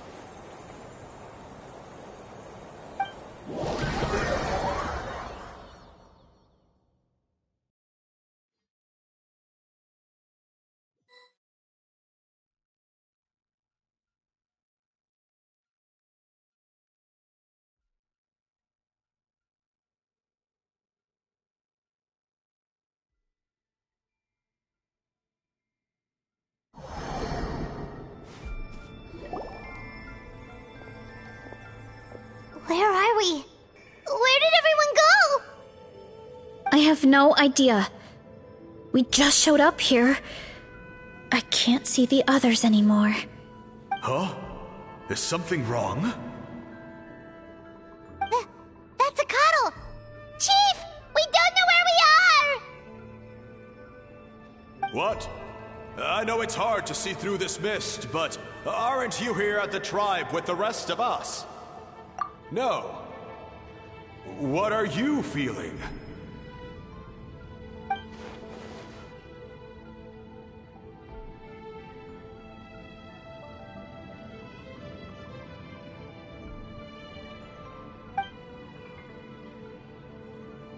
Because you are the only worthy devotees, of course. Evil jerk of a mushroom, so this is what you look like! Huh. He does look a bit more evil than the other mushrooms we met. I am no longer concerned with your insolence. On the contrary, I am satisfied with your performance. So, as promised, you shall have the answers you seek. Of course, I have a goal of my own. Let me reiterate once more. The great sage lord of fungi, that would be me, is extending you the honor of becoming my subjects. Ha! The only way anyone's serving you is on a platter! Now, don't be hasty. It's inadvisable to speak in absolutes. You refuse only because you have yet to witness my miracles. Cherish this opportunity. It may not come again. As you know, Tivat is not a peaceful place. The gods wage war against one another. Monsters roam the land. Humans live in squalor.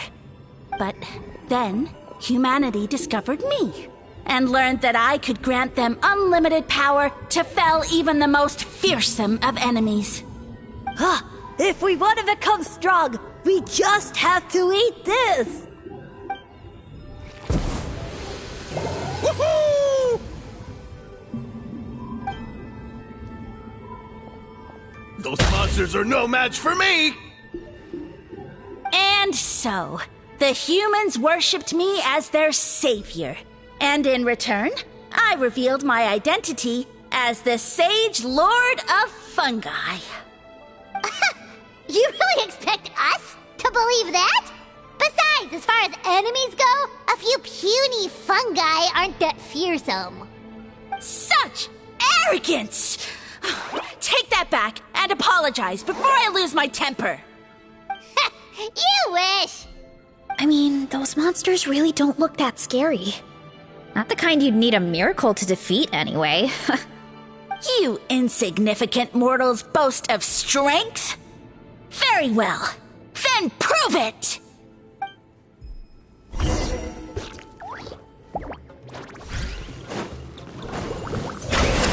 Heads up! It's justice o'clock! Yeah.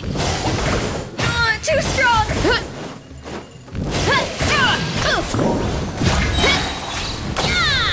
Hero incoming!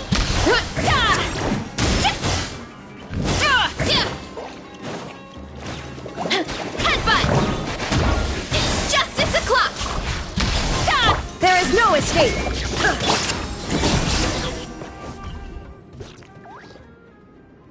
Well fought! You see? You ate a fair amount of my clones, and now look what you can do. Huh. My eye for subjects is as discerning as ever. Huh. Weren't we insignificant mortals just a second ago? Weird.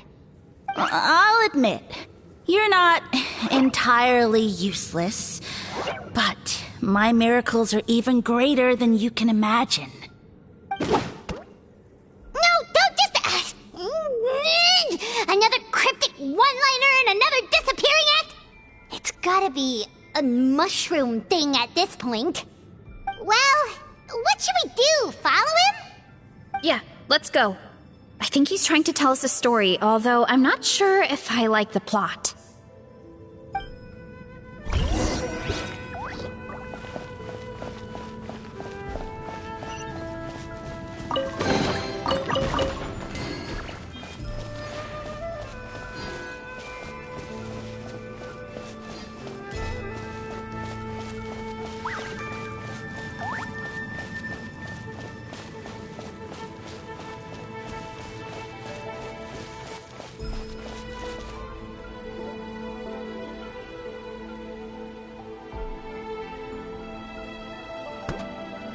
I soon became humanity's faith, and, with my power, created countless clones, with which I could bestow upon them an endless source of sustenance.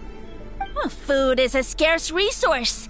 A faith that provides for the needs of the flesh is the most practical and noble of all.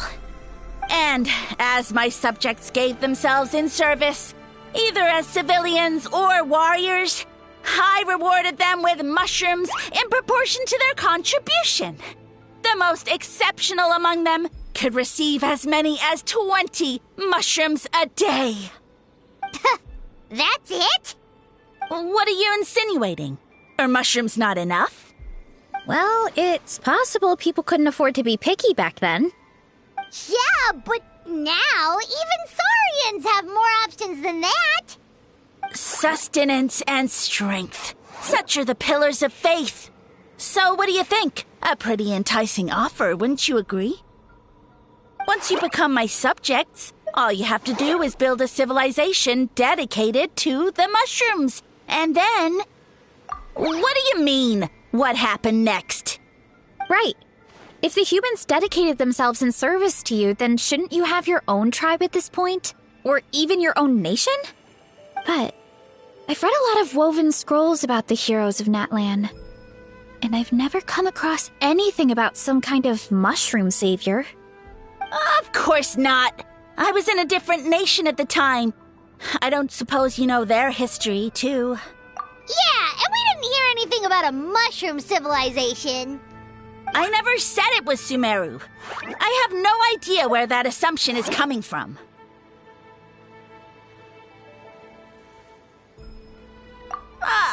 A trivial detail. You know what? You don't deserve to know what happened next. Yeah, if you want us to respect you, stop being so secretive. True. If we don't know how the story ends, it doesn't hold much weight now, does it? Alright, fine. Same rules as before. If you want the truth, you'll have to use your wits to earn it. If you fail to prove your worth, good luck getting another detail out of me. He ran off. Come on, after him. Oh. Uh-huh. Right.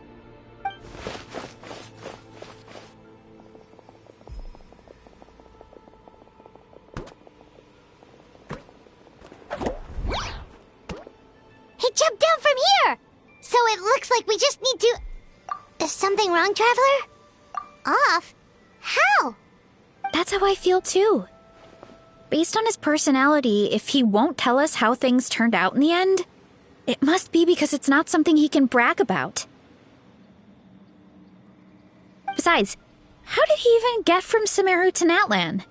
Seems like he's avoiding that subject too. And through it all, he still hasn't given up on recruiting us. Even though he's in for a rude awakening.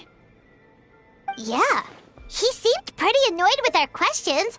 Why not just kick us to the curb? But why? Alright, sounds like a plan. Let's go!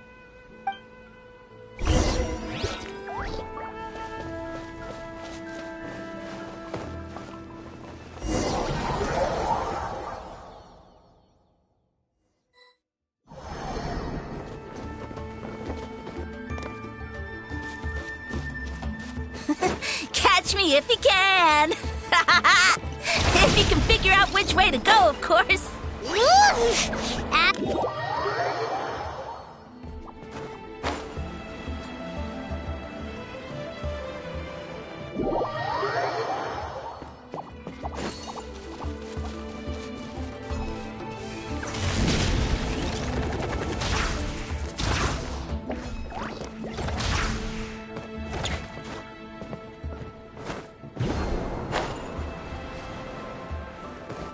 What?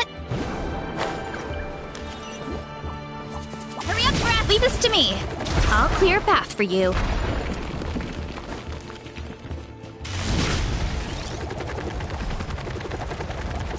I think we can get these mushrooms to form a path. We just need to wait for the right timing. Get a load of this! Watch out, Marissa! Don't worry about me. I've got this.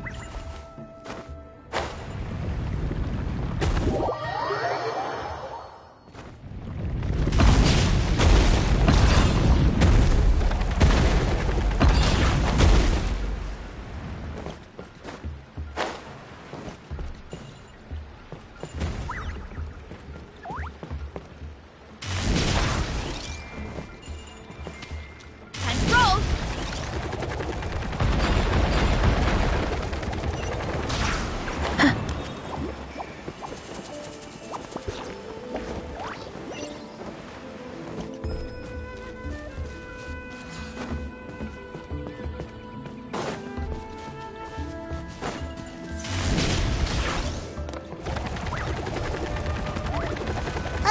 A dead end? Jump up. Let it give us a ride.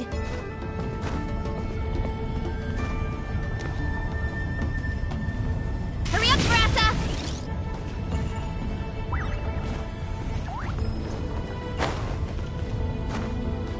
All right, this should be good. Get ready, and... A dead end? Jump up. Let it give us a ride.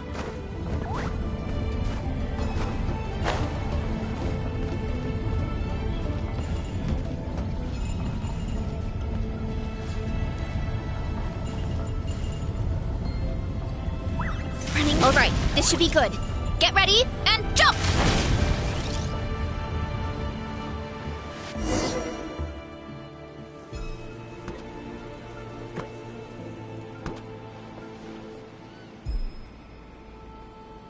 Backed into a corner, huh?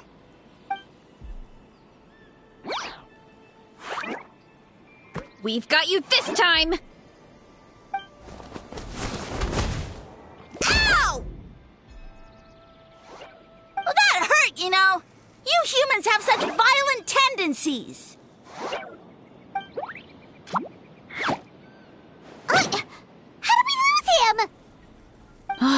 not again. Although, I think I pulled something off of him.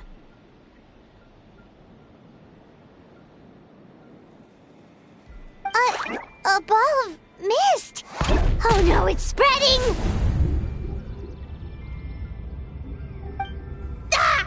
They're gonna eat us! Gonna eat us! Eat us!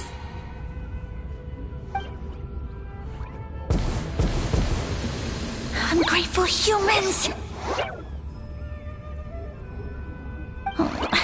At this rate, I won't have any clones left. The more my clones are consumed, the less power I have. Oh, the situation grows dire. Why must the humans eat so much?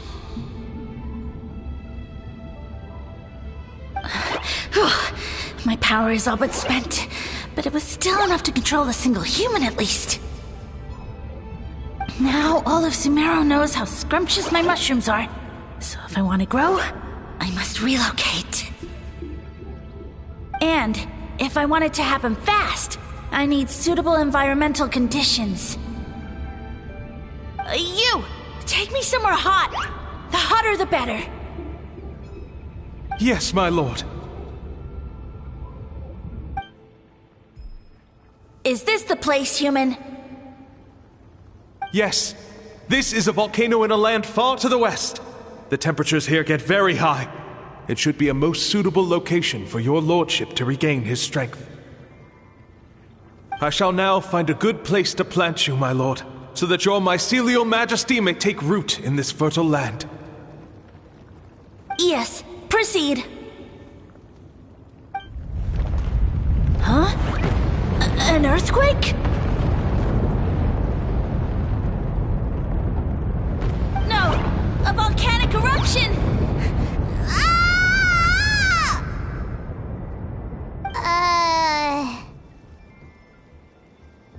So that's how it ended. No wonder you tried to hide it from us. It's pretty embarrassing. I thought he said people formed communities around this mushroom and used it as their main source of food. Yeah, but it looks like his following got too big and he couldn't keep up with the demand. Huh. He used the mushrooms as his main recruitment tactic. But then the situation got out of control. Which means the more mushrooms the humans ate, the less powerful he became, right? Wow. So his following didn't last long. Nope, which explains why there aren't any records about some kind of mushroom civilization. In the end, he mind-controlled a human to bring him to Natlan and then got buried under a pile of volcanic rocks. Yeah, for who knows how long. When we were talking to him earlier, he seemed kind of, out of touch, you know? Well, he has been living under a rock, so that checks out. But clearing out this area for your orchard finally allowed him to start regaining his power. Yeah, that sounds right. My parents always thought it was so weird that mushrooms kept popping up around the orchard no matter what we did. Now it makes sense. Wait, but if everything we saw is true, that means this mushroom has mind control powers or something? That's a recipe for disaster. Hold on. Do you remember what he showed us?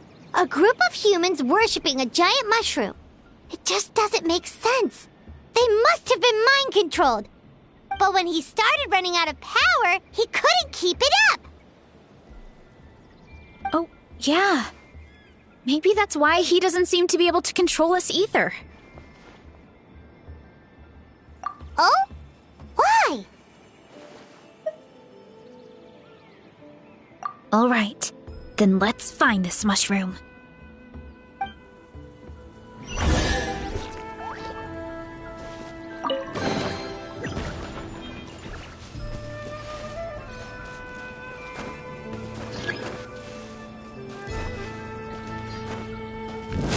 Running late again.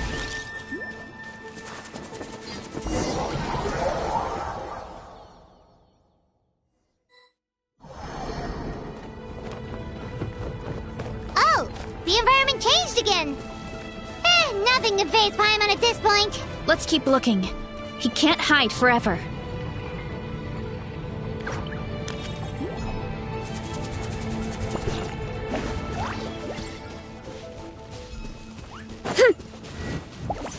Kapow! It's justice o'clock!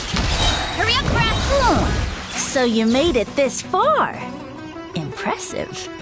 In that case... He hid himself in the statue. What should we do? Actually, that checks out. We're just gonna smash it, right? Cool.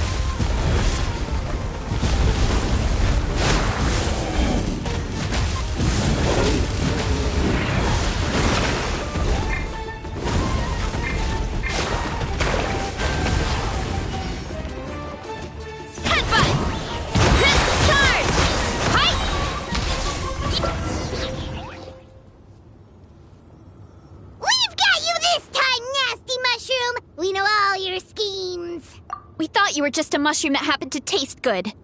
But now we know how dangerous you are, so we have to stop you. Huh. It would seem you're not completely devoid of intelligence.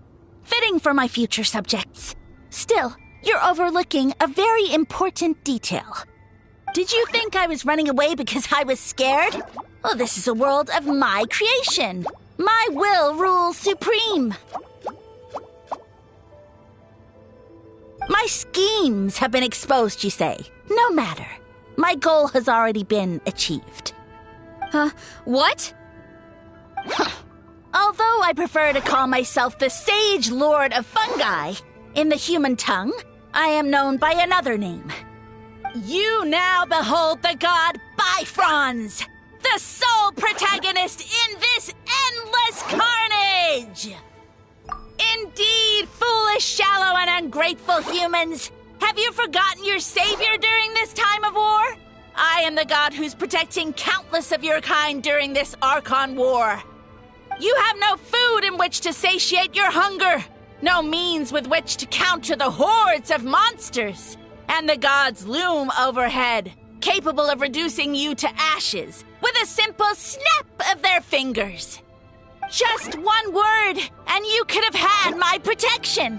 But now, that opportunity is lost forever, and you only have your own stupidity and arrogance to blame.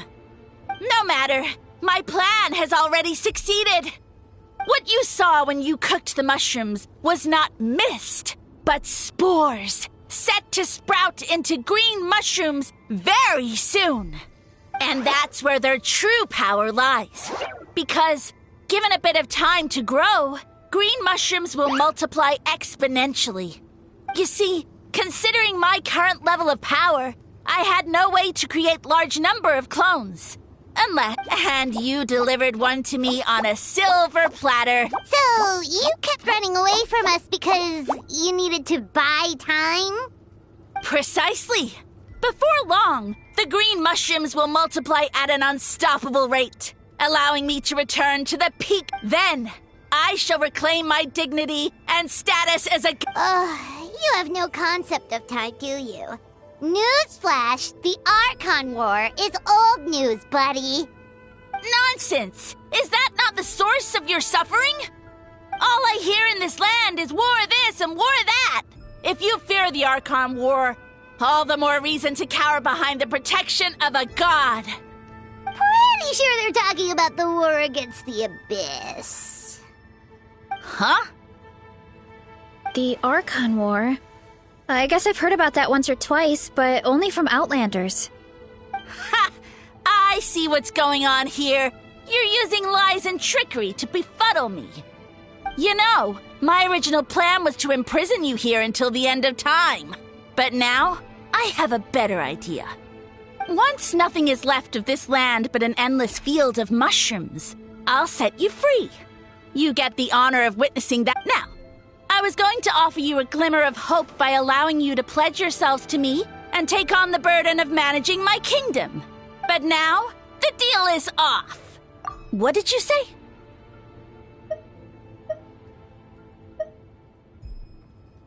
The Traveler explained everything. The only reason I could hear you is because I've eaten so many mushrooms over the years. Yeah, and Paimon ate a whole bunch during the competition. Paimon's small, so it didn't take as many mushrooms for her to be affected. Point being, most people would have to eat a monstrous amount of mushrooms to even hear you over the buzz of a mosquito. So you latched onto us as a group of people who could actually hear your voice. In other words...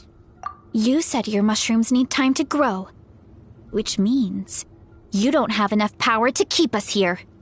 I may not have my former strength, but keeping a few humans right where I want them is a small task. Unless you think you can take on a creature as vicious and powerful as the Jade Plume Terra Shroom. Because you definitely can't. Let's get out of here. Yeah, if he was telling the truth, we need to get back to the tribe as soon as possible. Oh, no! You must be bluffing! A few measly humans couldn't possibly be that powerful. And what's this about a war against the Abyss? Hey, I want answers! Ugh, Paimon's not gonna waste one more word on this guy. Let's go!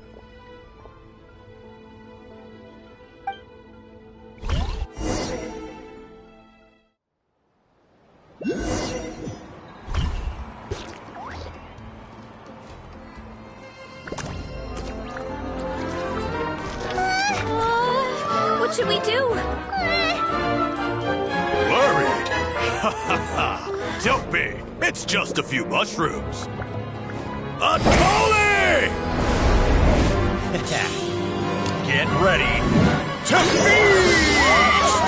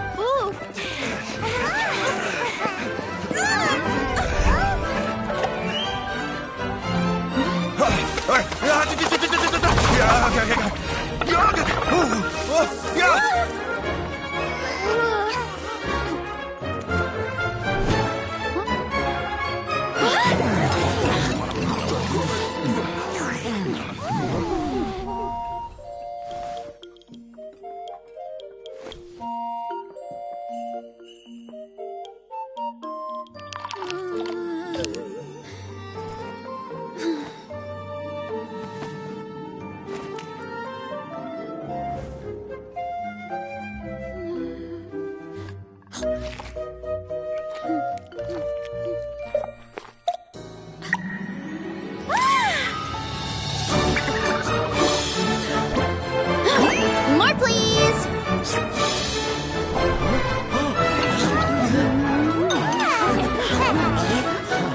Guess it's time to dig in!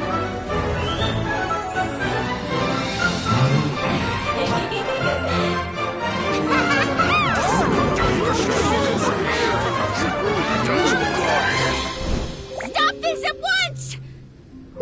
Huh?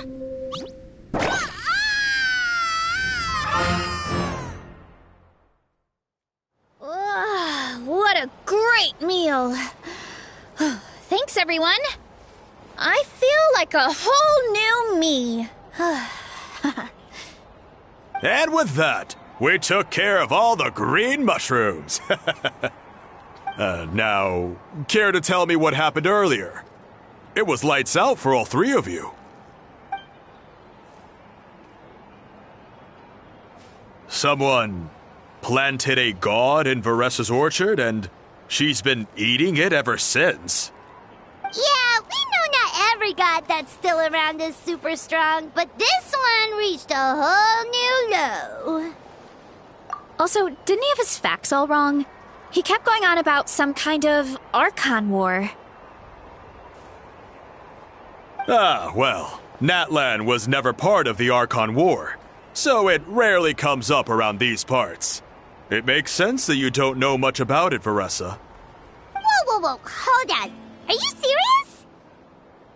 Of course. The infighting between the dragons pretty much took over everything. So, there was no room for the gods to join in. Yep, that checks out. Living under a rock all those years, Mushroom God wakes up, thinking it's still the Archon War, and tries to use that to convince people to worship him. Little did he know, our lives are much better now than in the Age of the Dragons. So what do we do now? It can't be easy to slay a god. I guess it's back to business as usual. As long as we keep picking the green mushrooms, that god is just a tasty mushroom at the end of the day. Actually, Traveler? Can I borrow you for a minute?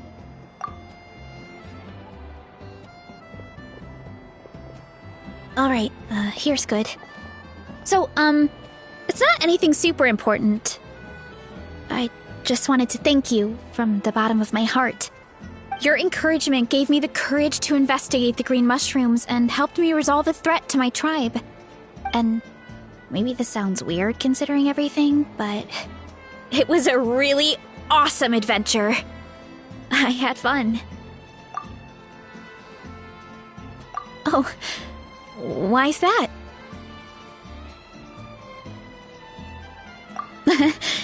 You're right. I never thought my appetite would save the day. It's pretty surreal. But it's like you said. All it takes is a little patience and perseverance, and my time will come. If I start to doubt myself in the future, all I need to do is think of this experience and everything I've learned along the way. Hey, you two! Akata was saying that since a scholar from Sumeru warned the tribe about the mushrooms, someone there must know about the mushroom god. Should we go check it out? Couldn't hurt to get more information. Oh, good point. But if we're heading to the academia, I need to get permission from Uncle Akatl first. Right. And it's not a quick trip. We have to cross the whole desert. Good idea. Let's check it out.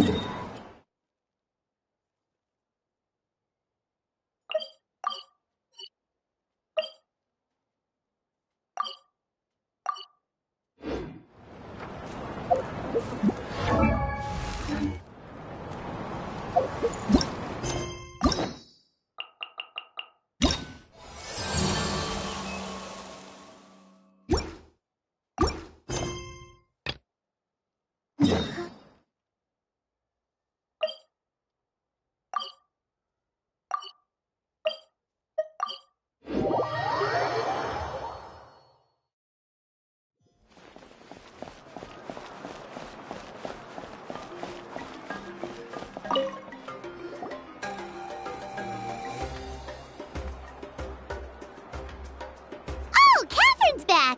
And isn't that Tainari? Word from the speaker's chamber was that an Emerta scholar happened to be conducting research in the area, so they helped me to get in touch.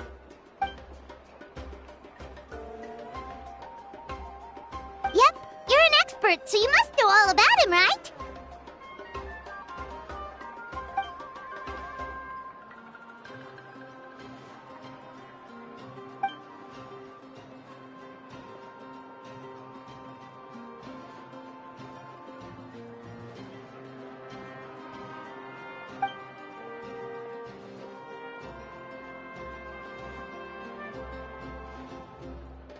Yeah, the mushrooms started popping up in our orchard not too long ago.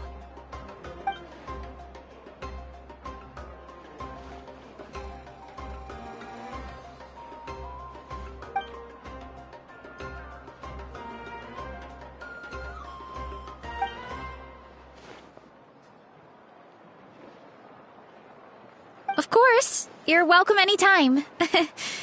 That's a huge help, actually. I wanted to ask, though, you said what remains of his clones? Does that mean there are clones outside of Natlan? Even now?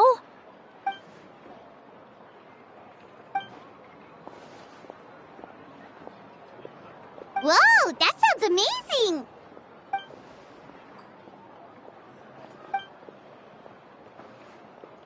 We should go see Zamarin one of these days!